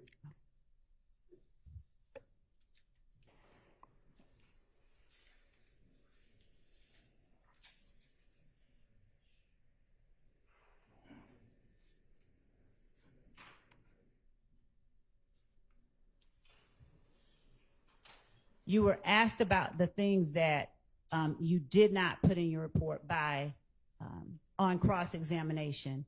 Is there anything that you left out, any other things that you left out of your report? No, ma'am.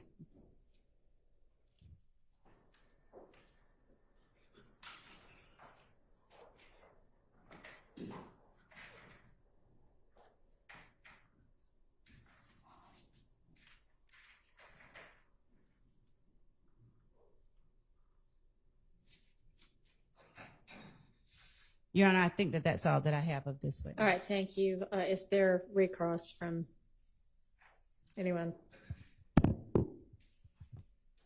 Mr. Sharp, Mr. Steele.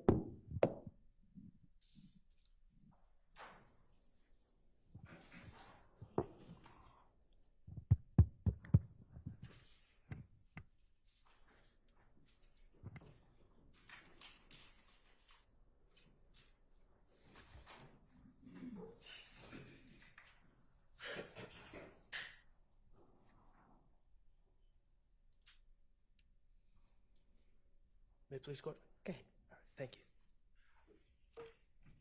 Investigator Thor, first of all, I just want to clear this up. You spoke about interviewing Kelvin Watts in relation to the murder of Tiara Jones. Yes. Okay. And then Ms. Love asked you if that was the case you interviewed Mr. Stillwell about, correct? Yes, sir. Okay, let's be clear. You interviewed Mr. Stillwell as a victim in that case, correct? Correct, sir. Okay.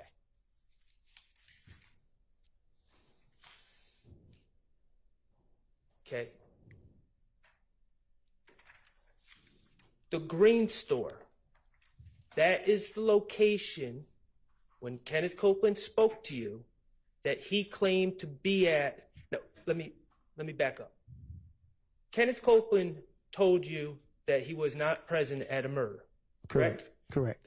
He told you when you spoke to him in these interrogations that just prior to the murder, Go ahead, sir. in the interviews, just prior to the murder, his claim was he was at the Green Store.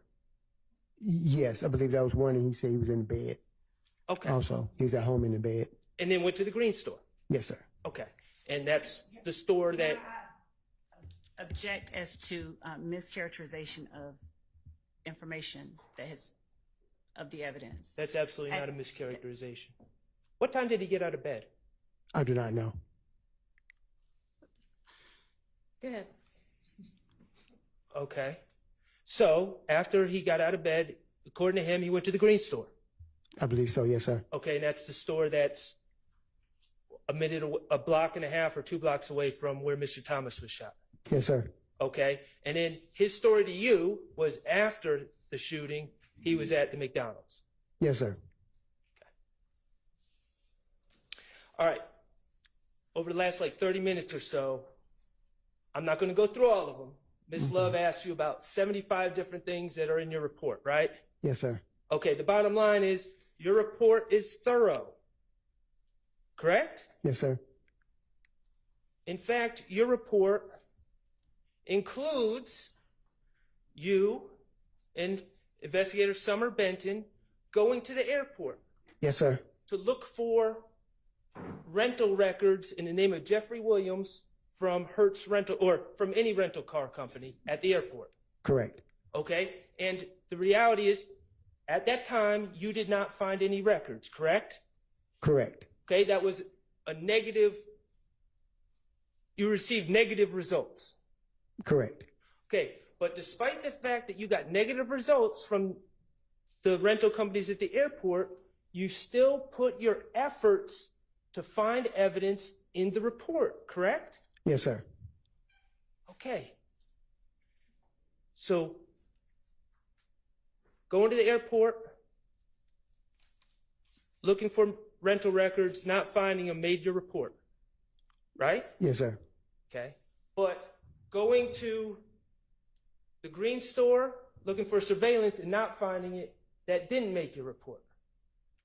Yes, sir. Going to the McDonald's, looking for surveillance and not finding it, that didn't make the report. Yes, sir. Going to the going to the AutoZone or the auto parts store right next to the McDonald's and not finding surveillance, that didn't make the report. Yes, sir.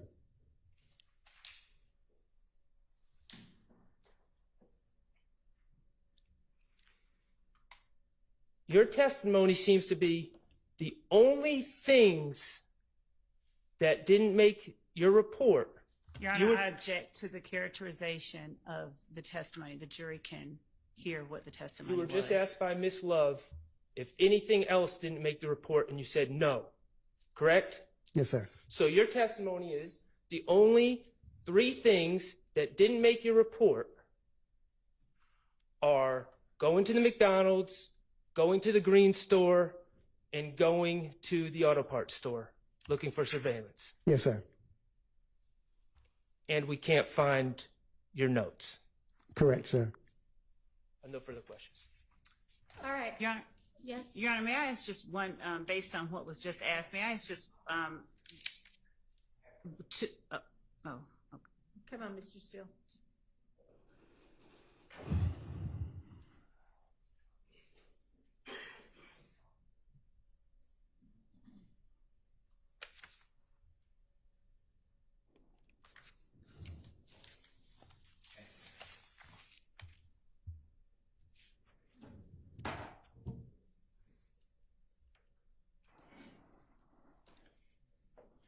You have your supplemental report in front of you that Mr. Shark gave you by any chance? Yes, sir. Okay.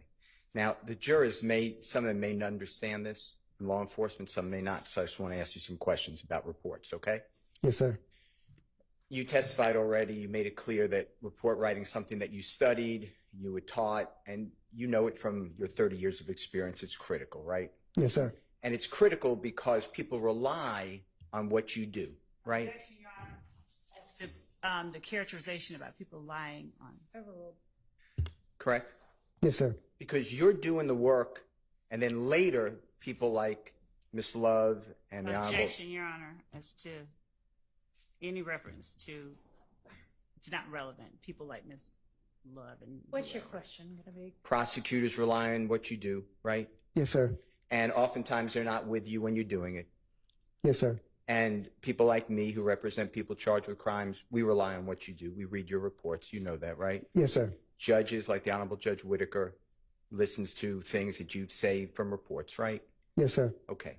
And through that process, you want to make sure that you dictate, that you put into your reports everything you can that you did in the case that's material, correct? Yes, sir. In fact, at the bottom of each report, you have to sign and you take an oath and you swear, right? Yes, sir. That the report is true, correct? Yes, sir. Correct, Yes, sir. legible, Yes, sir. and complete. Yes, sir. And that's what you did in this case. Yes, sir. And you tell the jurors and you put in all the details of what you did, whether it was negative, positive, or whether it had to get further investigation or not, you put it into the reports, right? Yes, sir. Because you want to be fair to everybody and explain to them what you do, right? Yes, sir. What you do is important. Yes, sir. By not putting in anything, because there's no mention, and if there is a mention, just tell me I missed it. There's no mention of getting the McDonald's video in your report. Am I true? Yes, sir. You're right. And there's no mention of getting the video of what we're calling the green store, right? Yes, sir. So you're going back approximately 9 years, 8 years, 9.5 years, whatever the date is, to your memory of when you went to the McDonald's, right? Yes, sir. But you can't remember who you spoke with at the McDonald's, right? Yes, sir. And to be fair to you, are you telling this jury on your oath that McDonald's told you that the day before or 2 days before, we don't have that video? Your Honor, objection as to the question. It was asked and answered, and to ask if he's telling him under oath it's to harass and embarrass. Well, overruled. Okay, what was that, sir? You're relying on your memory, right? Yes, sir. And your memory, I'm not trying to argue how good or bad your memory is, but the reason you write the reports is so you have something contemporaneous, meaning at the time, right? Yes, sir. That's why you bring your notepad, correct? Yes, sir. And in your notepad that you brought with you to the McDonald's, right? Yes, sir. And you wrote down who you spoke with, right? Yes, sir. You got a telephone number in case you had to follow up, correct? Yes, sir. You saw their videos to ensure that they were correct, right? Yes, sir. Because you're not going to take somebody's word for it, because they could be telling you the truth, but they could be mistaken, right? Yes, sir. And you have all that information in there, right? Yes, sir. You might have even taken the video that they had, right? Objection, Your Honor. That assumes facts not in evidence, and that question was asked and answered regarding the video. Sustained as asked and answered. The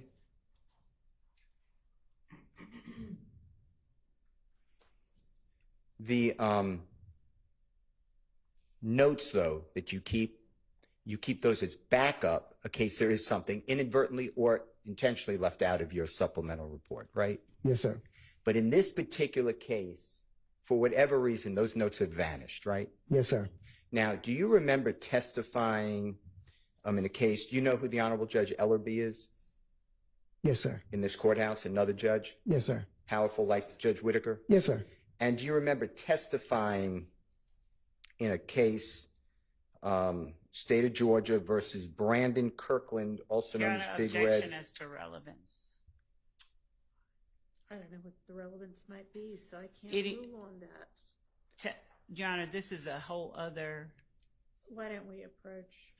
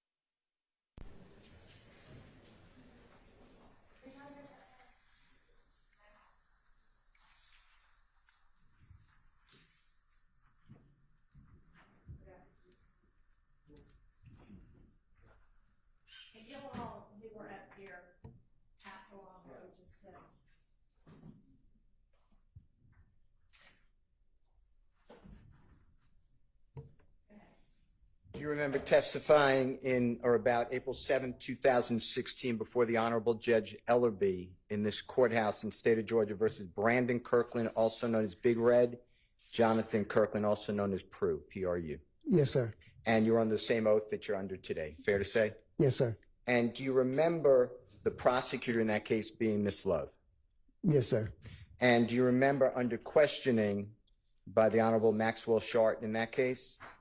Yes, sir. Do you remember explaining that your notes were also not around? Do you remember that? Yes, sir.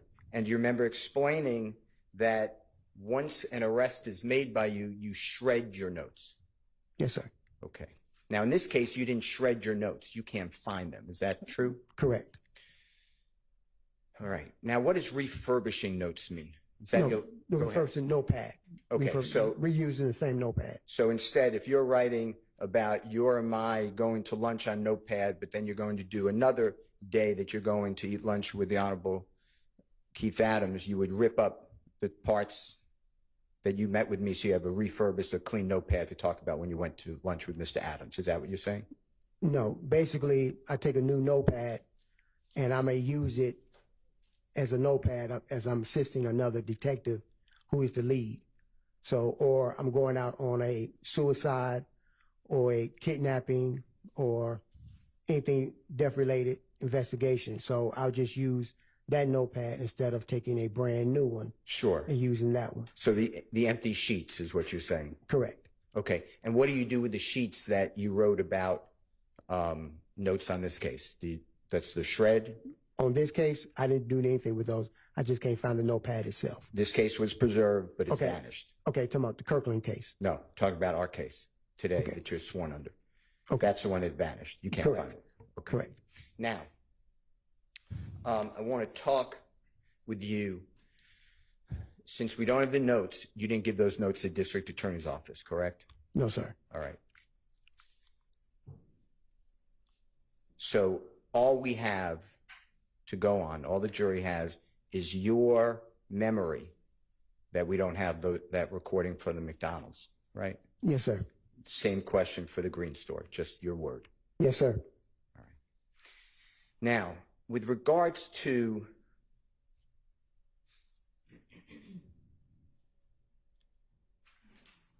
questions that you asked on redirect examination by Ms. Love, that there were certain people in this case that you charged with murder on or about October 20th, 2015. Do you remember that? Yes, sir. And one of those people was Mr. Sledge. It came out, right?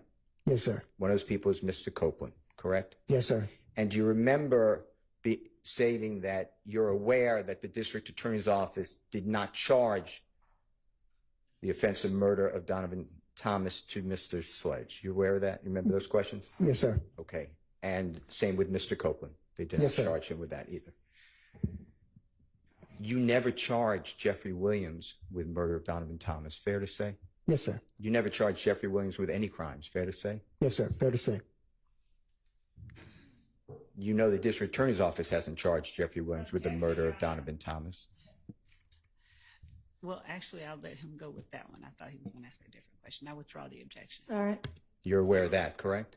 Okay, repeat that again, sir. Sure. You're aware that the district attorney's office through the grand jury did not charge Jeffrey Williams with the murder of Donovan Thomas. Am I correct? Yes, sir. Okay. Now,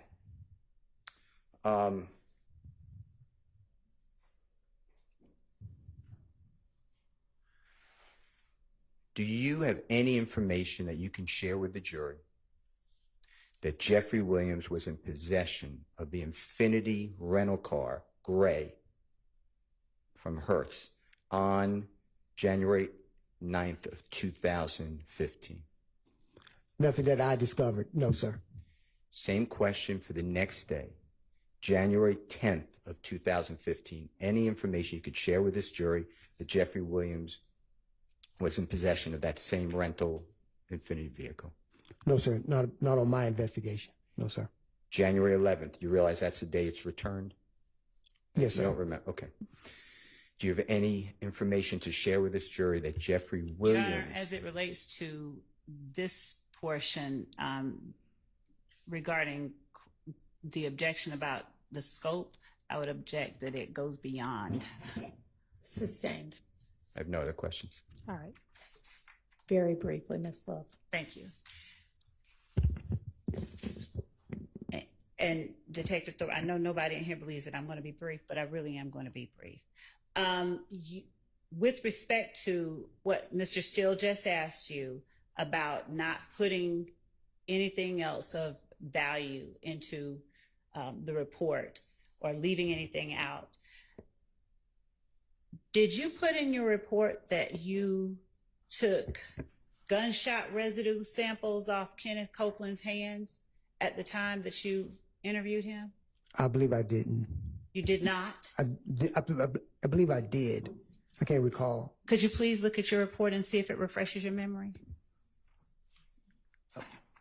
What page would you be looking at, ma'am? I'm sorry. Just the page where you talk about your January 10th, 11th rather, interview with Kenneth Copeland. All right.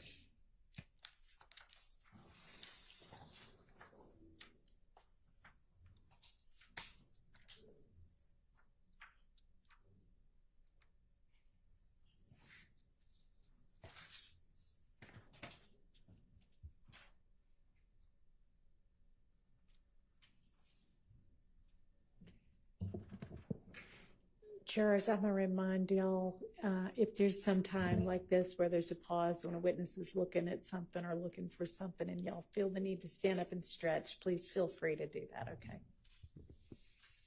Especially towards the end of the day.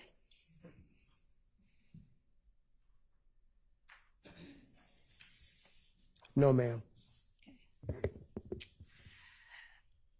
As you sit here today, do you recall whether you did a gunshot residue test on Kenneth Copeland's hands? Yes, I did. How do you know that you did? By the video. Okay. I believe it was on the video. And was that something substantial that you considered during your investigation that you did Yes, ma'am. gunshot residue? Yes, ma'am. Why didn't you put it in your report then? Just overlook. Okay. Now, did you put in your report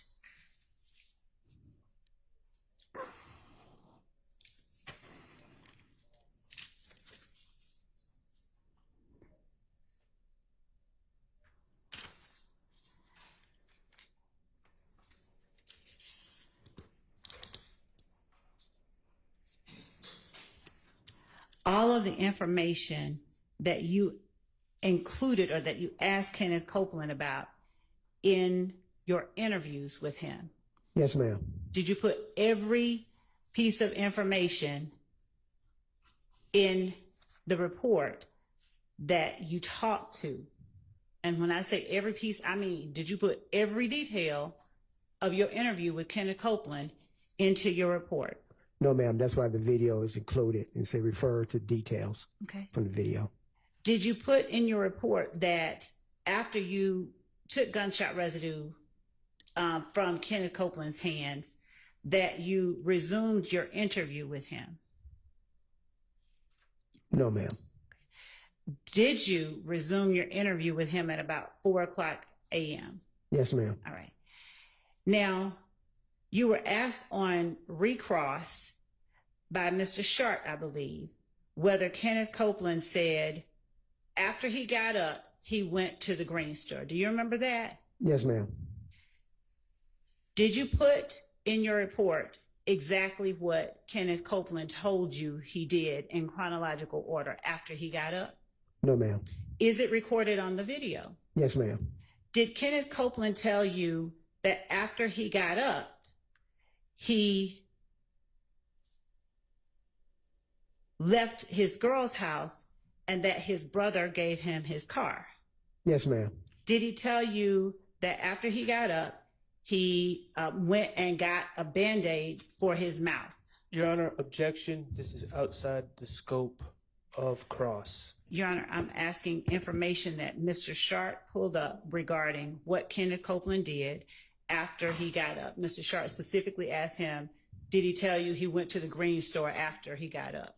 Overruled, but let's keep in mind that we're on redirect at this point. Ask if whatever the necessary few questions are, and let's be done with this witness. Yes, Your Honor. On January the 11th, while you're talking to Kenneth Copeland, do you tell him exactly what time Mr. Thomas Jr. gets shot? No, ma'am. Okay.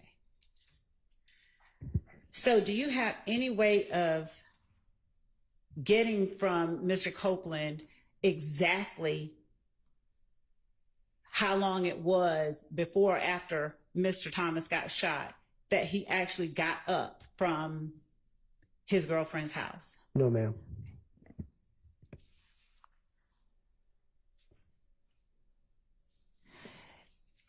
Mr. Steele asked you,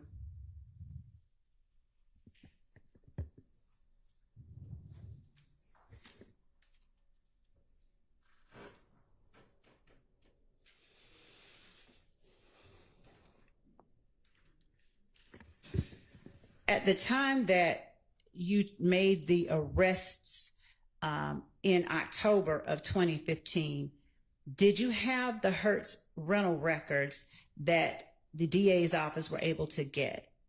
No, ma'am, I did not. And on recross, you were asked by Mr. Steele whether or not you charged Jeffrey Williams with any crime. No, I did not charge. In October 2015. No, I did not. At the time that you took out those warrants in October 2015, did you know that Jeffrey Williams had rented the gray Infiniti? No, I did not. I have no more questions.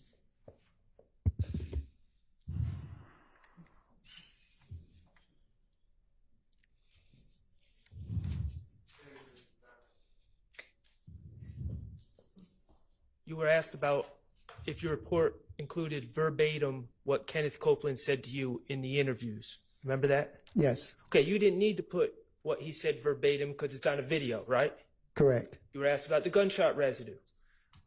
Whether you put that collection of the gunshot residue from Kenneth Copeland, whether you put that in your report, right? Correct. And you didn't because you didn't need to because that was on video, correct? Correct. All right, where is the video of you going to McDonald's and asking for surveillance? Objection, Your Honor. That was asked and answered about there's Overruled. assuming facts, Where's not the- an evidence where's about that a video? video. Overruled. Okay. Okay. Well, I wouldn't have a video of myself going into McDonald's. Okay. So that was never recorded on a video, or I did not do a digital audio recording of that either. Cool, thank you. All right. All right. Thank you. You are excused.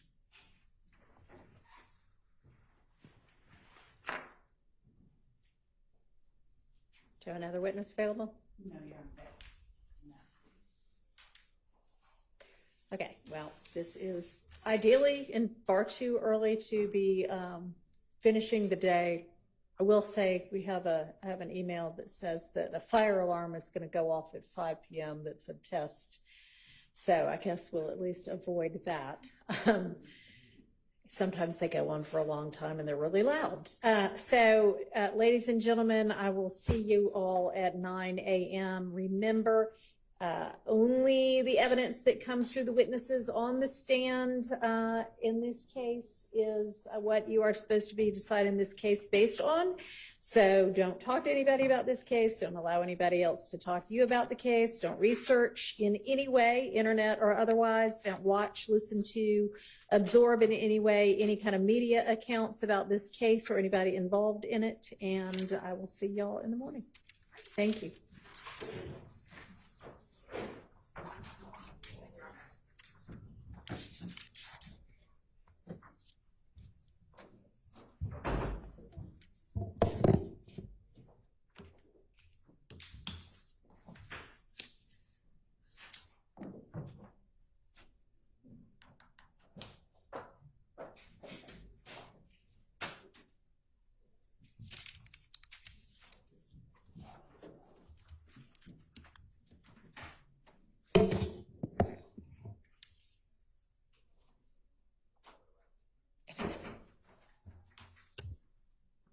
All right, a couple of matters. First of all, Miss Love, that needs to be the absolute last time that you don't have enough witnesses to carry us at least until 5.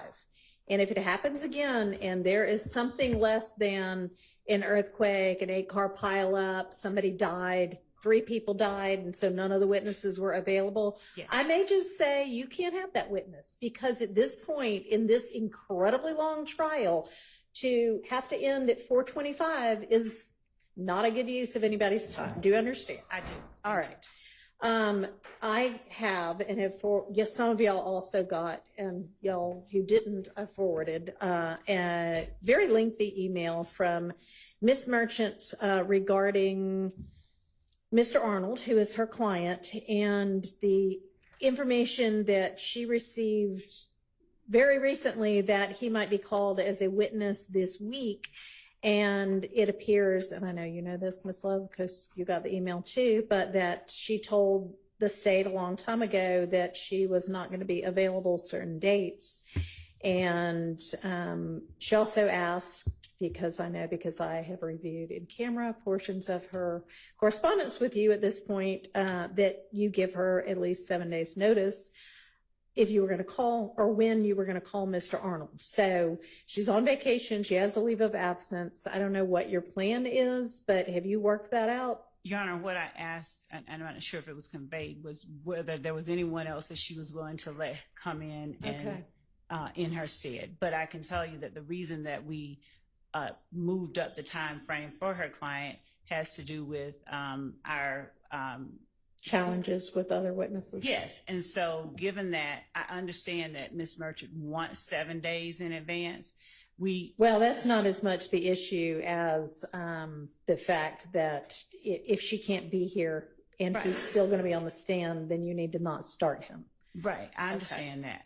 If she had someone that he was okay with being here, then, you know, and that was all right. So you and she have worked that out then?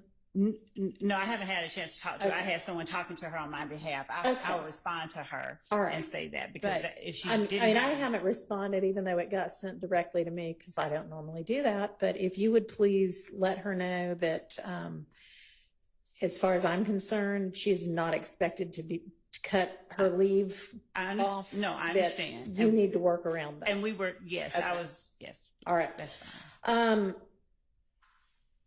A couple of other things.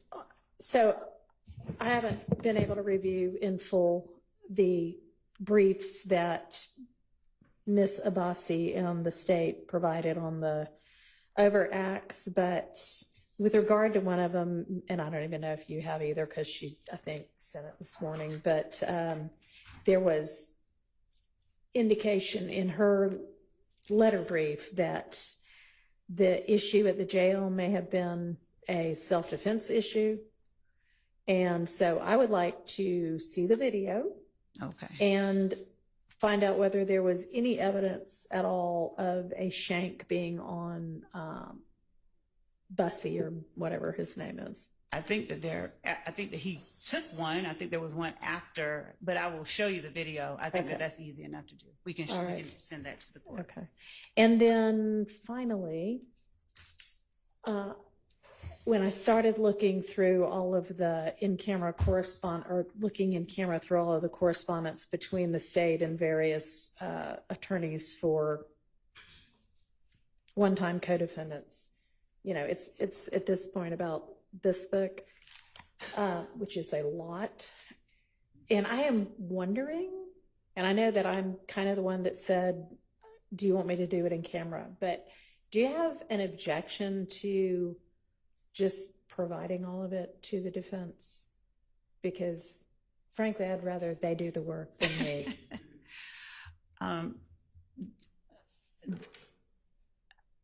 And you may just. I would prefer if the court would allow us to just review them, given. All right, I'll trudge through it, but it's going to take me a while because, as y'all know, I'm here with you every day. So, okay. All right, anything else? I'm going to try to send you that video now. Which one? The well, we did once, but So can we try this again?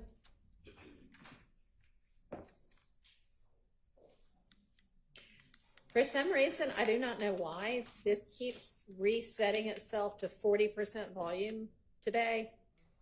So it's at 100% now. So let me.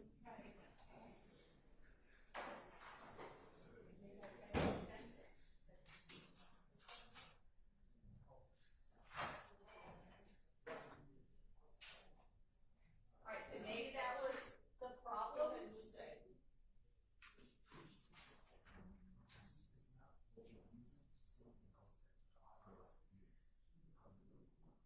So it's not this, you think it might be. Well, you've just got really good hearing then. Do you have it?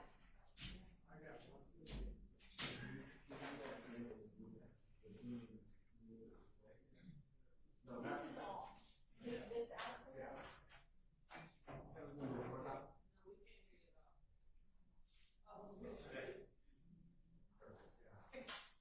Okay, so then maybe it's just that you'll have to remember to readjust it to 100%. I think that 40, 100, Your Honor, is the volume you're listening at, not the implementation of the mic. Okay, then I just have no idea. Closer is still a little bit Okay, so everybody that comes up to the bench, hold it close to your mouth. And also at the same time, talk into the little box for Miss Winfrey. We'll do the best we can. And if there is ever a time, I'll just remind the defendants that you cannot hear what is being said. Let me know and we can review for you what it was that was said. Okay, everybody understand that? Yes? Yes, okay, wonderful. All right, is there any other matter in the half hour extra that we have that anybody wants to bring up or deal with? Everybody just wants to go home. I'll put this in writing just for ease, but on it's pronounced Nyson? The firearms, Nyson? NIBIN, on the NIBIN report. For two different officers, I just want to alert the state again, just as a courtesy to Mr. Williams and everyone. There are two firearms that are listed that were seized in the unlawful search of Mr. Williams' home.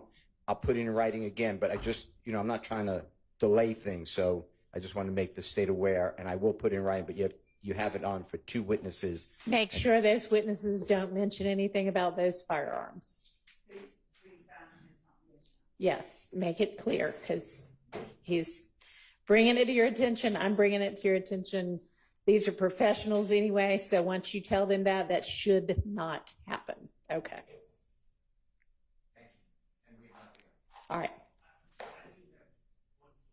Yes. Assuming QZ is not here tomorrow, and is the plan that we are just going down the list that was provided this morning? Is that? I don't know what the plan is. I'm just trying to figure out what your materials to bring tomorrow.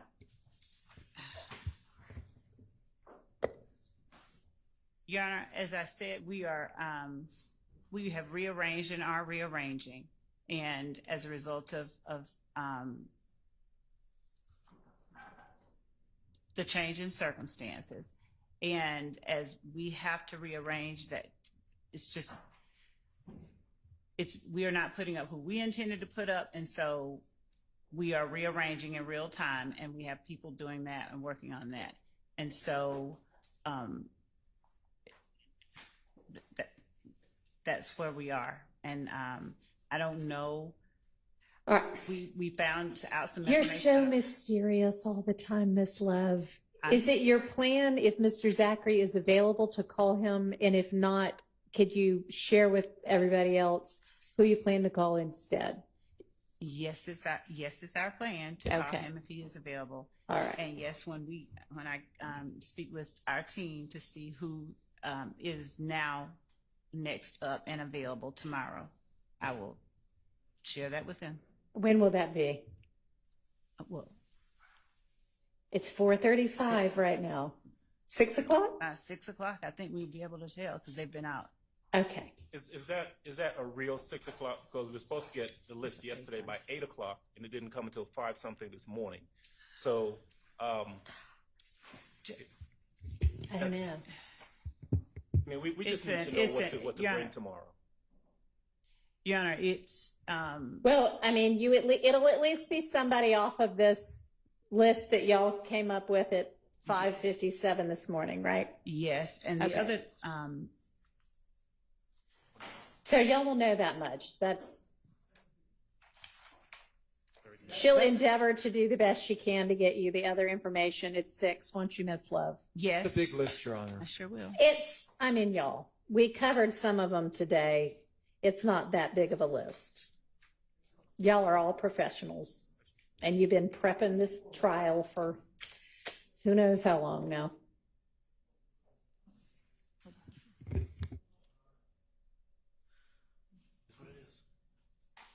Okay, anything else?